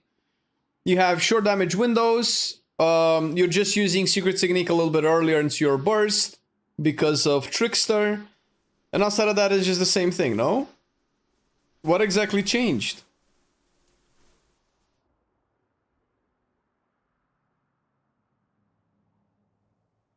Maybe better. I'm just not a fan of the gun push in Outlaw aesthetically. Sure, but then play Assassination, I guess. Have this a brewmaster yet? I have not, no. The changes are fine on paper. I don't think they're enough, though, my opinion. Shadow Dance cycles were always...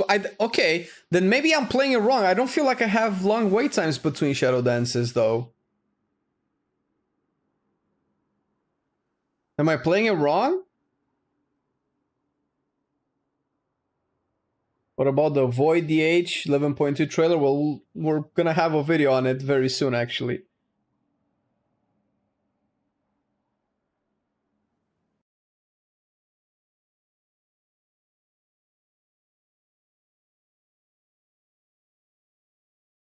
The Void DH is basically a boss fight, by the way.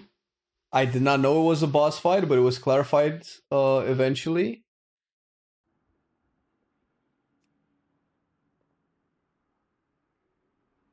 What is top 3 strongest tier sets right now in your opinion? Bro, they've only been announced for 2. I don't know, man. I don't know. I don't know any of the tier sets. I don't know.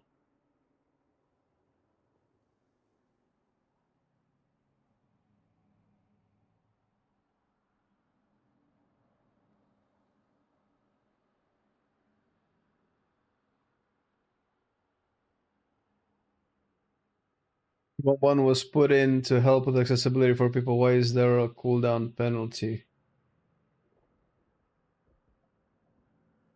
What? I don't understand. I don't understand what you're trying to say, man. Why wouldn't there be a cooldown penalty?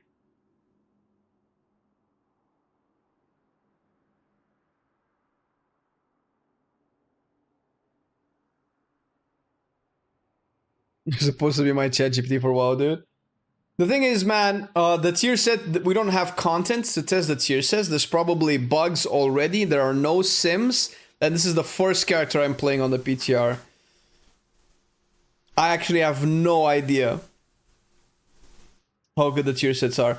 You do realize that right now we have double the amount of tier sets functionally.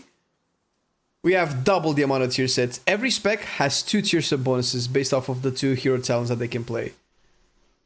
Nobody mentioned this for some reason. We have double the tier set bonuses this season. You know that, right? Well, for your spec essentially, right? Because if some of the bonuses overlap with, you know, the other spec that's using your hero talent, sure. But that's like for 10% of the specs or something.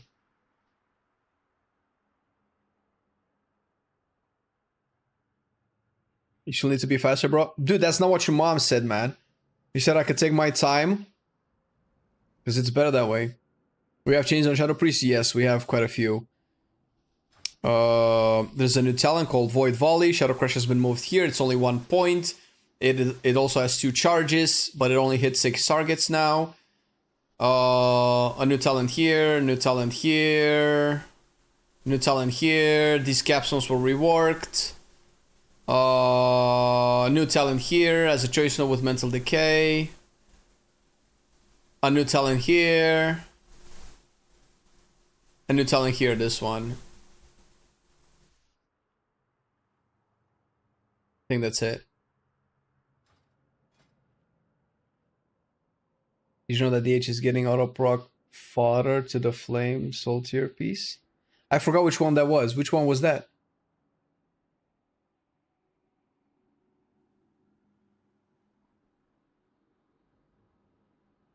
I like the glaives, man. These glaives look fucking sick.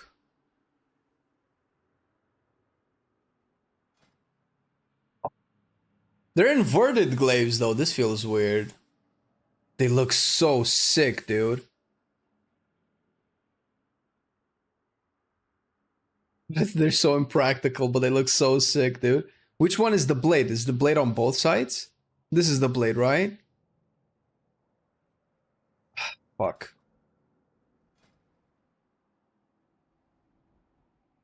When we consume souls, we get that flat 20% damage buff for 10 seconds. And every time we... Wait, Father to the Flame, wasn't that Necrolords?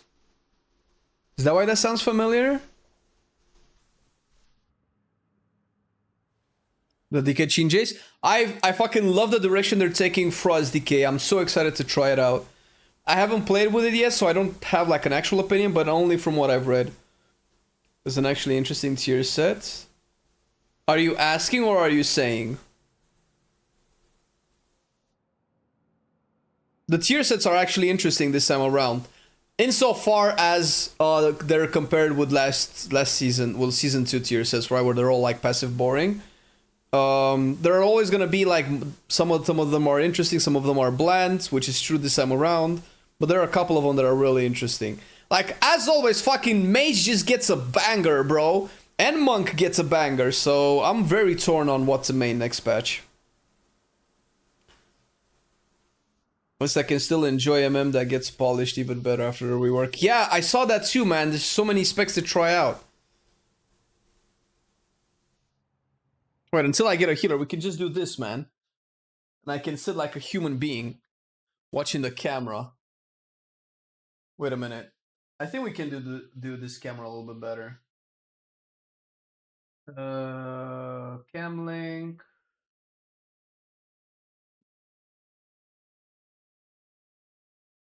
This is being weird, bro.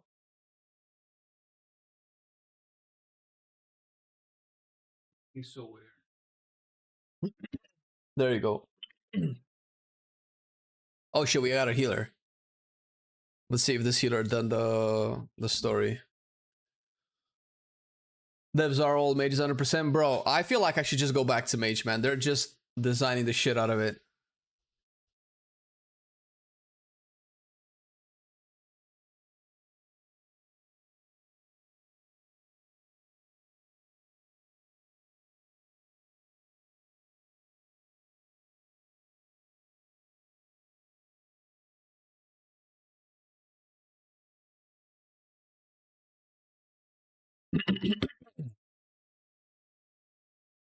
You unlock the dungeon.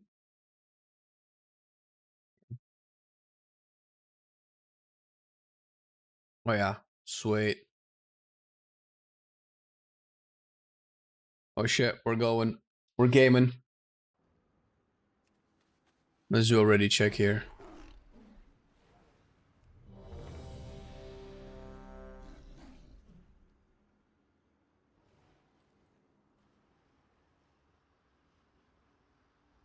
All right. Finally get to play World of Warcraft. Kind of with 1.5 hands.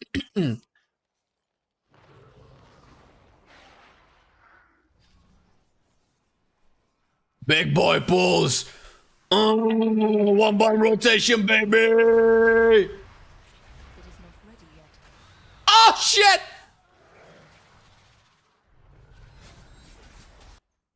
Bro. My damage is ticking. That was so embarrassing. The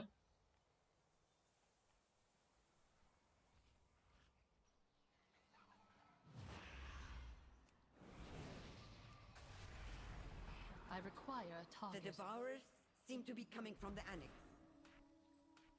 Look out! Stop them at the source, so we can return our attention to Soul Scribe. Okay, so that's what I stood in.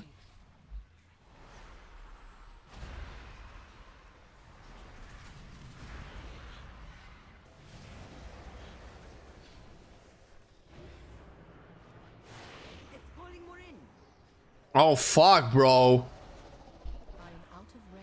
Is this the boss? I don't know what to do.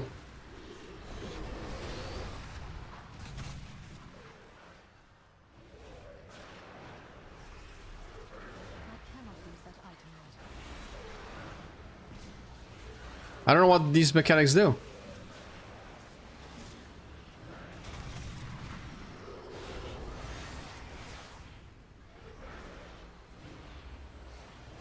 Dude, the 1-1 rotation is terrible, bro.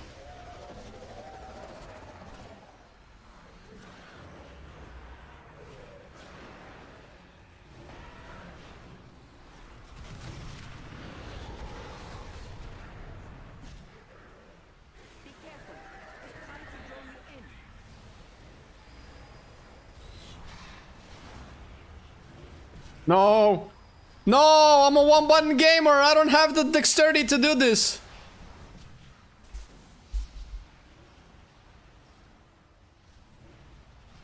Wait, where do we need to go?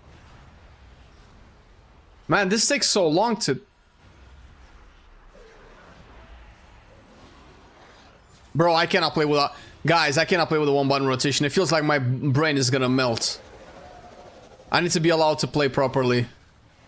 Can I be freed from the one-button rotation?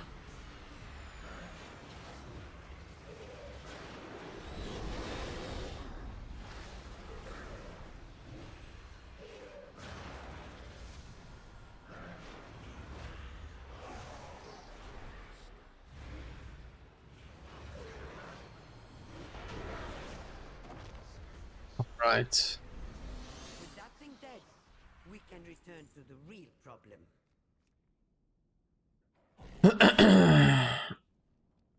Your mom lasted longer than that? Of course she did, man. She's a woman. What do you mean? You should have said you lasted longer with my mom, you dumbass. How are you burning me with that?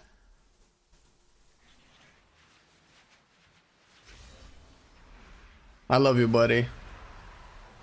One day you'll, I'm sorry, I'm an asshole.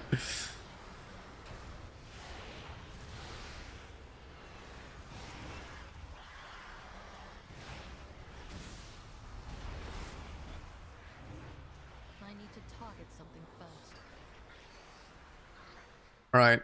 Options. Personal. We don't need this garbage. Bro, one button is all I can do. Can I interrupt the mechanics or anything but that one button? You can move during... Oh, can I? Oh my god, I'm so bad.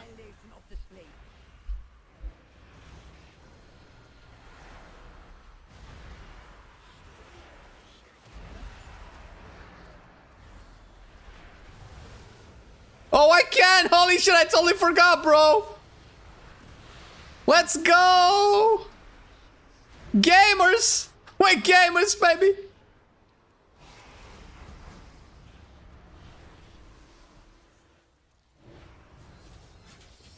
Bro, I like this tank, but I wish I was like, oh my god, I'm dying! I'm just kind of like a fully abled gamer right now, to be fair.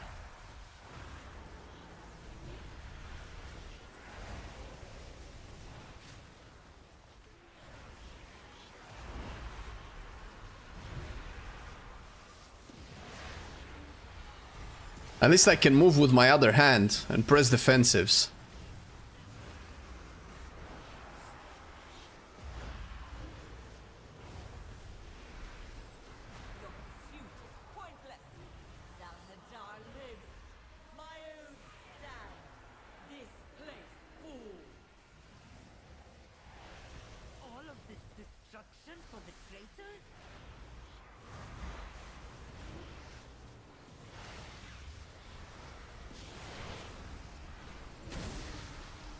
I still am doing way less damage than the... Bro.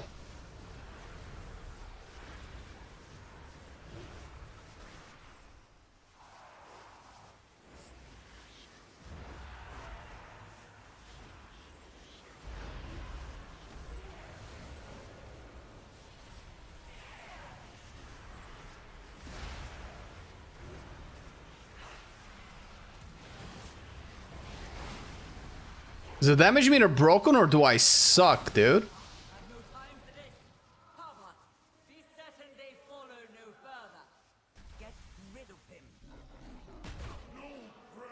Wait, we skipped the boss, no? Oh no.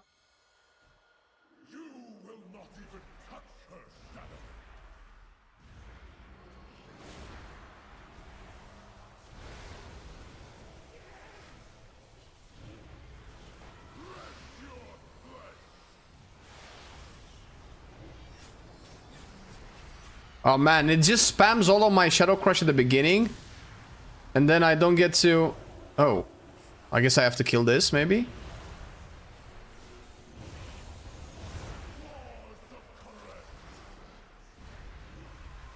Okay, this is cool. This is a cool mechanic.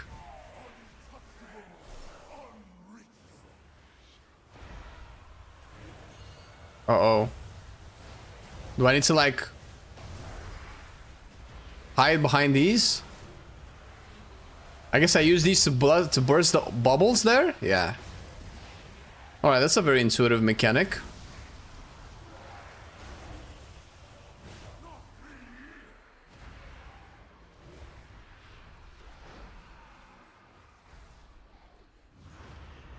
I cannot use that item yet.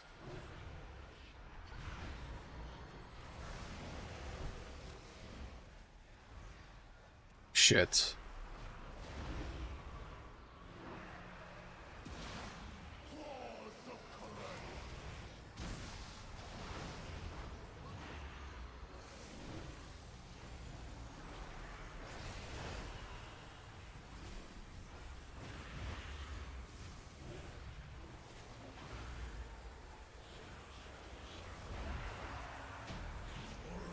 All right.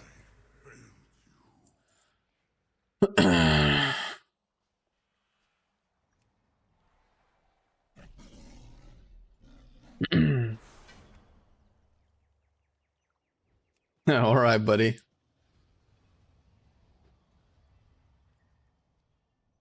All right, do we interact with these? Wait, can I not soothe?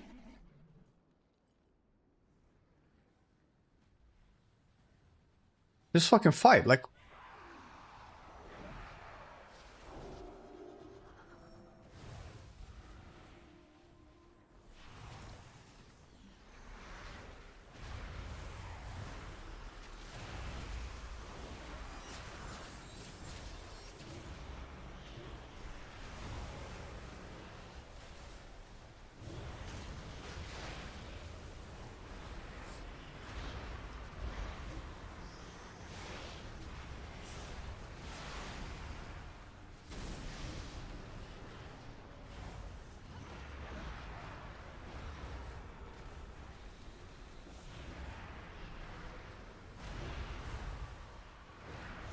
Oh, let me cast my flay! Bro!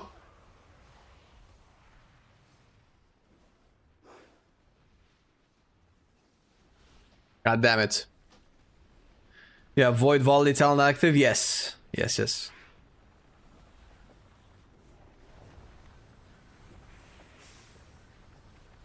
My god, I got it. Oh shit. Do you fucking have, bro, do you have cables?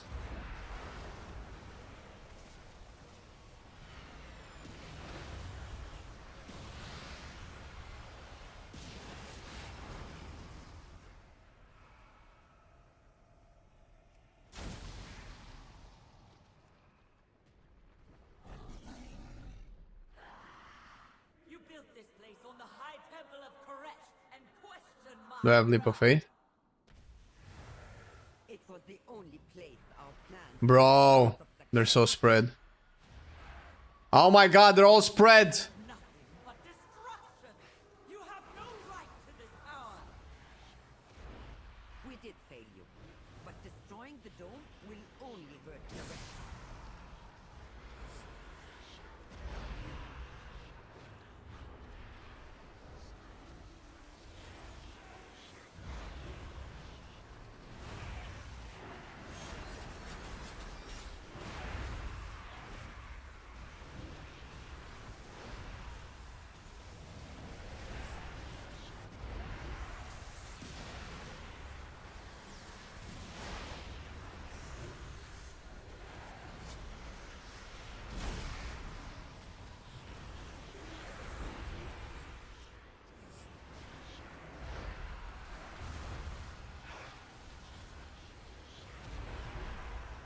Dude, why is it shooting my Shadow Crash right after I dot?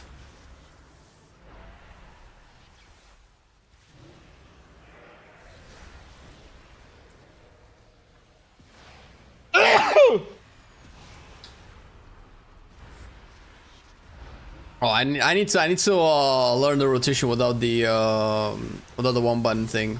I feel so gimped. I will bring your works to ruin. One last hope. That item is still recharging. Die or flee in shame. A vision of your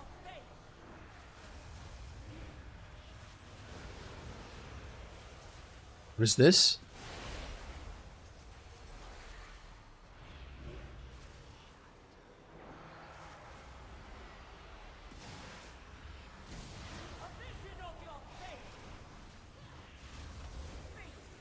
Oh, what is this? I don't know if I have the talent where fate gives me some avoidance, but...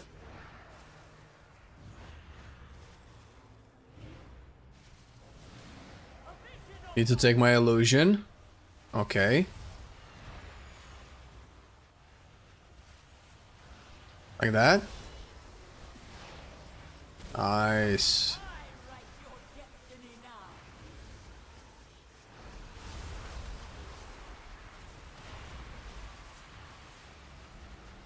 Well, what do I do? What do I do with this?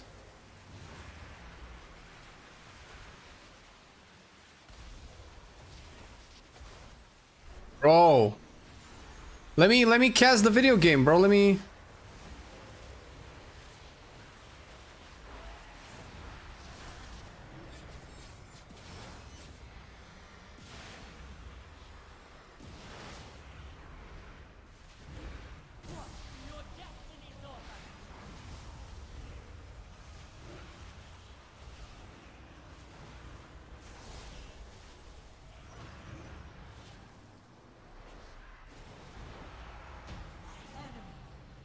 Alright, not too shabby.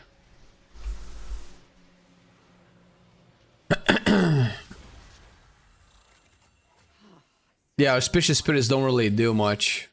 All to honor an oath for a dying, treacherous king.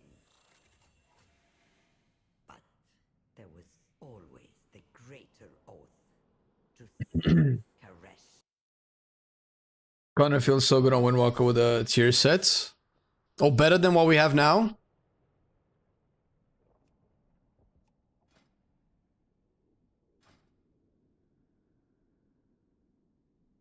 Shield block spec. You would take stamina over shield block spec? I don't know, bro. Tough as nails. Some of these talents are debatable. Fight through the pain. Yeah, I probably wouldn't play it like this.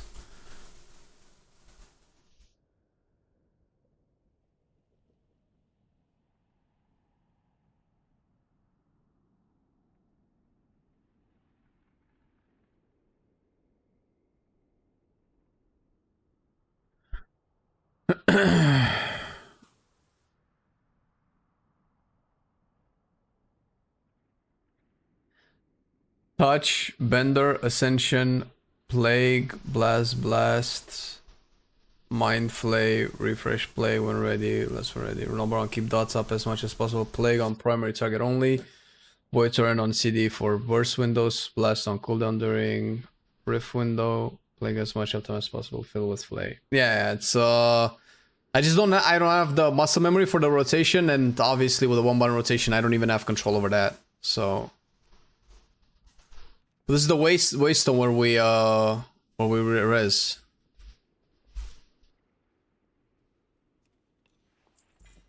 I got a ring.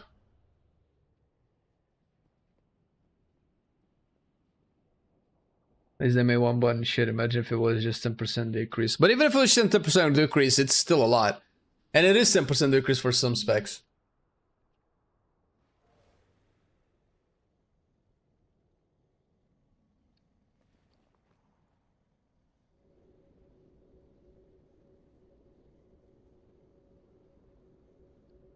Alright, fucking get rid of this. It's time to learn Shadow Priest. I still have like really shitty keybinds even without the one button rotation. How do Shadow Priest changes? Hope it's good because I need to play one for the 6th tier task. Yeah. So far they're good. You have to have a heart on J Serpent is nutty. Really? Oh fuck. I cannot play a good Windwalker without both my hands. I don't think I can reliably. What the f oh shit, I didn't change my Hearthstone. What would I play? I guess okay, so if I'm not playing Auspicious Spirits, I don't know if you're still here, Peter. What else am I playing?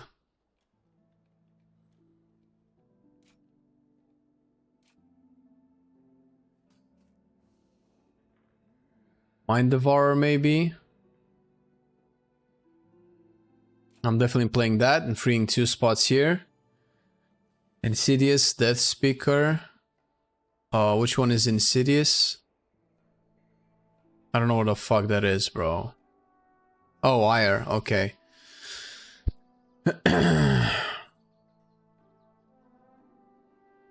Nixavali, yeah. And I don't need this. I don't need that. Don't need that.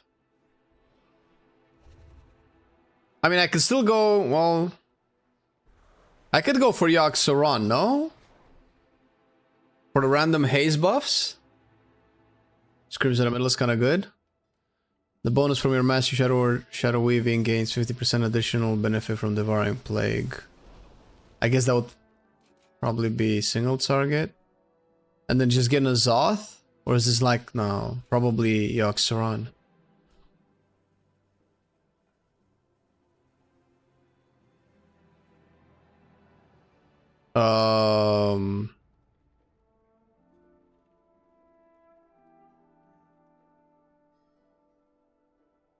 Yeah, all of these is just shadowy apparitions.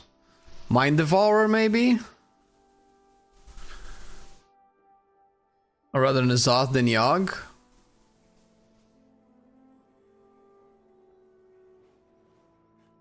Like this.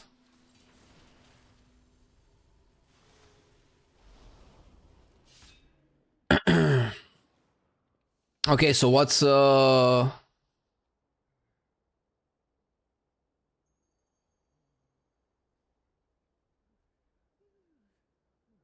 Mind Bender? When you say Bender, you mean Shadow Fiend, right? Because I'm not playing Bender. Shadow Fiend Ascension. Then Plague. When you say Mind Blast, you mean Mind Blast or Void Blast? Because there's nowhere there around. Oh, there's nothing there for the Void turn. Alright. Wanna go again? Just asking.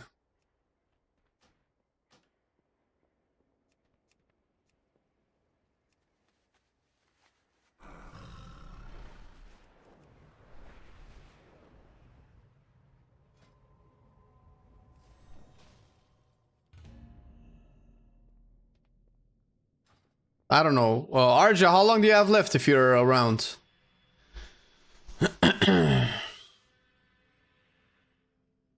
A person can keep one charge Mind Blast on a CD, but it's not as important as Void Blast. Okay. When do I Void Torrent? Don't I Void Torrent right after Ascension? I would imagine. Or maybe not right after. Is there any reason why I wouldn't just Void Torrent as I get this? Going into Void Eruption, does that change the amount of charges of Mind Blast I have? Does that give me like extra charges? Or I want to consume Mind Blast before going into Void Eruption? 3 dots for Mastery, then go ham? Oh, okay.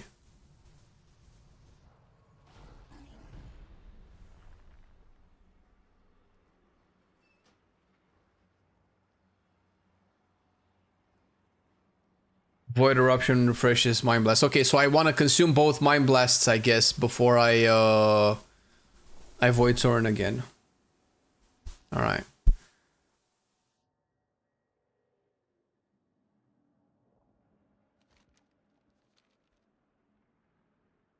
As Archon. Well, I'm not on Archon.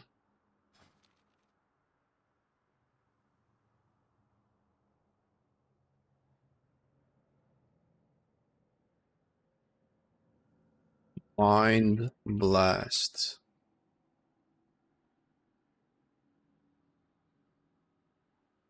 It doesn't say that Entropic Rift gives me a charge of Mind Blast.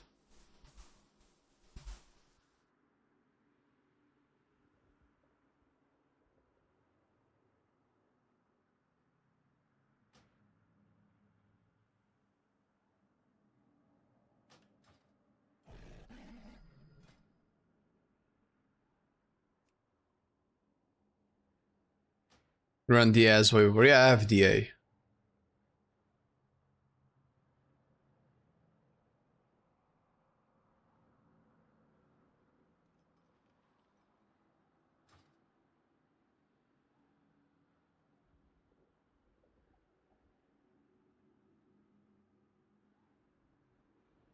Hello, hello, hello.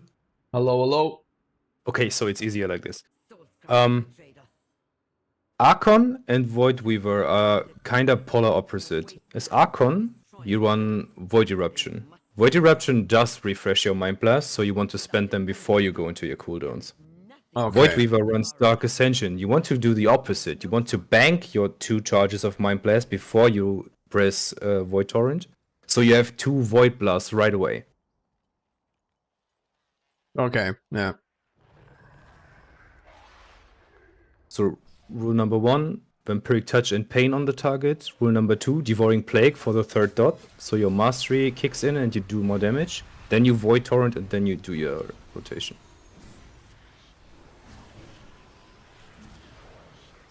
Jesus.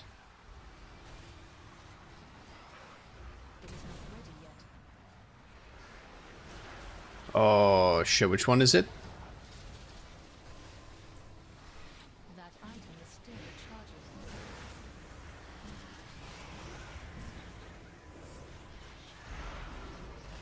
Oh my god, now my brain is not ready. Ah, no, because I have to play with the fucking keybinds.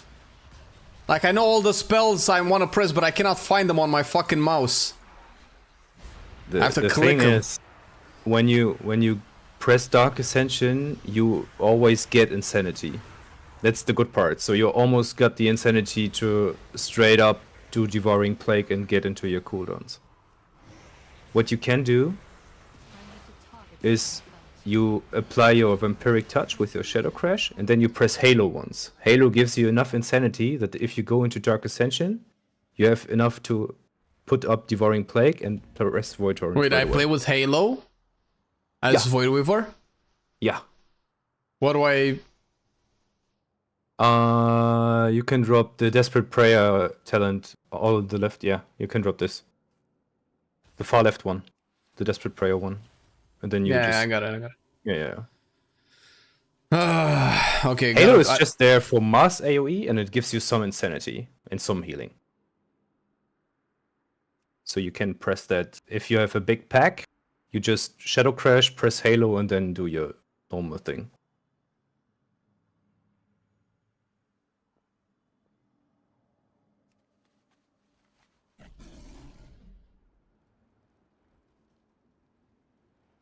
The thing is, I'm not rocking the normal keybinds that I do, and... Oh, fuck. Yep. No more muscle memory.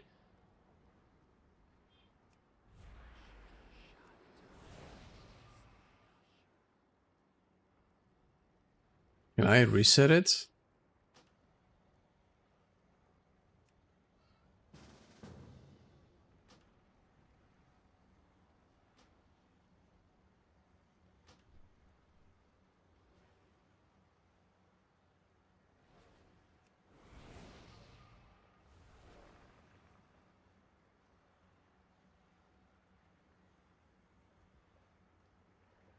Goes the PTR.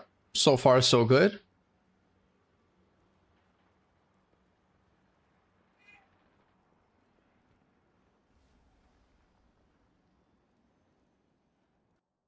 To see how Shadow Priest is going in 11.2, and I join your stream, and first thing I see Shadow Priest. There you go, man.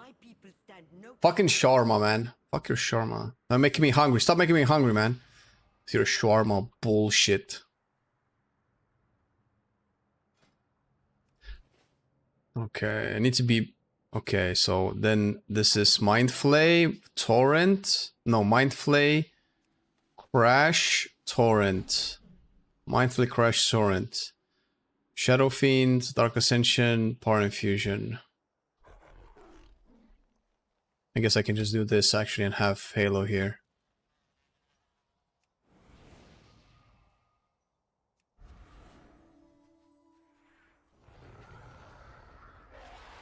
Oh my god, I'm slow as fuck. Yep. Oh no, that's not what I wanted, bro.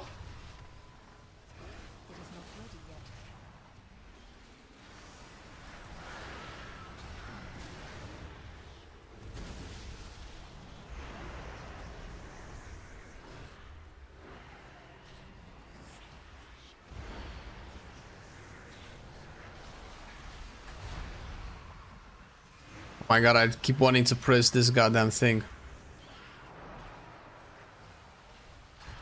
Oh. I need to target something first. Oh, Jesus! My god, look at Windwalker. The Devourers seem to be coming from the annex. Look out! So this should be my crash, right? So we can return our attention to Soul Scribe. Bro's crazy, dude. It's calling more in.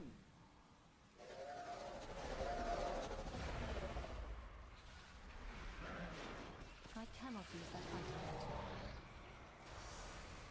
This is the one.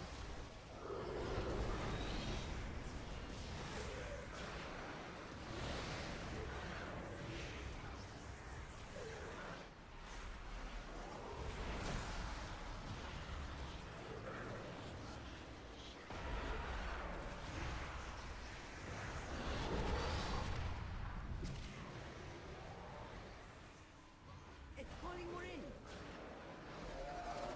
What is that? What is that?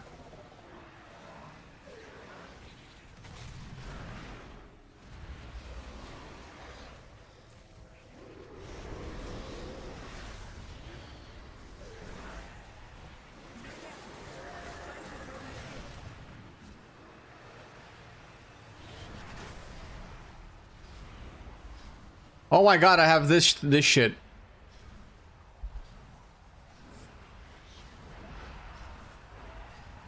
Oh fuck. Where's my thing? That item is still recharging.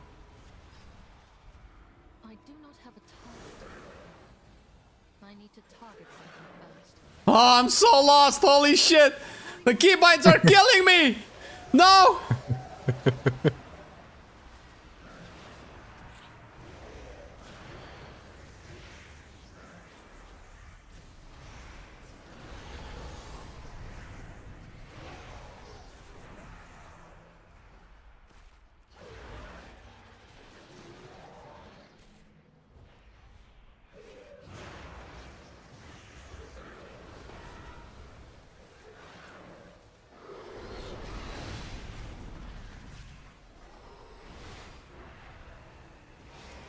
It's calling more in.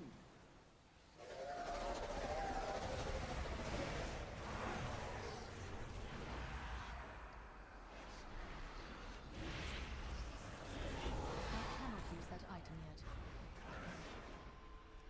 Be careful. It's trying to draw you in.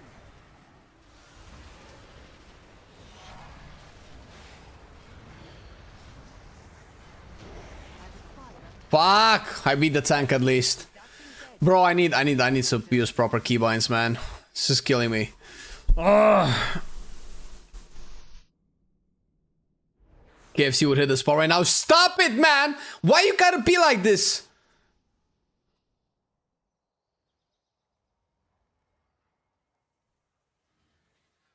Why play Mind Flay if you play Voids? Mind Spike? We don't have Mind Spike anymore. Wait, does Voidweaver play Mind Spike on live? Yes. Oh, that's fucking ass as shit. No fucking way. I'm playing that. Archon all the way. Fuck that. It is kind of good actually, because Mind I don't Spike care. is better than Mind Flay. Yeah. Bro, I would If you imagine don't it's care. good because you don't play it because you like hitting yourself in the thigh with a rusty fork. That's Yes. not. I need to target something first. Ah, fuck no. Alright. Oh no, that was a bad move! No, I fucked up! Ah, I lost all my damage! Yep. I didn't do a single Void Blast! Oh, fuck me! No, that was the wrong button. No, I wanted Void Bolt. I wanted Shadow Crash.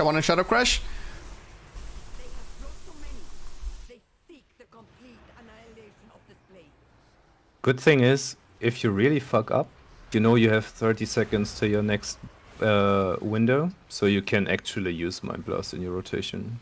But like 10 seconds before it comes back up again, I would already start banking Mind Blast charges. At least one.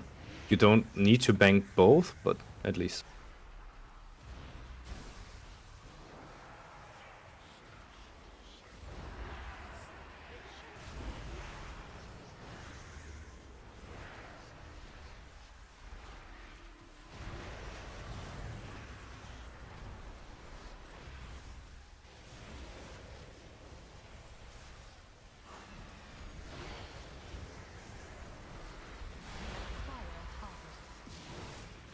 Shit. Bro! I don't have no more AoE, brother! Mercy! The thing is, the pack is moving too much and your Rift can't keep up. Because it's slow as fuck. That's the worst case scenario for you. Yeah, this kind of pulling doesn't really help.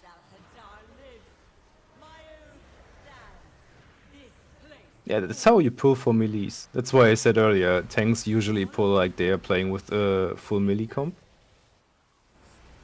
Because it's way easier to pull for melees, you just add shit and they don't care about it, they run the normal rotation.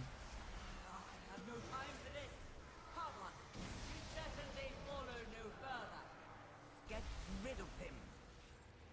No prey escapes me.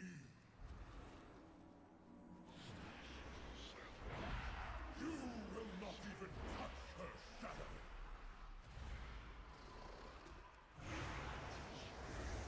That item is still recharging.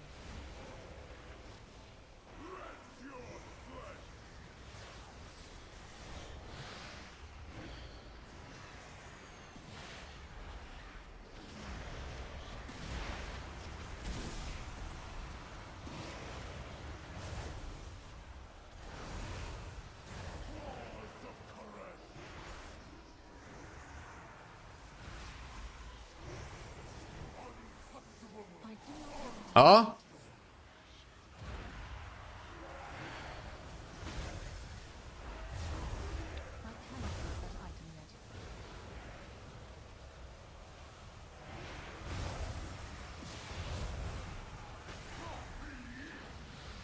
Oh, can I help?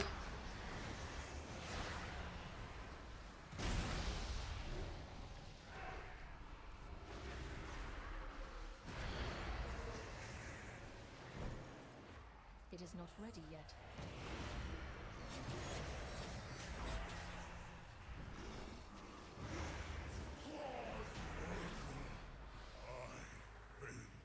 Fuck.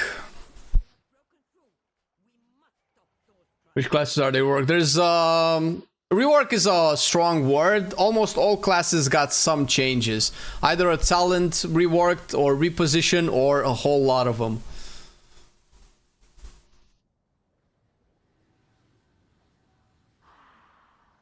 Yeah, Mines here was a big loss.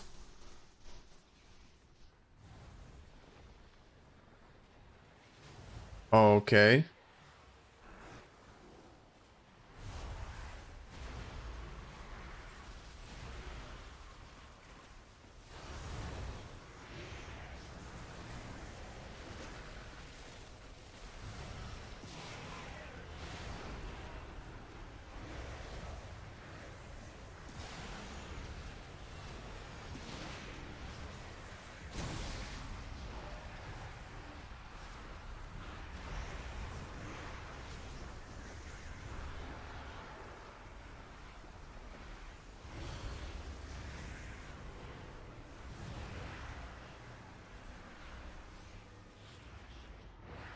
No!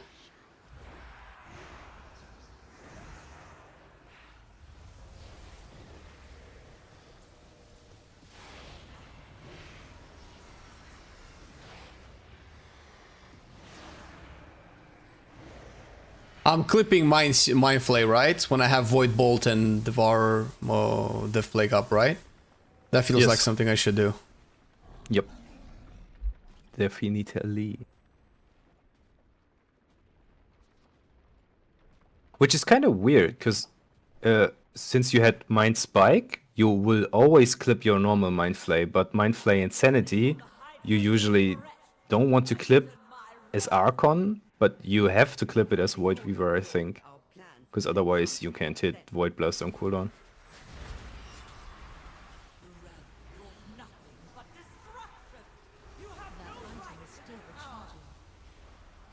We did pay you, but destroying the dome will only hurt Karesh.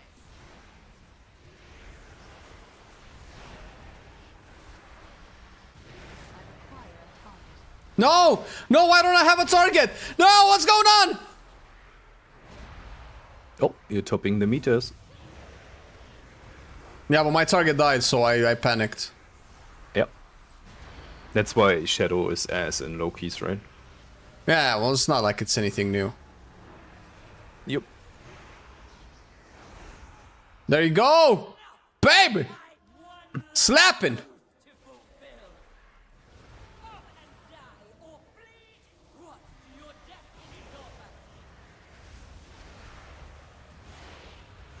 Oh, fuck that clone in China, bro.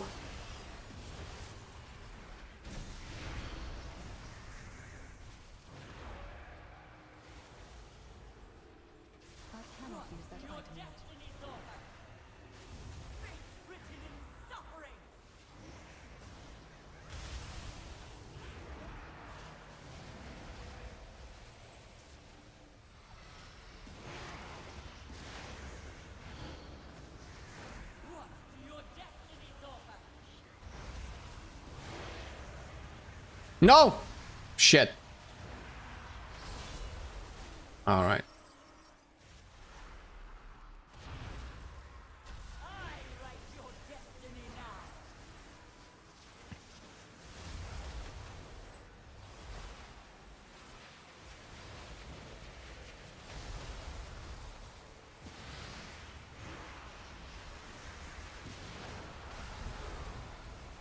Bro, I have way too many channeled abilities.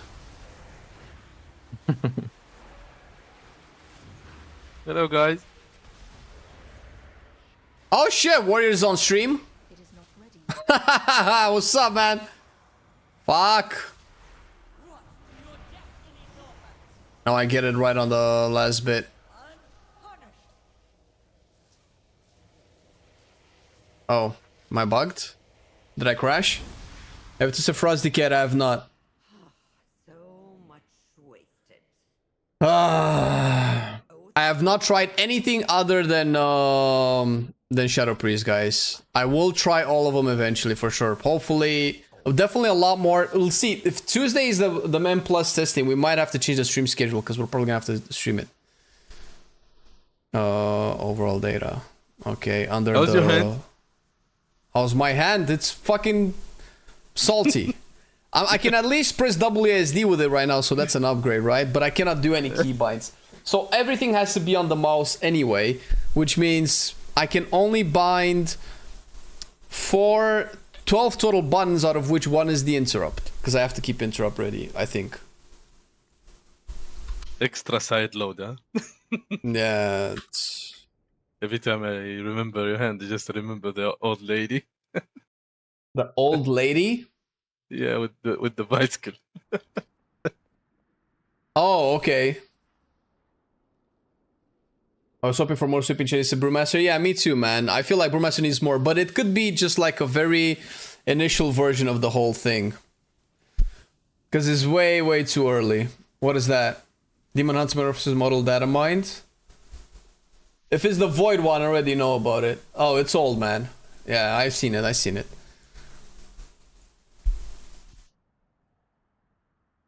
Yeah, no worries, no worries.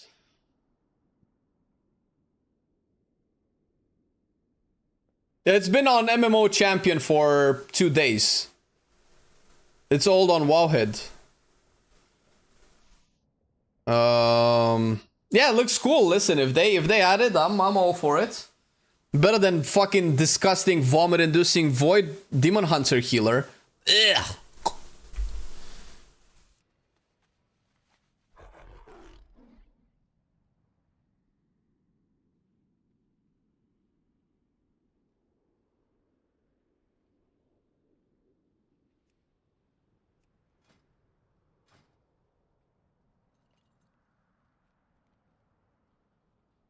Stuff as nails any good? Not really.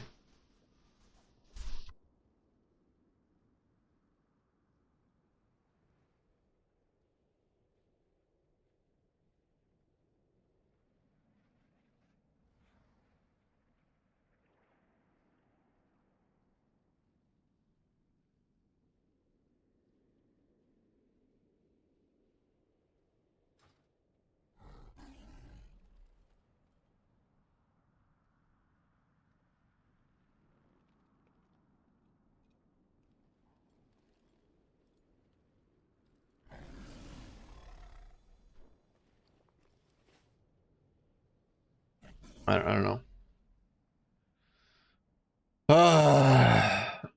Yeah, well, it is late. No, that's fine. Listen, if they we have a video ready for it. With the Demon Hunter talking about that as well, I think, or at least we're gonna have it as an asset in the video. How do you get details to work on the PTR? I don't know. I just installed them. Can we fly in the new zone? Yes.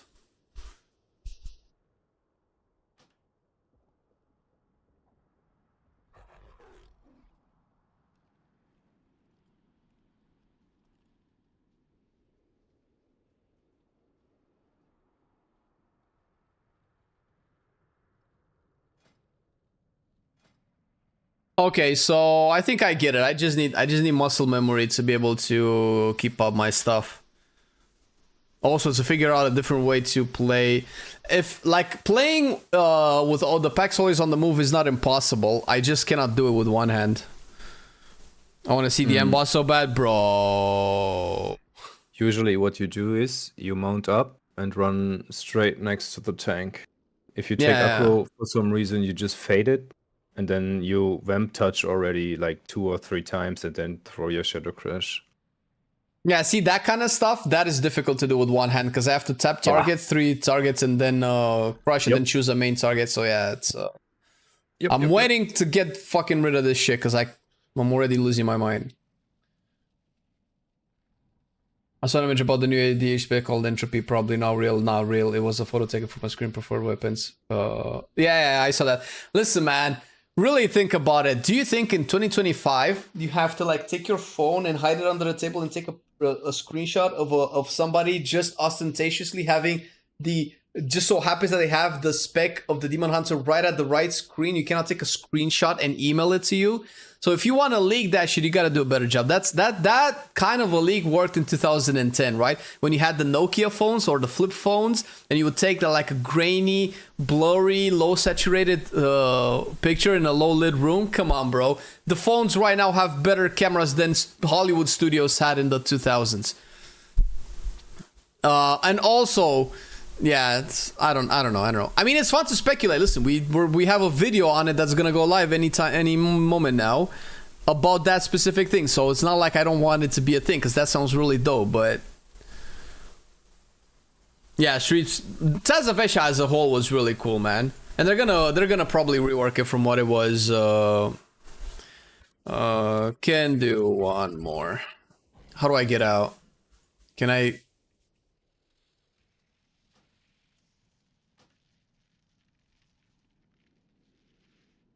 The box area. What is the box area?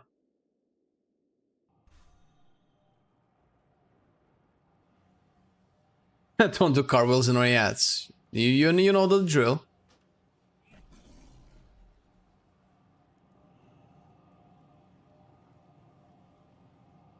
Yeah, you can definitely fly off the bat in the new zone. It's actually really nice, and it's a good zone to fly. Look at this. Look at this shit. Look at this shit. Look at this zone. This is all zones you can go to. Look how fucking awesome and sick it looks. Right? This is the capital. You can literally see everything, bro. This looks dope as all hell.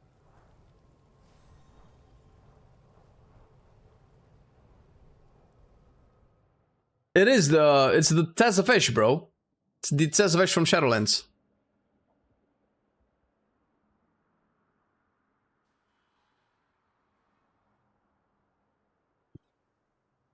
Yeah, it looks really good, huh? And the fact that there's this big contrast between the like glassy sand and the dark cliffs, it's not a heavy color palette that makes it really boring for the eyes after like 5 months or something, right? Because we're gonna have this leading into Midnight, and Midnight is most likely going to be a purple expansion too, right? They must be stopped. With our defenses down, there is nothing to keep the Devourers out. My people stand no chance.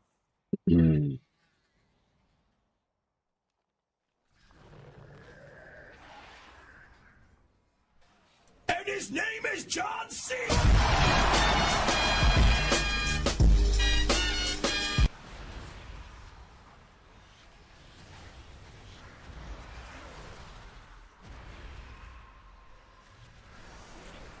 Oh. They're already dead. I should have just sent it.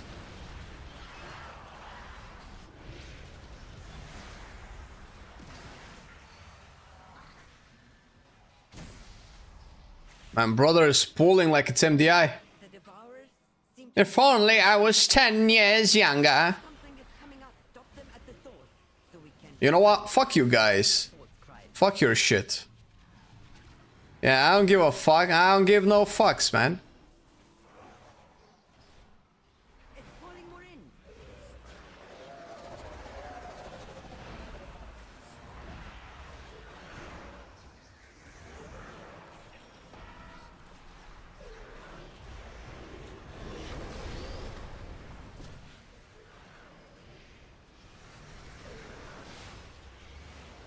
Oh, this is a little bit out of order.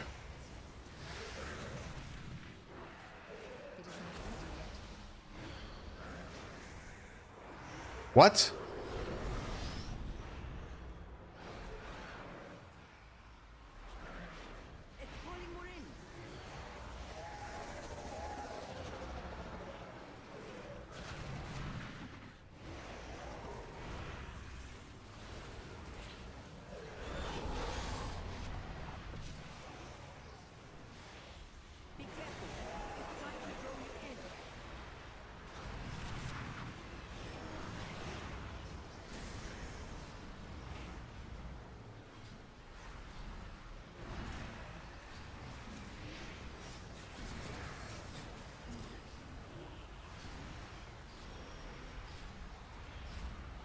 Bro, this suck is too strong.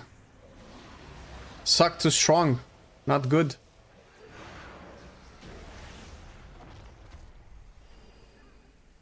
With that thing dead, we can return to the real problem.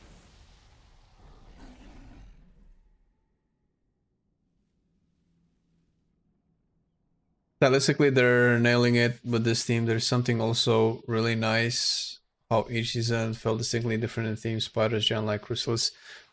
Yeah, I see that. It definitely is very pleasing on the eyes.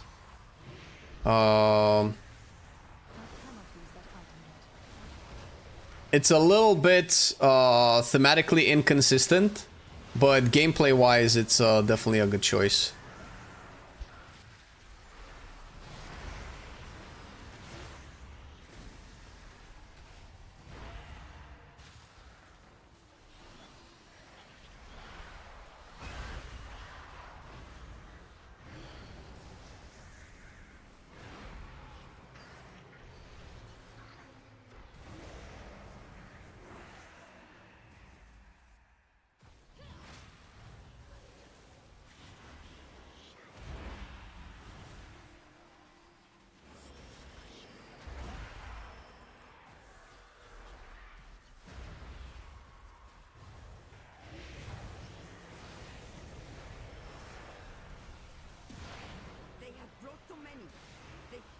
Complete annihilation of this place.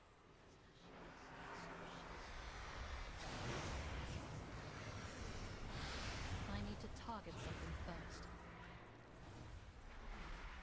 The range seems to be big enough.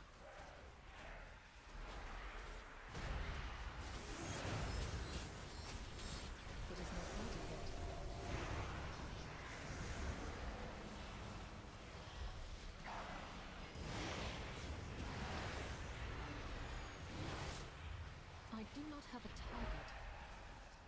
Fuck.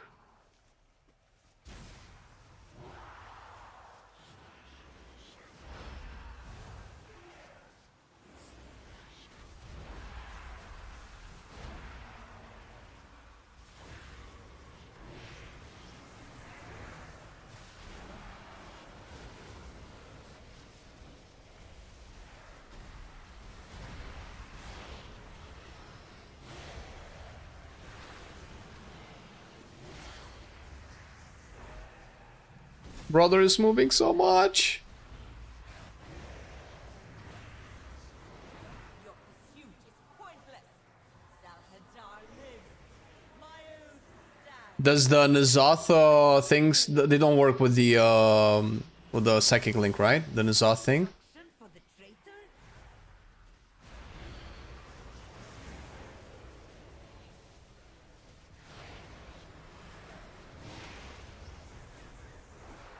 I need to target something first.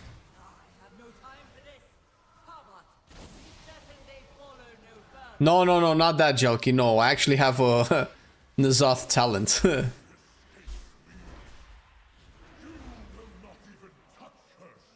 Oh. We lost our Jelky. Use that item now. That item is still recharging. Should probably pop this.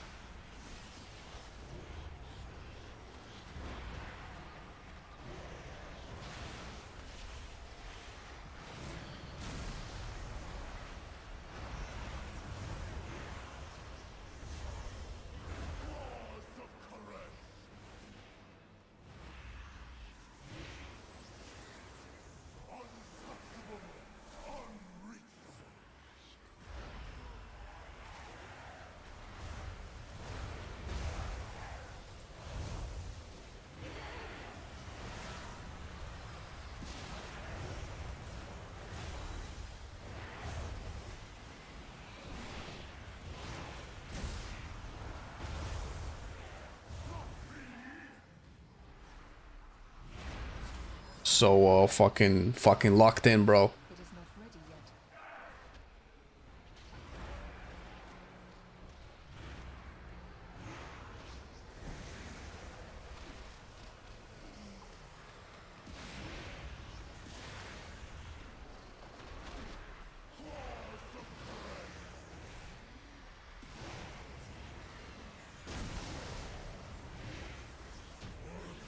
Got him. Oh!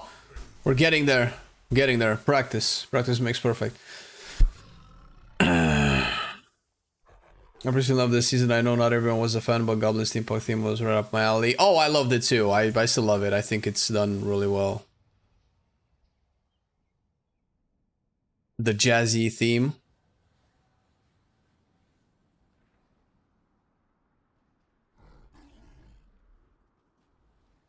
Are we pulling past the wall?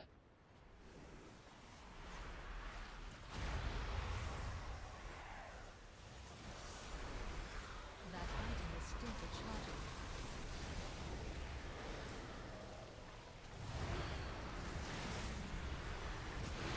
I require No, it died.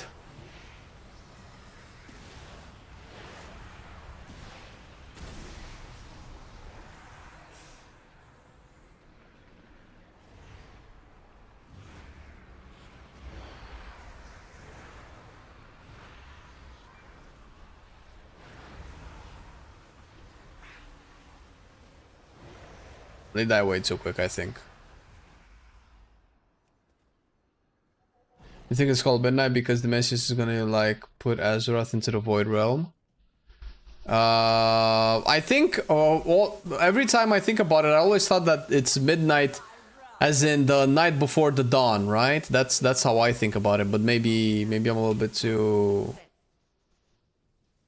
Dimensions will lose. You think so?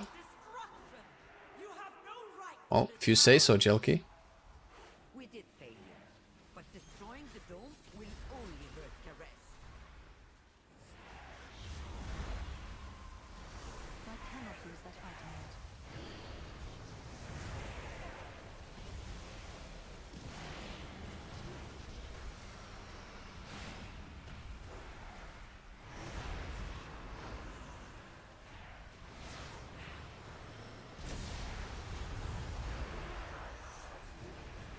Wait, how did I not dot it? Starting to look good though. Starting to get a hang of it.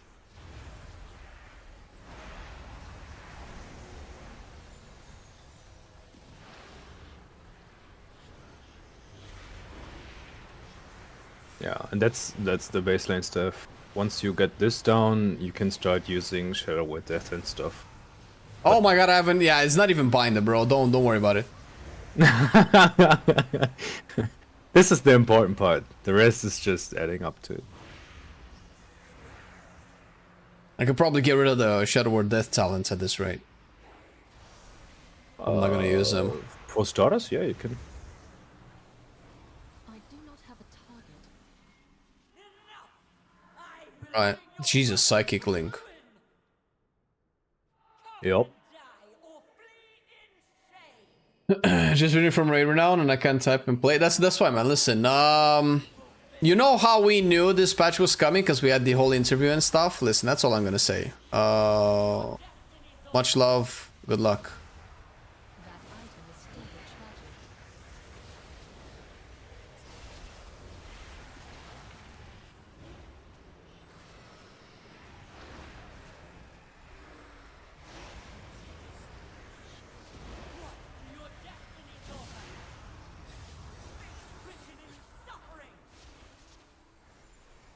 Yo, motherfucker! These demon hunters, man, they don't see past 2 feet in front of their faces! Just charging like wild boars. We need to like teach them the way of civilization, man.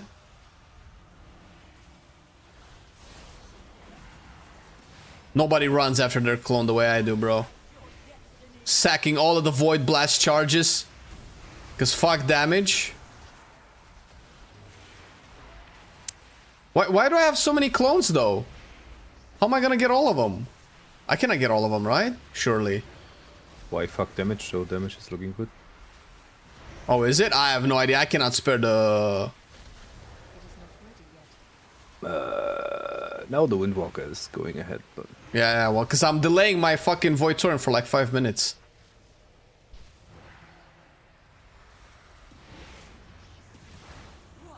Blast, motherfucker, blast! I'm blasting, man! I'm pressing all of the blast, man!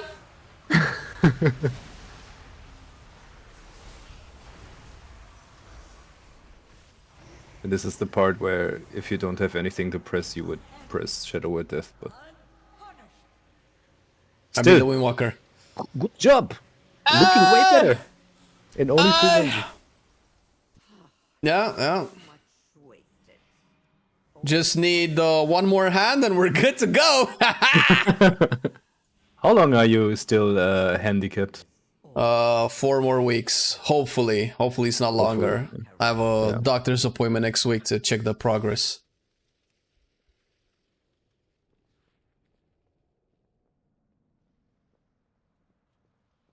Oh my god, the warrior did nothing. What the fuck? Is that the single target damage of Pro Warrior? No shot. I think you would run Execute Talents now. It's buffed too, right? It's not just cleaving, but also buffed. I mean, I will definitely be testing the Execute Talents because I've been waiting for Pro Warrior to have Execute since like I was 5 years old. Yeah. Do you think League 3rd DH spec could be legit? As much as I would like to, I don't think so. The leaked the 3rd Demon Spawn DH spec is like super fake.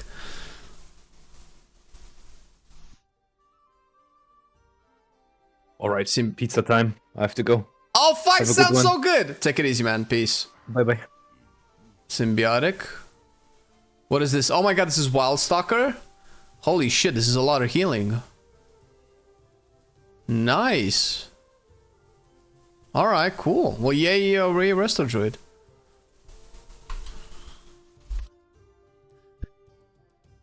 Midnight or finest hour, probably. Shadow Priest feeling actually good. I'm tossing up between Shadow Priest and Devil Evoker. I don't know about the competition between the two. Devil Evoker is just broken. And they're getting engulfed, buffed even more. So I have no idea where Dev is gonna end up. But Shadow Priest is at least fun to play. The raid thing? I don't know, man. Massacre, execute on 3 targets. I wouldn't be so sure. Considering the talent positioning, it depends on how the talents are.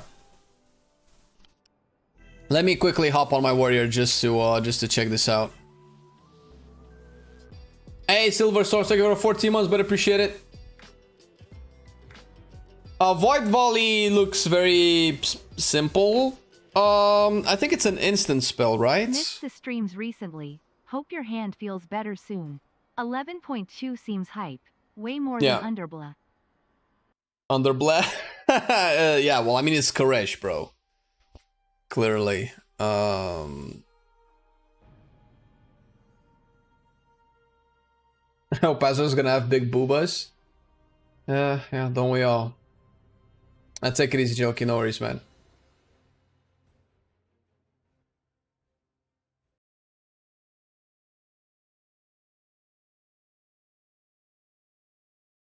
Yeah, I think if you want to go either Dev or Shadow Priest, you're in for a good point, good run. All right, so if I would play this right now, and I would want to build this,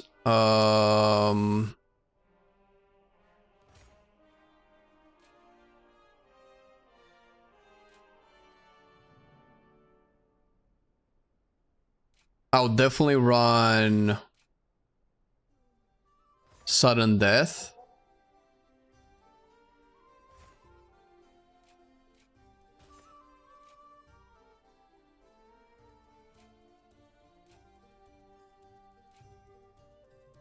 Jesus, these are so expensive. And this being 2 points is killer. Maybe I'd go into the fray. Do I play Blood Surge? Bro, these execute talent positions are wild. Okay, maybe I can sacrifice Massacre for probably Focus Vigor.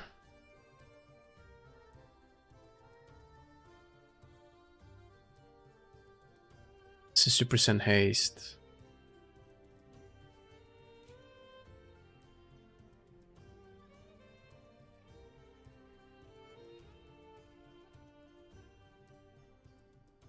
I think I'm keeping Shield Charge.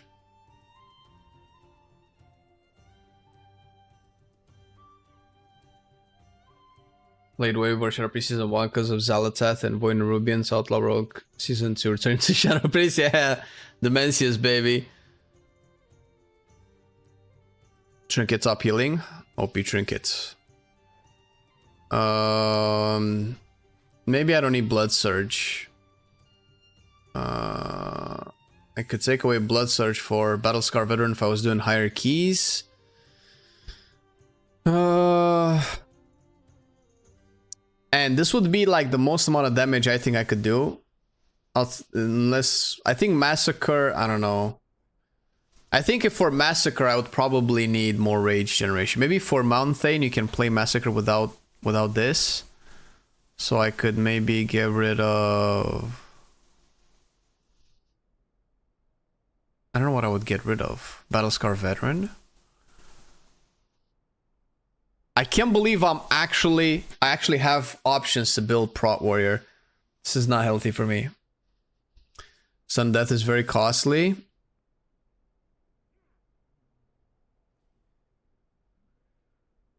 I guess it is. How much damage does Deep Wounds and Rend do? I cannot look at current content. Let me pop open a log. Warcraft logs. Do I have any one of my recent warrior runs?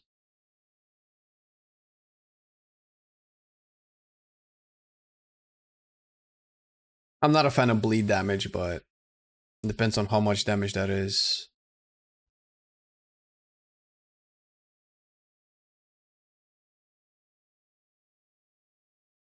Oh my god, this is a leaderboard. Plus 13. Wait, that 15 was done in time. Wait, what? I pressed on the... Did I not press on the log?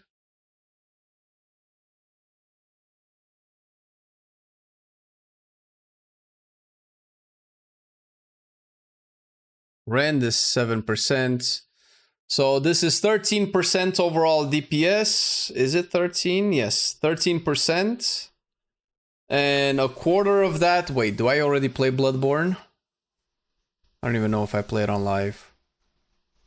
No. Yeah, I don't know. It depends. I don't... It's probably not that... Wait, it's only 10% increased damage. Now it's 25. Okay. Either way, 25% of 13% is about 2% extra DPS.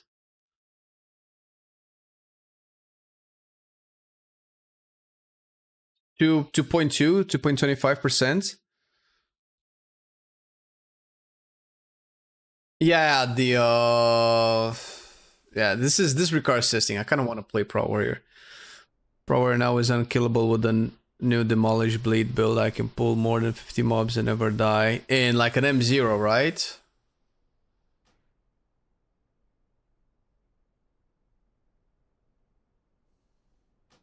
Why? What does Demolish have to do with you being tanky?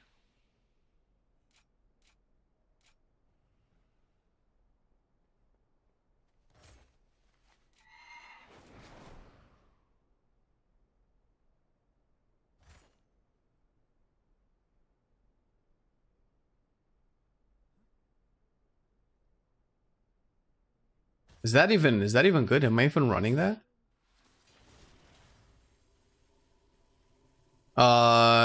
Yeah, from Fueled by Violence, you mean, right? Yeah.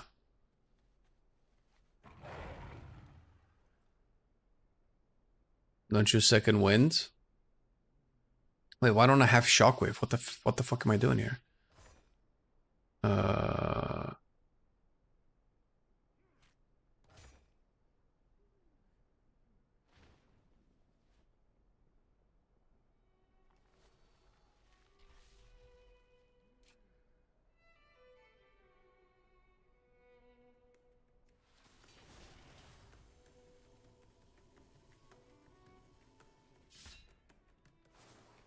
Damage per by Chicken Pain is increased by 20%. Yeah, I'm curious to see what the numbers can get to with this and the new Brutal Vitality, right? Because they changed Brutal Vitality as well.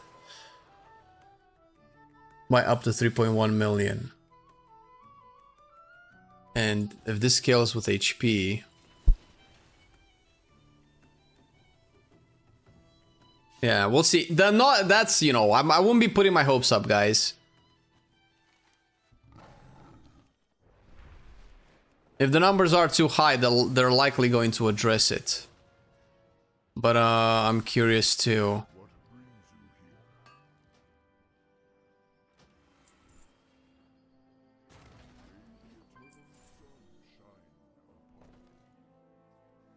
Okay.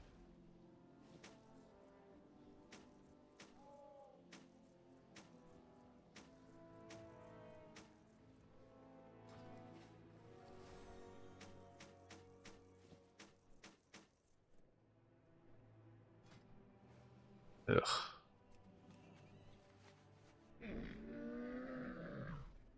The disco chains a little bit cringe. Not gonna lie. Right, I just want to read the tooltip now. Still 3.1 mil, so this doesn't increase anymore. 20k mil, 20 mil base HP. Maybe we'll play Spear now that Thunderous Roar isn't buffed by Bloodborne. But I'm not playing Bloodborne on live now anyway. So if I don't play Fueled by Violence... If I play Sudden Death, I can play Brutal Vitality. With Brutal Vitality, maybe No Stranger to Pain is probably better. Wait, Show of Force has been taken away, right?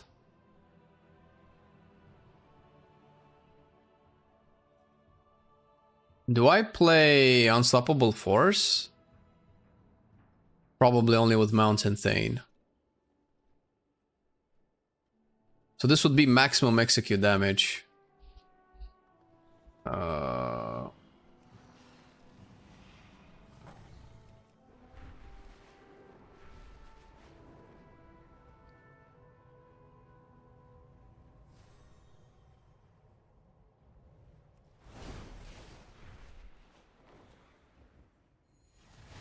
Can I play? No, I cannot. I cannot play this.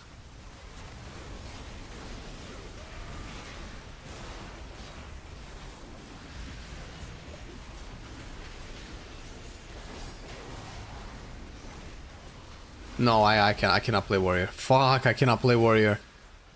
Ah. 6 million damage prevented. That's like a little under a third of my HP.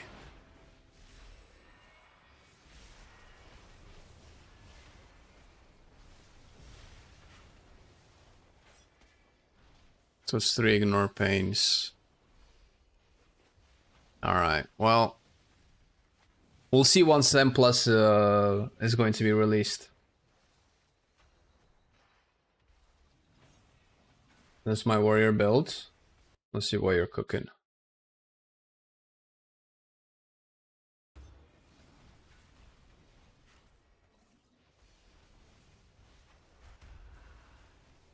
Bolster. Alright.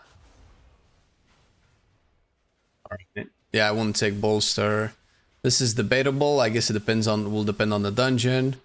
I definitely wouldn't take Spellbreaker. 4% chant is such a terrible trade-off. This is such an expensive point. You can probably put it in Blood Surge for way more rage, and if you really need the magic resistance, this is probably way better than the 4% chance to take no magic damage. But yeah, I mean, listen, if you like it, you like it. Also, Indomitable. I don't know. They didn't change Indomitable at all, and on live, it's a shit talent. But yeah, good luck, man. Let me know how it turns out. I guess it depends on the rage generation, but they nerfed anger management in this as well. I need like a high key level to test this build. Oh, you don't? No, but I meant more mobs. Yeah, the more sustain. Yeah, I'm aware of how Pro Warrior works. What I meant is that this is numerically and mathematically a very terrible talent. Think about it. It's 4% chance to disrupt magic damage dealt to you. What is that 4% gonna proc on? It can proc on a random dot tick, or it can proc on a bolt that you get hit by. You cannot control it at all, and you're spending a talent point for it. You might as well just take this and take just 4% less damage overall, because if you really think about it, if 4% of the time you don't take any damage, that's exactly this. But this is consistent, and this procs on RNG. So that's the value of that. Haste is debatable. This is usually debatable based off of the uptime of shield block. Probably because we're gonna have more gear in season 3. Maybe you won't need heavy repercussions anymore as much. I would guess. I would probably not take Indomitable at all. If you really like the damage and rage, I'd probably trade this for Ravager. Or Whirling Blades apparently is better. As you said, Demolish, yeah, Demolish more damage and crit, no? What else do they do? Damage increased by 20% and critical strike damage of your abilities is increased. Up to 20%, targets affected by a Demolish. Okay, Demolish increases the critical strike chance of your next 2 shield slams. Shield slam increases your rend. Oh, okay, I forgot about the bleed damage. Yeah, that's good. Then you can keep definitely Bloodborne. You're definitely playing probably Bloodborne with Colossus then, yeah, for sure. And definitely fueled by violence.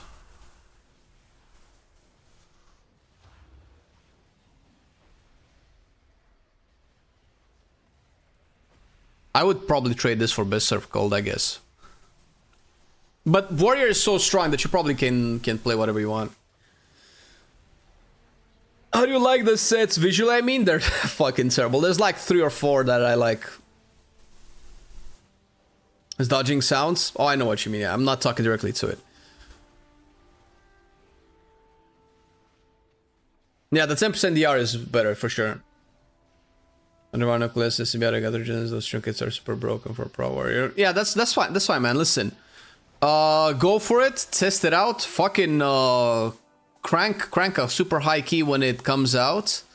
See how it feels, and then tell me how it works. So we'll probably be able to test stuff like this on Tuesday. I'm not putting too much hopes in stuff like trinkets. They usually get nerfed on the PTR if there's like one that's shining too much. And in terms of Pro Warrior, I have my own little goblins in my head. I'm very, very nitpicky when it comes to Pro Warrior. So I guess it's maybe just individual bias or personal play preference. I would not play bolster at all. You shouldn't need bolster. You have like close to 100% uptime on live with heavy repercussions, I believe. And that you already have almost 100% uptime. You might be able to need, but the thing is,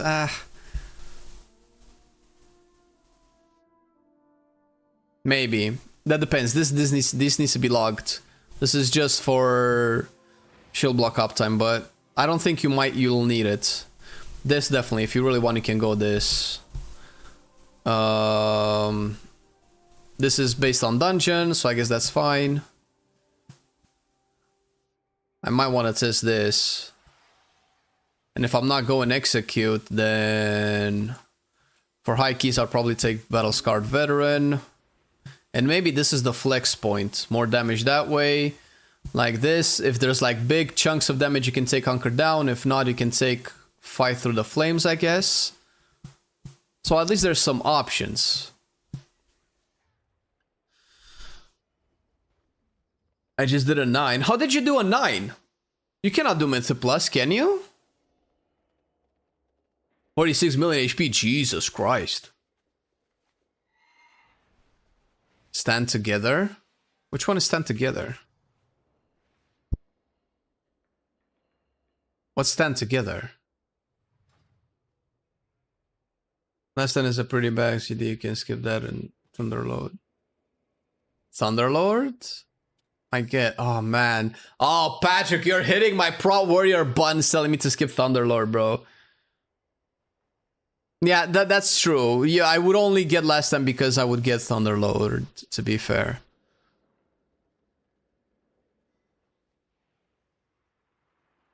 The time from last dungeon, Colossus, yeah, well, with the tier set, it definitely looks like it wants to promote bleeds.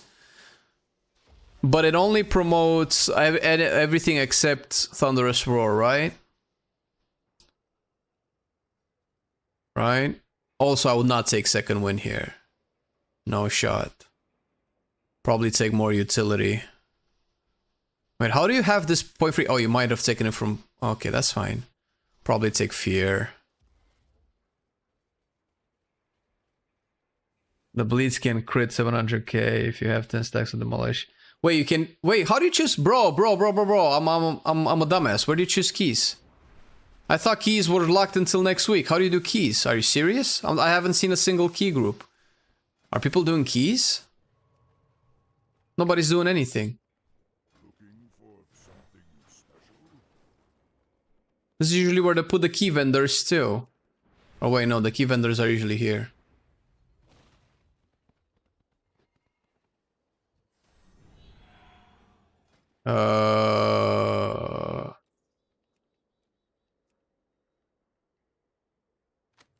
Wait, can you really do it? Fuck, if that's so, then we're gonna start doing some fucking keys, man.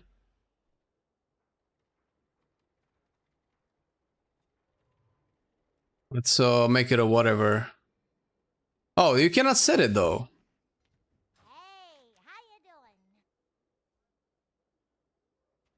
There's a key vendor, you can choose the level and buffs you want if you... Yeah, I'm familiar with it, but that doesn't give me the... It just gives me the key level, it doesn't give me the type of key, so I have no key. In the main... Maybe they're bugged, maybe in the main cities... They're probably gonna remove them if that's the case, because they want focus testing on Mythic Plus key.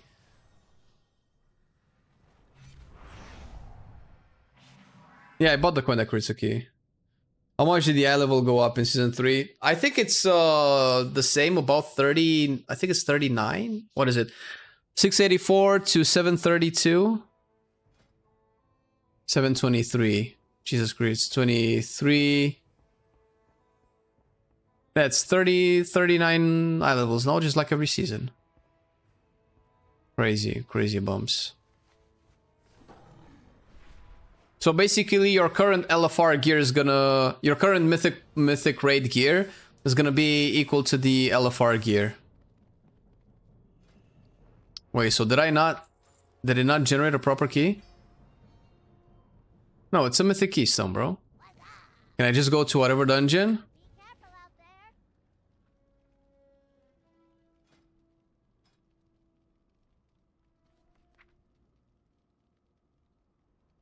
Let's go to Arakara.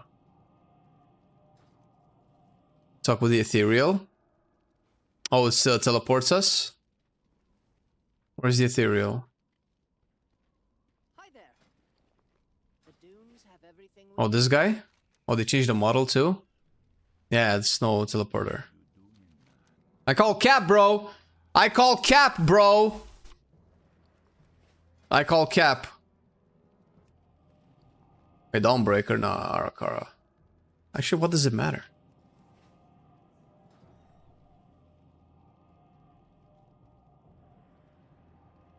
Yeah, if it was working yesterday, then you were very lucky. I don't think it was supposed to be working.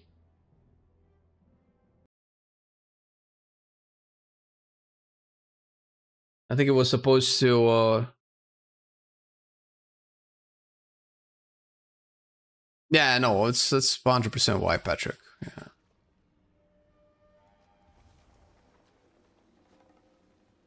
Yeah. Wait, is this City of Threads? This is City of Threads. It's fine, yeah, it shouldn't be working anyway. Otherwise everybody would be doing keys today. Alright, well listen man, I'll take your word for it. I'll test it once they enable it.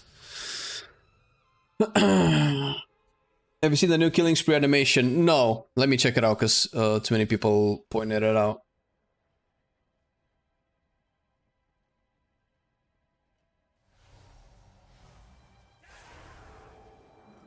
Why are you using Void Volley?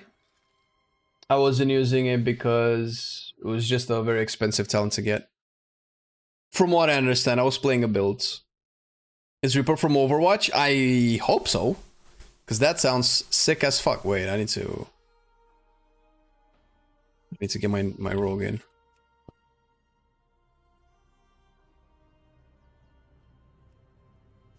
Where's my rogue?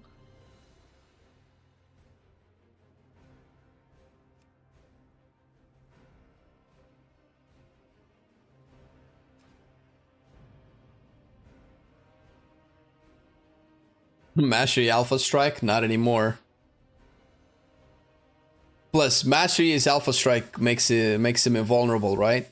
During the animation. That is not what Killing Spree does, brother. Not anymore.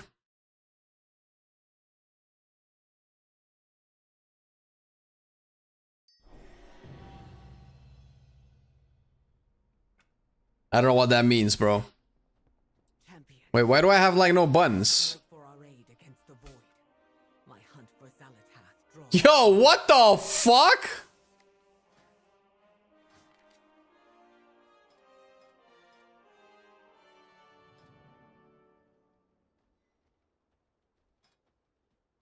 It's probably a bug, right? Once I swap talents, it's gonna... There you go.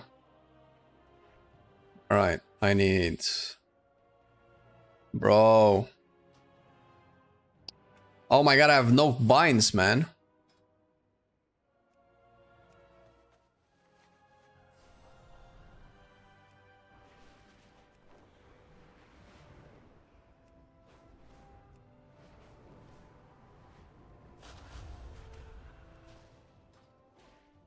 Okay.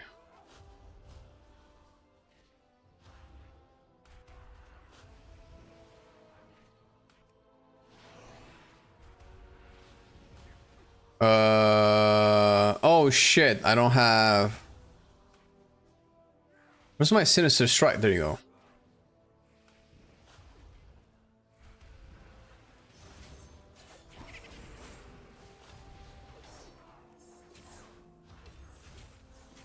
Alright, All right, let's see.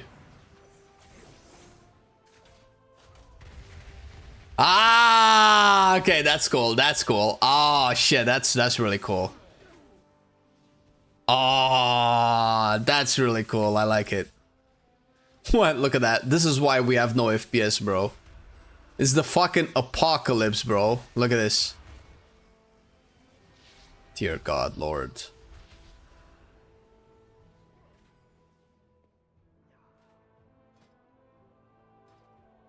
All right.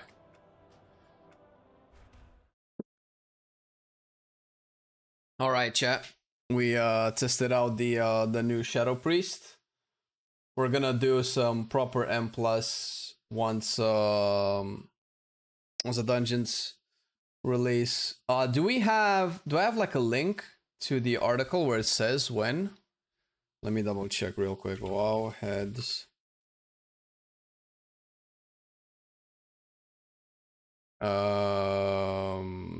Wowhead news. Let's where she raps. New mounts. Mythic demand. No. Season 3. No. Mythic plus full rotation revealed. That's not what. I know there was an article that said M+ testing. Interview.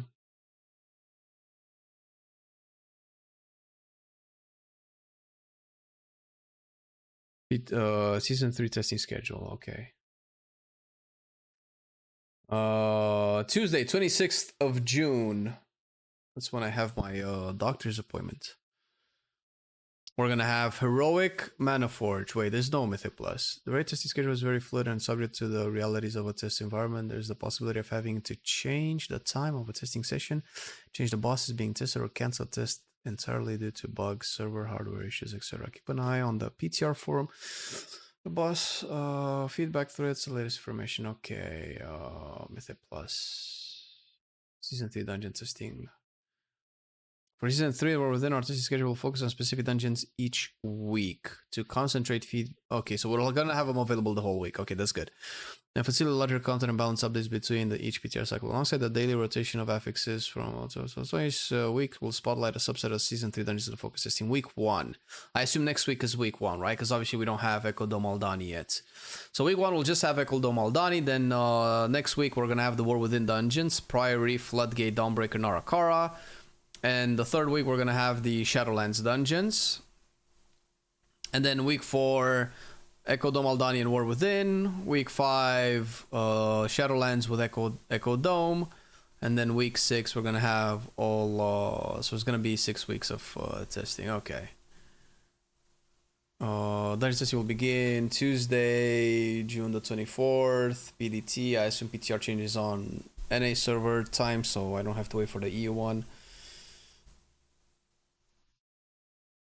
Wikara saying die. Oh, you know, everybody that played Overwatch is gonna say that in their mind. Die. Oh my god, I kind of missed old school Overwatch. Okay, so next week, just to confirm, we have...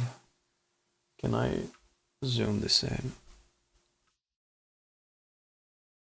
See this right? So week 1 on the 24th. Wait, when is this happening? 10 PDT, that means it's gonna be in the evening for us. So maybe I'll start the stream a little bit later on Tuesday, because that's like evening for EU. Or we're gonna start testing with Wednesday, which is probably more likely. 4,000 hours, Jesus. I didn't play that much, but I played a little bit. Alright, looking good. We're gonna be testing all of the specs. Hopefully, I might actually start it on Wednesday. Maybe the doc will give me a good checkup on my wrist. I was probably wishful thinking, hoping that I can take it off, but my wrist still feels a little bit funky. But I can at least move shit a little bit more freely. All right. Thanks for watching, everybody. I'll catch you tomorrow's, and enjoy the rest of your Friday. Make sure, if you want to know all about that third Demon Hunter spec, that you stay tuned, because in about an hour, we're gonna have our video go live and talk about the possibilities of a 30 Hunter spec. Love y'all. Stay safe, stay clean. Bye. Peace.